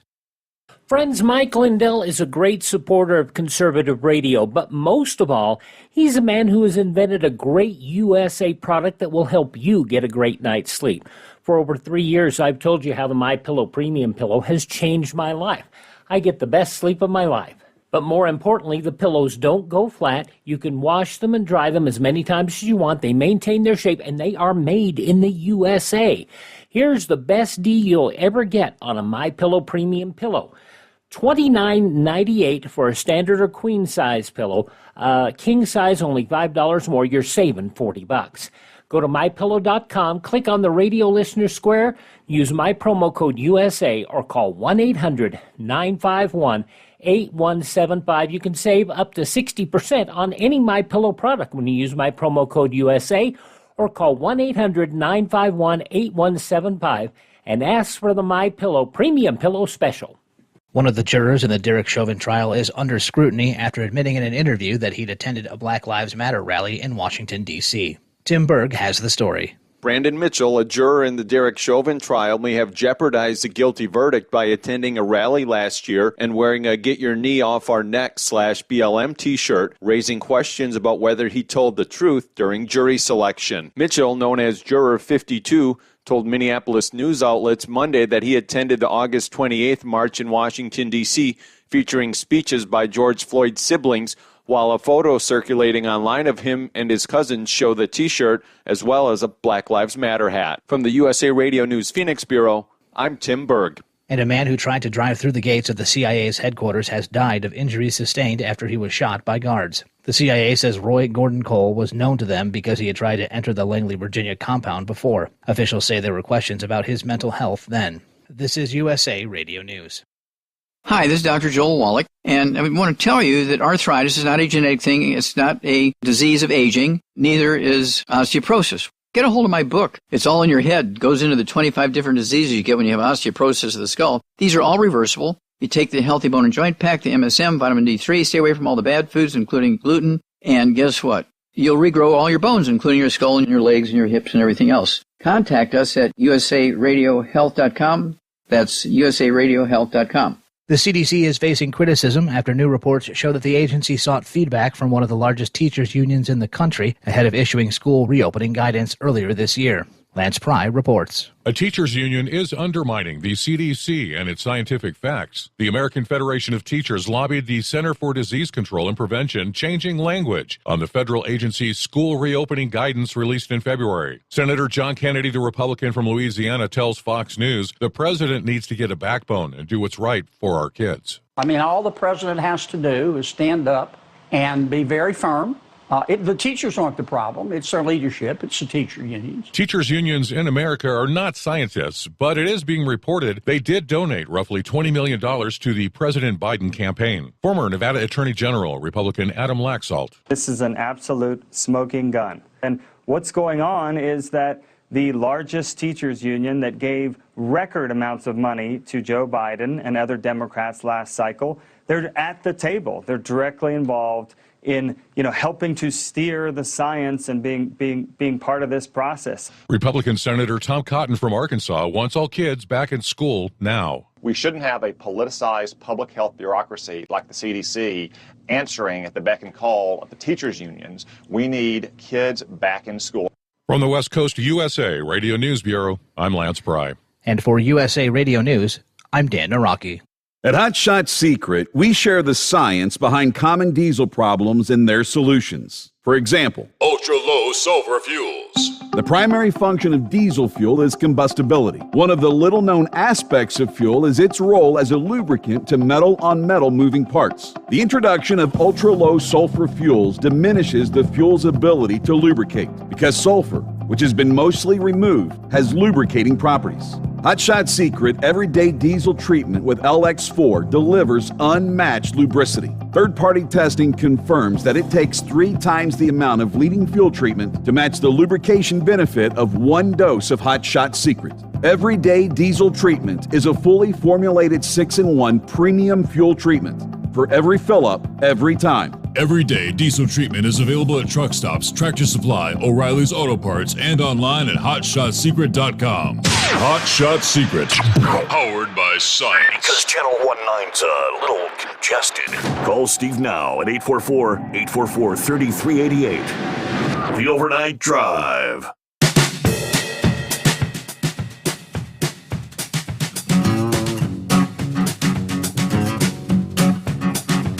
All right, so we'll jump back in here for our final hour. What's on your mind? Covered a lot of items tonight. A couple of others to get to, and of course, let's start off getting back to your calls here. What do you say there, Knucklebuster? Morning, Mr. Steve Sommers. I hope I don't embarrass us tonight, but here goes anyway. I'll throw it all out there. Did you get you one of them free tacos yesterday? I did not. No, did not. I didn't either. I was too scared they was going to hand me one of them taco-shaped biscuits, and I didn't want to have to deal with that thing there, you know. Cinco de Mayo, they celebrate the day that they whip France's butt, but you know, they don't ever celebrate that Alamo Day, buddy. They got their butt kicked down there in South Texas, right? Right. Well, can you blame them? Well, this would be right up your alley and my alley too. The wine that went to the International Space Station is for sale, and they expect it to go for about $1 million, Steve.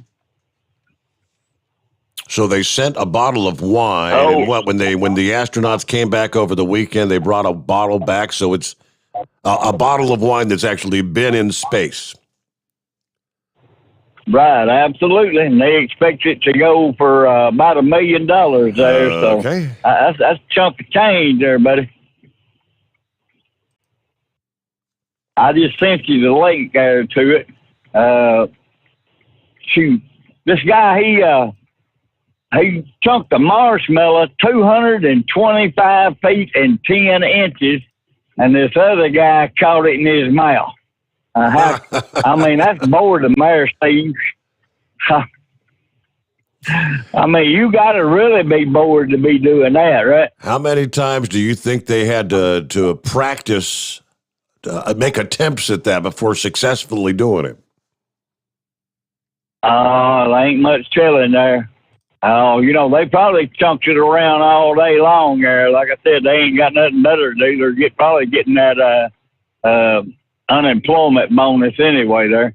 And the best one I seen today was this elderly couple. They escaped a nursing home facility thanks to the guy knowing Morse code. He kept listening to the sounds of the keypad, and each number has a different distinct sound, and that's how they escaped, Steve. But they didn't get too far. They caught them and brought them back. I guess they'll be changing them numbers up a little bit more often now then. And that guy that was on that jury up there for the Chauvin trial, he's really subjecting himself to perjury charges. Because them lawyers don't like being lied to. They got a picture of him with his Black Lives Matter hat on and his Get Your Knee Off My Neck t-shirt. So they're going to wind up probably throwing that whole thing out due to him. So we'll just give him a DA nomination for the week. And that phony baloney money, I don't deal with it. Not at all. I saw an ad for a casino coming to West Memphis yesterday. Said live print. But you go watch somebody go to the bathroom live. And I think Knucklebuster, you ran out of cell there. Oh, momentarily. Where's Dogecoin at now? 65 cents.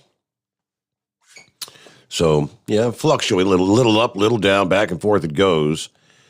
I got a couple from the email bag here. David, a longtime listener checking in. Steve, he said, you mentioned the chlorine shortage earlier.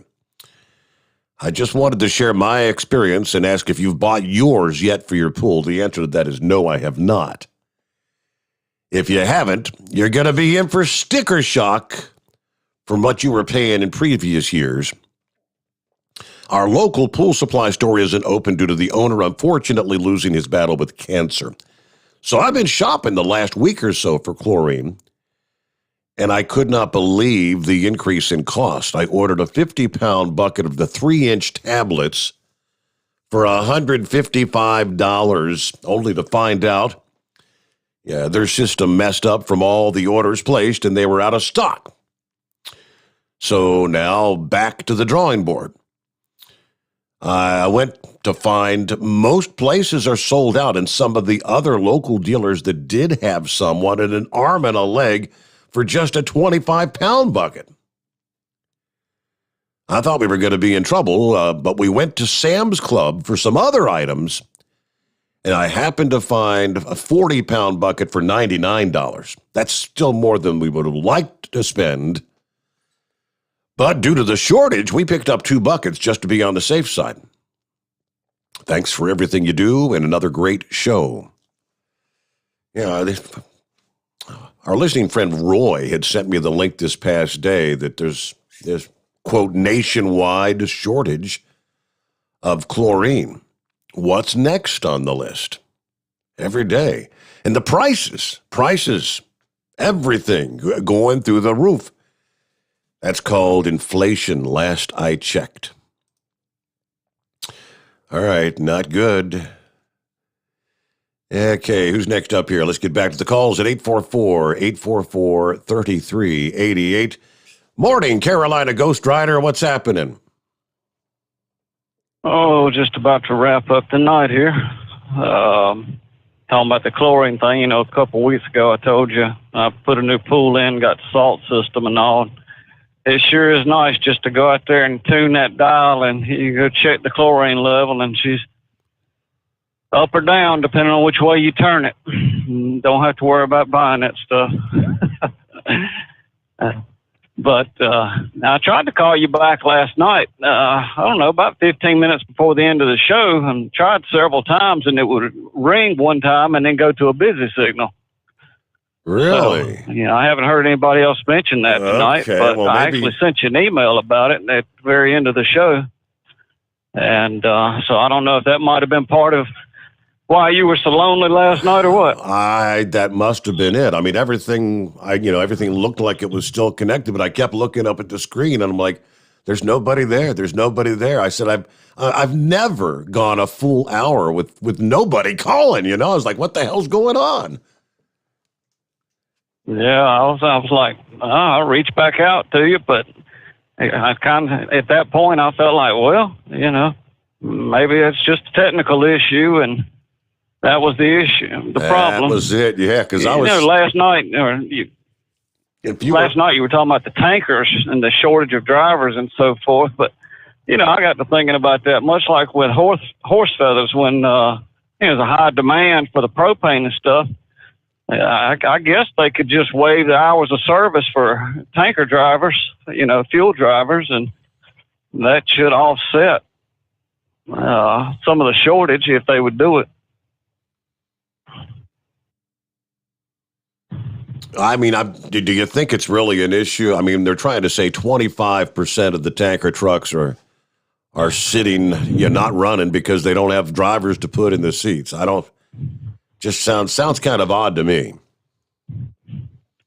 I don't know, but if there was, it seems to me that would offset at least some of it. Yep. Yep.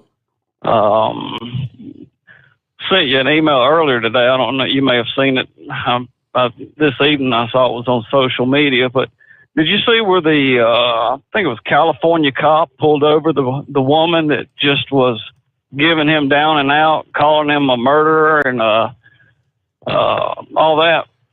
I got that She was email. actually a school teacher. I printed that up, matter of fact. It's over here in my pile of stuff. I hadn't got to that, but that was incredible. Yeah, the body cam footage or whatever. All I know is that officer had extreme, patience. The ability for him to stand there and take that from this woman was unreal. Yeah, I played it for my wife, and I asked her how she thought that would have went if I was a cop. And I can't even tell you what she said. Yeah, probably wouldn't have gone well. I don't know how. He just had the patience of Job, I guess. That's the word I was looking for, the patience of Job. Yep, that's... I actually saw the video of that this past day. That's unbelievable. Yeah, it's just, and then people wonder why people are getting shot. Now, that woman obviously did nothing to cause her to come close to getting shot. But, that stuff has to build up on you. And finally, you just, you got to reach a point that you're not making a conscious decision to do something, but, your patience is worn out. You just can't take but so much more abuse. So I really feel for the officers out there and appreciate what they do, even though I did like sliding on by the scales tonight and not having to mess with them.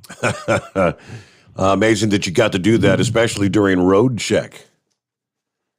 Thank you much, Carolina Ghost Rider. Yeah, this is what he had sent me this past day. All right, this is out in California. Deputy pulls over a motorist for using her cell phone while she's driving, which is against the law. As the officer approaches the vehicle, I guess she starts hollering out. She was going under the speed limit, which the officer acknowledges that. And he's like, that's not the issue. I pulled you over because, and that's where she said, you're a murderer. And you can call your supervisor, please. Right? Right out of the box. You're a murderer.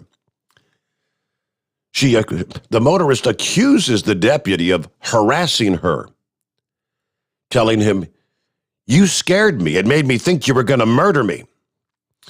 Well, I'm sorry you feel that way, ma'am. Well, that's not just a feeling. You're a murderer. Okay, he says. Later, she says, I'm perfectly legal and I'm a teacher. Congratulations. You're a murderer. She later claims, you're threatening to kill me and my son. The deputy asks, is the car you are driving your car? Yes, it is. You're trying to tell me I stole my car because you're jealous. Is that what it's about? The supervisor arrives and informs the woman she's being cited for using her phone while driving. Supervisor says all you need to do is just get your signature. He's only citing you for using your cell phone while you're driving. That is, here you go, ma'am, sign here. The motorist says, for him being a Mexican racist, what's that name? Just sign the citation, ma'am. The motorist says, here you go, Mexican racist. You're always going to be Mexican. You'll never be white. You know that, right? You'll never be white, which is what you really want to be. The deputy hands her the citation. There you go, dear. You want to be white. Have a good day. You want to be white so bad. Could you imagine going through that exchange? You got, as Grump would say, you've got the quintessential bitch you just pulled over. That's all you could call it. Now, if you were an officer, if you're dealing with that, would you be able to keep your calm like that? I just kind of wonder. Big Moose would have jerked her out and jerked a knot in her. Last lap around the bowl, buddy. I'm telling you, whole world's going to hell in a handbasket. The only thing we can do is sit back and watch her go. Yeah. Woo-wee. Man, I tell you what, I had one of the weirdest things happen to me today that ever happened. This rain moved in, and my knee has been just killing me. I don't know if it's a barometric pressure or what, but yesterday it was hurting so bad I couldn't even lay down, much less try to sleep. So I finally went in there and took me one of them goofy pills that the doctor gave me. I sat down in a chair there about 30 minutes. It kicked in. It started easing out. So I was about, it was probably pushing 4 o'clock. And I laid down in bed, just fell asleep. And I had a dream. And it was probably the most real clear dream that I ever had in my life. I was about 7 or 8 years old, and I was in my grandma and grandpa's house down there in Blackie, Kentucky. I could see the paneling. They had that old raised pattern carpet on the floor, and I remember laying there on the floor. I had a pillow underneath me, and I could feel the feathers, the quill end of the feathers that stick through them pillows. You remember them old pillows? Yeah. I could feel them old quill end of them feathers sticking me in the arm, and we were sitting there, we were watching Tennessee Ernie Ford on TV, and it was just, I must have lived it, and just, I don't know, just my brain decided to replay it or something. But I could smell Grandpa's pipe. He always smoked that old half and half, and I could smell that pipe burning. I could hear him talking. I didn't see his face, but I could hear him talking. And I was watching Tennessee Ernie on the TV there, laying on the floor, and I could see myself in the reflection on the TV screen. You remember them big old tube type televisions had that, like a convex screen to them, and I could see my reflection distorted watching that TV. And next thing I know, my wife come in there and woke me up, and it was 10 minutes after 12. I'd slept 8 hours. That's the first time I slept 8 hours probably in 15 years. And when I woke up, I was just heart sick that I woke up, I mean, it's one of them that just broke your heart when you realized that you was back to reality, And I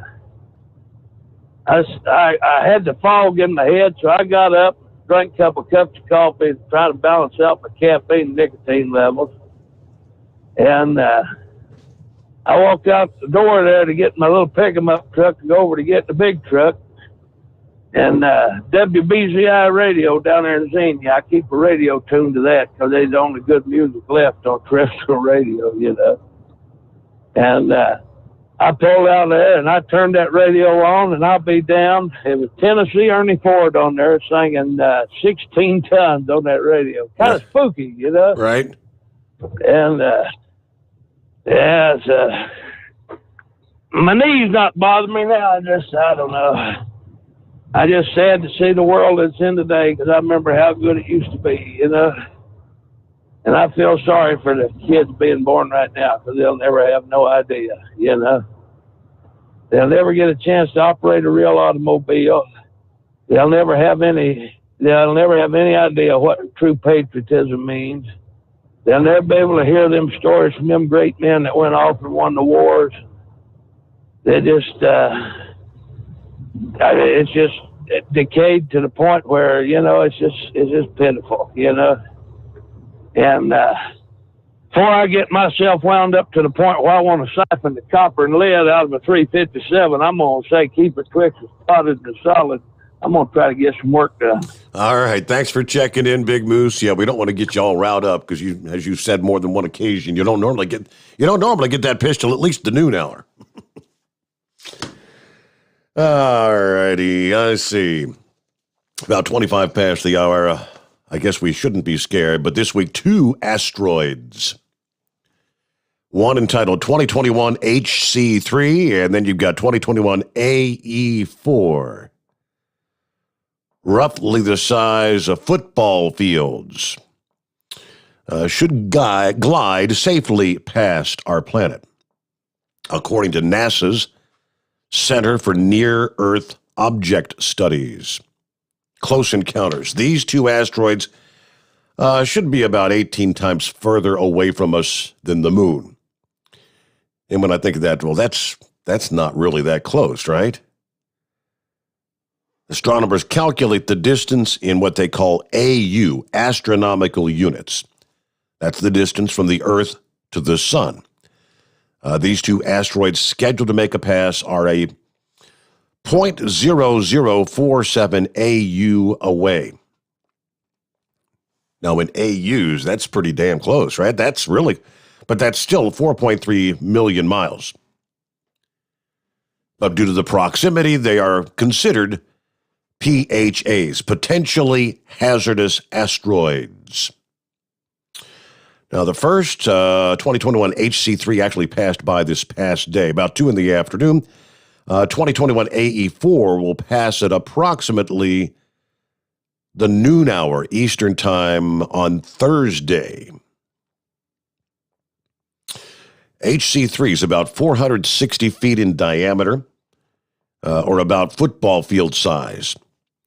Could be as big as the Empire State Building at 984 feet. AE4 is estimated at 393 feet diameter, possibly being as big as 853 feet. I think those are big rocks. They'd make a mess if they came in to our atmosphere. Let me see here. Who's next up? Would it be Mr. A? Ray. Ray, okay. Well, it says Mr. A. What's going on, Ray?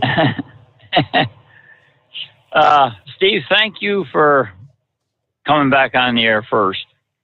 We really missed you. I got thinking about that guy, that was hauling the illegal aliens and told to drop the trailer in Houston. Yes, sir. He wasn't working for Mr. Biden, was he? Good question. Something to think about. That's all I got. So whoever he got on the horn with real quick told him to delete my information. Could it be Mr. Biden? I guess it could be. What's the latest update? You want same-day delivery? I mean, how about in 2 hours? We're all just wanting everything instantaneously in this day and age. Right now, drugstore company Walgreens said they're going to team up with DoorDash and Uber Technologies. And they're going to launch same-day delivery in under 2 hours for products in the United States. Some of the rivals, including Walmart and CVS, have since the start of the pandemic doubled down on trying to get products to the doorstep within hours as we become increasingly accustomed to quick turn delivery. Walmart in February said they're raising wages for stocking and digital workers who fulfill the local online and curbside pickup orders. Walgreens same-day purchases made online or via their app will be packaged by store workers, then picked up by the delivery drivers. There's no minimum amount to order. Customers in most markets will pay a delivery fee of $7.99 that will go to Walgreens. So why does that go to Walgreens? I guess for the person that put the order together? Is that... Yeah, what about the driver? Tipping and motivating drivers has been a major sticking point for many retailers trying to ramp up their same-day delivery operations. And Walgreens this summer plans to start encouraging customers to tip up front on the app. Some drivers avoid taking orders, delivery orders, from retailers whose customers are unlikely to tip. Should be some sort of a minimum tip, I'm thinking, for the drivers out there volunteering using their time, using their vehicle, having to buy the gas and all. All right, let's get news break in here. We come back with more. It's 844-844-3388. The Steve Sommers Overnight Drive live from the Hot Shot Secret Studios. USA Radio News with Dan Naraki. President Biden set a new goal Tuesday for COVID vaccinations in the U.S., saying he would push for 70% of the adult population to have received at least one shot by July 4th. The CDC says that about 56% of American adults have so far gotten at least one dose. He also announced a plan to reach out to those who are more hesitant to get a vaccine that includes sending shots to pediatricians and family doctors. We're also going to slip vaccines directly to pediatricians, ship them to pediatricians during the following weeks, so parents and their children can talk to their family doctor about it and get the shot from a provider they trust the most. Easy, fast, and free. And India has suspended its most popular sports tournament as COVID cases continue to surge around the country. The Premier League cricket tournament was suspended Tuesday after several players tested positive for the virus. India recorded more than 350,000 new infections on Tuesday. This is USA Radio News. Dish TV is better than cable TV. Why? Because you can save 45% on packages compared to your high-priced cable bill.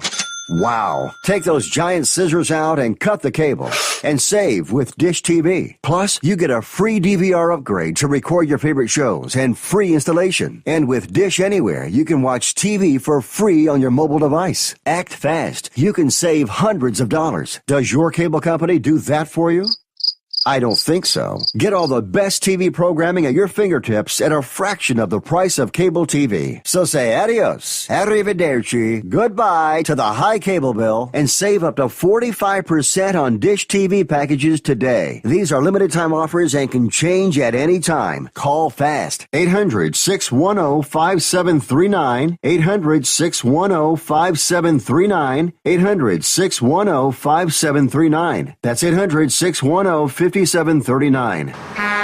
You're listening to the Overnight Drive with Steve Sommers. At Hot Shot Secret, we share the science behind common diesel problems and their solutions. For example, Hot Shot Secret Diesel Extreme. Today's ultra-low sulfur fuels leave injector deposits causing frequent DPF regens and low throttle response. Diesel Extreme is a once every 6-month treatment that will clean your entire fuel system, including the tank, lines, pump, and the injectors. Hot Shot Secret Diesel Extreme is available nationwide at truck stops, fine farm and auto stores, and online at hotshotsecret.com. Some say their truck reflects who they are, dependable and reliable. That's why you trust Blue Def. Now the best just got better. Introducing Blue Def Platinum, a revolutionary innovation with advanced system shield technology to significantly reduce harmful deposits. To maintain fuel economy, save money on costly repairs, and sustain the life of your SCR system, there's only one DEF to choose. Blue Def Platinum. The best just got better. PureFlow AirDog, your leader in fuel air separation system technology. Our systems filter out water, particulates down to 2 micron, and remove all of the air out of your diesel fuel. This allows for nothing but pure, clean diesel fuel to reach the expensive injection system equipped in your vehicle. Not only do our fuel systems protect, they also come in a variety of flow rates to meet your performance needs. Our systems are compact and use OEM-style fittings for an easy installation. Learn more about our product at www.pureflowairdog.com and be sure to follow us on Facebook and Instagram. Protect your investment with PureFlow AirDog. Diesel Army is on duty 24 hours a day, 7 days a week. Burning the midnight oil with the best diesel coverage. All the tech, all the torque. Diesel Army, where there's smoke, there's fire. For the latest news and event coverage, as well as feature and tech articles, sign up for the newsletter and don't miss a thing. Visit dieselarmy.com from the Power Auto Media family of digital magazines. Again, it's dieselarmy.com. Dean Michael, the tax doctor here. I have one question for you. Do you want to stop worrying about the IRS? If the answer is yes, then look no further. I've been around for years, I've helped countless people across the country, and my success rate speaks for itself. So now you know where to find good, honest help with your tax problems. What are you waiting for? If you owe more than $10,000 to the IRS or haven't filed in years, call me now at 888-557-4020 or go to mytaxhelpmd.com for a free consultation and get your life back. For anything diesel, take it to Shy Diesel. They provide a wide variety of services and diagnostics to determine what the problem is with the latest technology. From simple oil changes and preventative maintenance to fuel system diagnostics and repairs, engine rebuilds and cylinder head repairs, and rebuilds with our in-house machine shop. They also have on-site DPF cleaning for exhaust issues and DOT inspections. If your diesel is asking for some attention, Shy Diesel has the specialist you need for anything diesel. Located in Terre Haute and Lafayette, Indiana, and Effingham, Illinois, Shy Diesel has you covered. Drivers, you demand that your equipment's reliable and dependable, and that also applies to your headset for communication. Well, our friends at Stellar Electronic have you covered. The Pluto Duo headset bundle is the best communication headset you can find in the industry. No matter the challenging environment you're driving in, the Pluto headset will make you sound crystal clear all the time thanks to their 99% noise cancellation. And the Duo's not only a stereo converter for the headset, but also a power bank so you can charge as you go. Learn more at StellarElectronic.com or visit them on Facebook. At Hot Shot Secret, we share the science behind common diesel problems and their solutions. For example, Diesel particulate filter regeneration. the DPF catches particulates left over from combustion. The DPF regeneration cycle cleans the filter with temperatures exceeding 1,000 degrees Fahrenheit. A computer sensor triggers the DPF regen, which is often accompanied by a loss of power and fuel economy. The frequency of DPF regens are in correlation to the cleanliness of the fuel burn. Under heavy operation with the dirty burn, DPF regens can occur multiple times per day. Hot Shot Secret Diesel Extreme Fuel Additive promotes a more complete combustion, creating fewer emissions and therefore fewer DPF regens. Vehicles using Diesel Extreme experience 83% less DPF regens. Hot Shot Secret Diesel Extreme is available nationwide at truck stops, Fine Farm and auto stores, and online at hotshotsecret.com. Hot Shot Secret, powered by science. Because Channel 19's a little congested. Call Steve now at 844-844-3388. The Overnight Drive.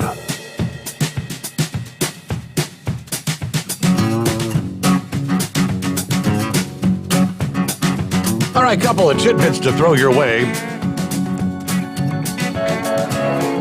Catch the Hot Shot Secret Fire Punk Diesel S10 coming up this Sunday on Motor Trend TV.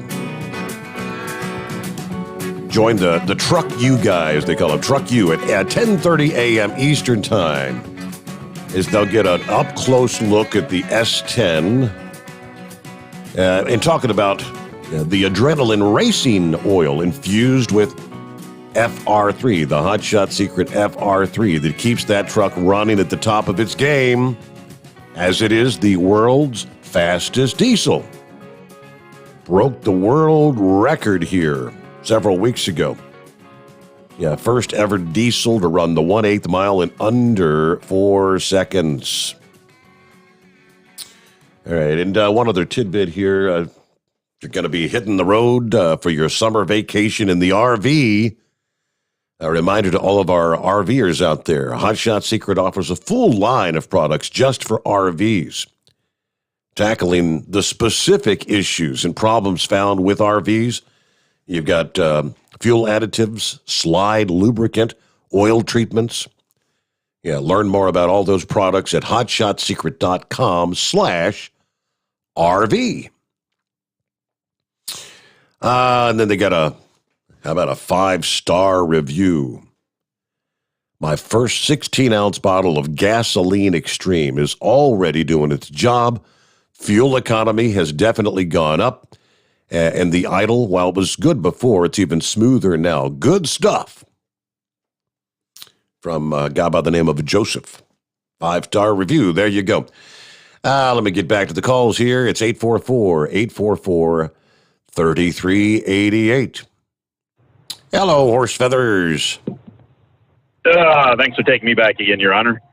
So, here to talk about short-term memory. What was the story you were talking about before we went to the news break? Oh, hell, why would you ask me that? I don't remember. Because I wanted to see if your memory was any better than mine, because I forgot already. But anyways, I was going to make a comment on it, but throw that out the window. Big Moose, the next time you have a dream like that, if you see a bright light, do not walk towards the light. Walk away, step backwards, walk backwards away from the light. So I don't know, that put chills on it, but that raised a hair on the back of my neck when he was telling that, Steve. Make me nervous. Yeah. Can't lose my star wrestler. You know, I'll be losing my star wrestler. Where would we be? You know, we got to come up. Are we going to join the WW? What is it now? EFZ? What W's are they on now? I forget. They changing all that stuff around. You know, I grew up there with Hulk Hogan and Sergeant Slaughter and the Iron Sheik, and you know they were all my wrestlers there that I used to watch. And then about the end of it, I was watching the Undertaker there, but I forget what was the other one there. There was a crazy guy, Mad Dog or something. I can't remember now. There, Yeah. Hacksaw. Yeah. Anyways, Didn't we have that? the Bushwhackers and Andre the Giant? Yeah. Well, yeah, I can't ever forget Andre. And he was a movie star, you know, because he was in that movie there. What was that? The Princess Bride. He was actually a real movie star. So anyways, there, I was being the way I am, I only get to listen to about half your show while I'm out here, so I try to catch up on things in between a little bit. And I heard you mention Kyle there put a statement out there for the Make-A-Wish truck convoy and announcing that they donated the $3,000 and a bunch of merchandise and souvenirs and wares to go with the auction and maybe door prizes, and that is greatly appreciated. You know, I'm glad that you know you and Chris got hooked up to do this, and this was all made possible because of everything that happened between you two and what developed from the other place, and that's their loss because I don't think they realize what they've lost yet. They should learn real quick. But anyways, it's greatly appreciated. Now, you know, hey, I'm just one that it's all for the kids, you know, and anything to make the kids better, you know, give them a little bit of whatever they need. That I'm just glad that I was able to, you know, be the one that mentioned it. But the one they really got to thank for me being a Make-A-Wish is Charlie with the truck convoy. Charlie from Lancaster there, because he's the one that really talked about it a lot. And I realized how close I was to it and able to do it. And we had friends that had a child that ended up with a Make-A-Wish gift, and so it really pushed me into it. And then of course my first one was the world record setting of close to 600 trucks. So, and I guess the next time we get to go around up there with that convoy, they're hoping that, you know, when we get to go back COVID free, they're hoping to break that record again. The Mannheim Auto Auction, I guess, is the largest auto auction in the world, and they want the world record set at their location. So their goal is to have more than 600 trucks when we get to be able to do it again. How about that? Mark Wow. that on your calendar. That'd be big. But again, thanks to Chris and Kyle and everybody at Hot Shot Secrets, Lubrication Specialties, your show, and I don't know. I guess that's about what we got going for you. But as I say, just wanted to get back with that. And, one last thing, your chlorine deal. Yes. Do you remember what happened about a year ago this time? What we were talking about the end of April, beginning of May. Do you remember what was going on at that point with all this COVID deal? Everybody's looking for hand sanitizer. Everybody's looking for wipes. Everybody needs disinfecting this, disinfecting that. Do you remember what happened to Clorox? Yeah. They ran out of chlorine. Yeah. So they're still trying to recover that, and they've got the price all jacked up on it from that. I'll bet you you'd be lucky to ever see the price of chlorine and Clorox and all that ever come back down. But here we are a year later, and here's the result of what happened a year ago. But yeah, you might want to switch if you get a chance to redo your pool. You might want to switch it over to the salt water. I've heard a lot of good things. Yeah. Well, we were looking at it this past day. I kind of informed the wife yesterday, as a matter of fact. I went out there and did the walk around, and as I said, since the damn thing's pretty much empty, so I know it's got leaks, and it might have multiple leaks. That liner is old enough; it's probably got some cracks in it and whatnot. And I'm looking around at the base of the pool, and there's when you're seeing rust, showing up, I think I'd hate to fill it and then have it blow out and flood my neighbor's basement, because the terrain is kind of designed where it's going to go right toward my neighbors. They got a fish pond out there, and then it'll probably try to get in their basement, Yeah, I hear that. Well, better their basement than your. No, I didn't say that. That would be mean. That would be mean. But anyways, I know what the story was. It's a tipping deal for the drivers, for the delivery for the medical people there, the Walgreens. We're teaming up with Uber, DoorDash and Uber, yes. Yeah, so that was the story, and here it came right back to me finally. Well, you better watch out, because all us truck drivers might want to get tipped for delivering everything. How many truck drivers out here are getting tipped? How many FedEx package car drivers, UPS package car drivers, your United States Postal drivers? They all might want to start getting tipped if people aren't careful. If tipping's going to be part of that, because look at how many truck drivers right now that can't even unload their own trailer. They get to a delivery location, they get told they have to pay for a lumper service from the company they're delivering to. They have to pay to get their own trailer unloaded, and they won't even give them the option to do it themselves. Get a little exercise. Mm-hmm. But I don't know. I think if people start wanting to base tips on things, and to tell you the truth, I'm not laying a tip out until I see the service I get. I'm not handing anybody money ahead of time. All this stuff with this advanced gratuity and put on your bill, you 20% gratuity to have your waitress serve you, and then you don't even get a second glass of sweet tea while you're sitting there, partying. Right. And they're all standing around yapping with each other, and then they expect you to give them extra money at the end too. No, I think not. But anyways, that's. Well, I tell you, what a way to bring it down. Hey, I'll bring it back up. Thanks again, Kyle, Chris, Hot Shot Secrets. It's a great thing you all did for Make-A-Wish, and greatly appreciate it. Yeah, we'll chat at you later, Steve. All right, and in the email, Kyle specifically mentioned you. Thanks to Horse Feathers for I guess, bringing them together, just talking about the great charitable cause of the Mother's Day Make-A-Wish convoy, and that's how it all kind of came together. Dateline, Pembroke Pines, Florida. Here's some pool owners could be left high and dry due to a major chlorine shortage. Summer has yet to arrive. Prices are already soaring. But what's driving up the cost? Well, according to the owner of Fort Lauderdale's Tropical Pool Service, he dove into what's causing the shortage and the surge. High demand, short supply. So all of a sudden, price increases double.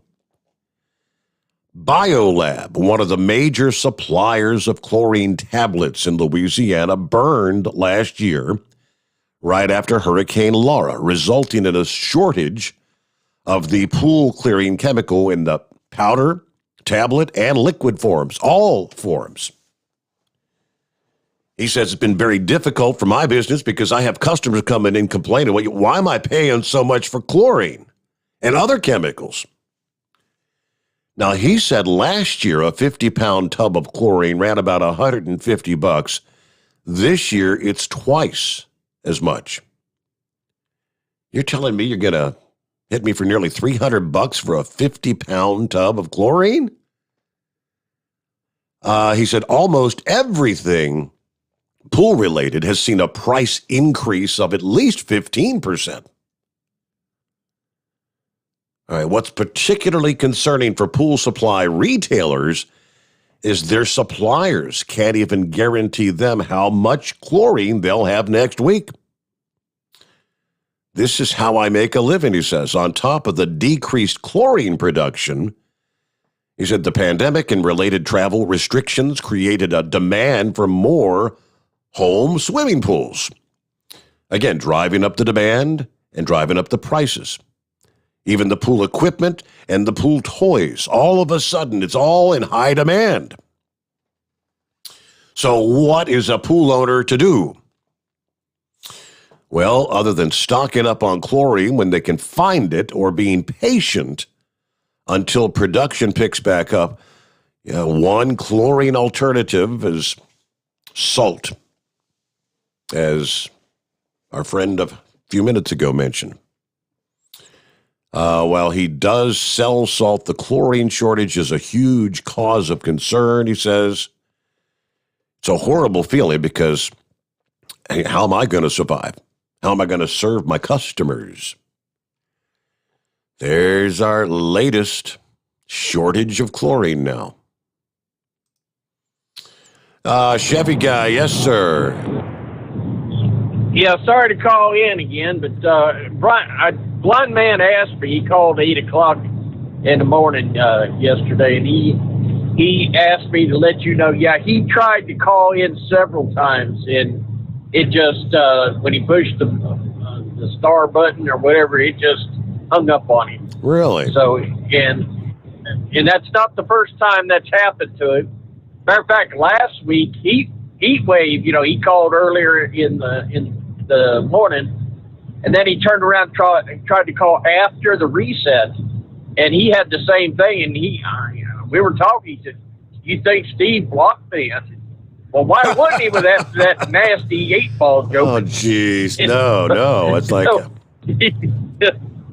But no, if anybody has that problem, I'd appreciate if maybe you'd jump on your email and send me an email, steve@hotshotsecret.com, to let me know. Because I would have, if I would have known that, I would have done a phone reset at 4 o'clock in the morning again last evening. Because that entire hour I sat here and I thought, I was getting kind of a complex. It's like, what the hell? Is nobody listening or what?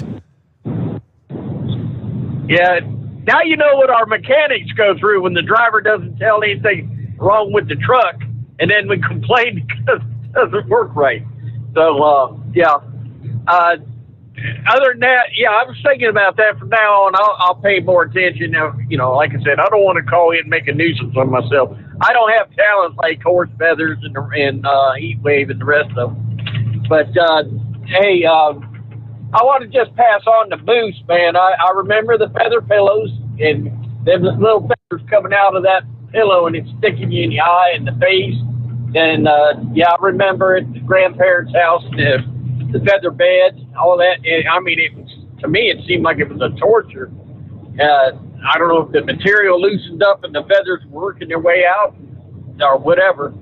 But he said about the dreams, I take Advil PM. When I take that Advil PM, it takes away my arthritis pain.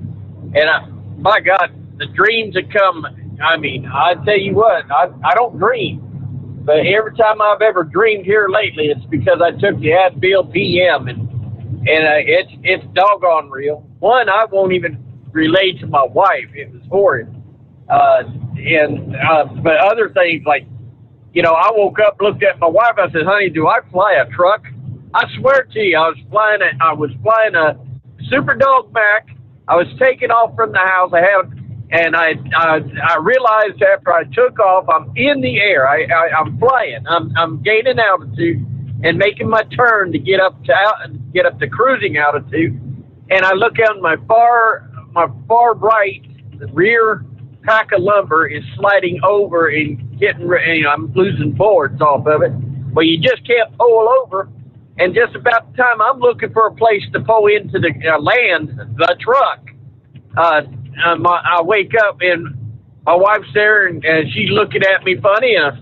"Honey, do I fly a truck?"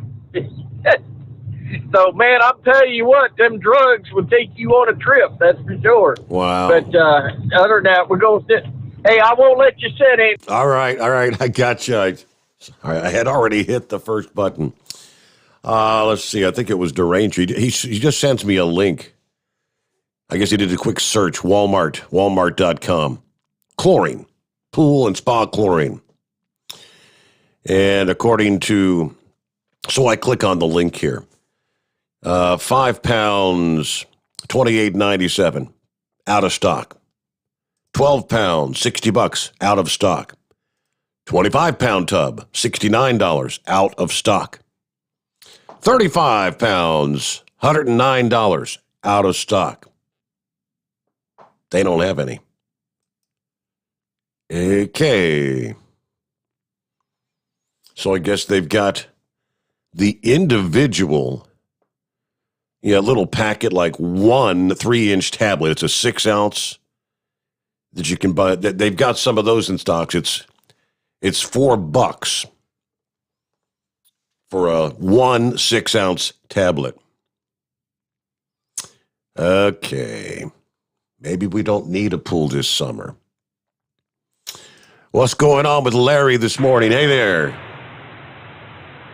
Good morning. Good morning. Well, not to add to your grief, but I was on hold yesterday for a long time, and then the show went off.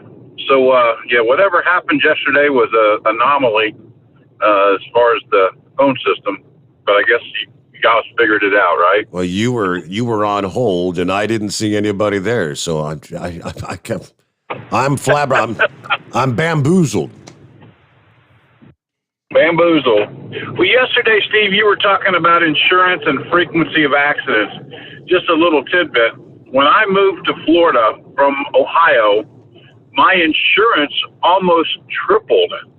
And I was asking the agent that I was dealing with down there, and they said just a frequency of accidents, and had a lot to do with the number of elderly people in the state of Florida and the number of accidents that happened. So when you were reading off that list of roadways, I happen to live there in DeLand, Florida, and I traveled that section of I-4 that you talked about yesterday, and it seemed like every day, either eastbound or westbound, there was some sort of a serious accident right around what's called the 1792 off-ramp, and that's right in the heart of that section that you were talking about by Lake Monroe. So that's very, very real. Is that Steve, you were talking to yesterday about? Is that the segment where they had when I was talking about the haunted area kind of place, or? Exactly, the cemetery that was in that area prior to construction. Wow. Okay. It's a beautiful area, and then Lake Monroe is, I guess, it's fed or connected to the St. Johns River, and the St. Johns River is the only river that runs north, and it runs north up to Jacksonville. I don't know if you've ever heard that story or not. No. A little bit of a Phil information from Central Florida. Steve, you also talked about the frequency of accidents. If you think about last year and the fact that law enforcement was not on the road as much during enforcement because they weren't doing aggressive interaction. If you were involved in an accident, unless there was an injury, and in some cases, even if somebody had to be towed, they were not responding. So I think there's a correlation with the absence of law enforcement being that visual deterrent to the frequency of accidents that occurred last year. I would imagine that's from that perspective. I do know that for the law enforcement that was out there, they were talking about the exceptional speed that so many drivers were going because of the lesser amount of traffic. And in many cases, officers didn't want to pull people over because they didn't want to go up to their window and have any contact for the COVID. All right, I'll look at the clock, and with that, out of time. Demon, call a little earlier tomorrow morning. I apologize.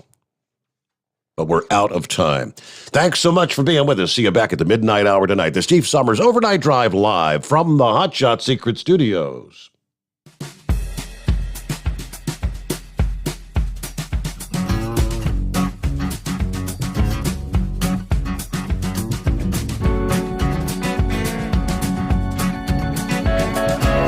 You never guess the places that I've been.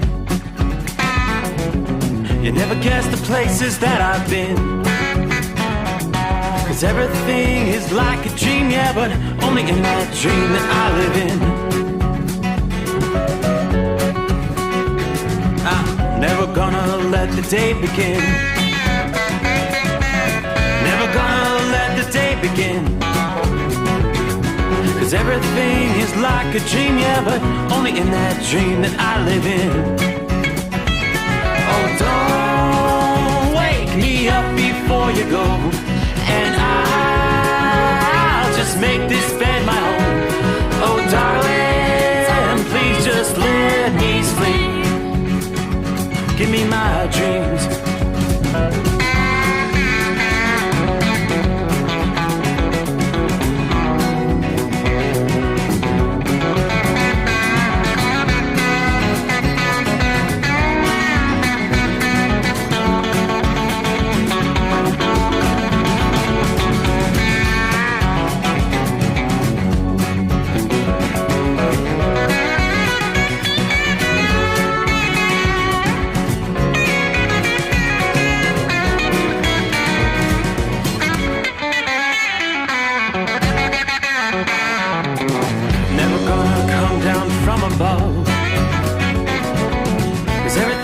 Better from above.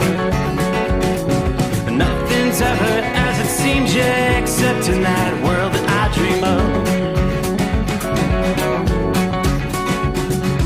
Never gonna lose the ones I love.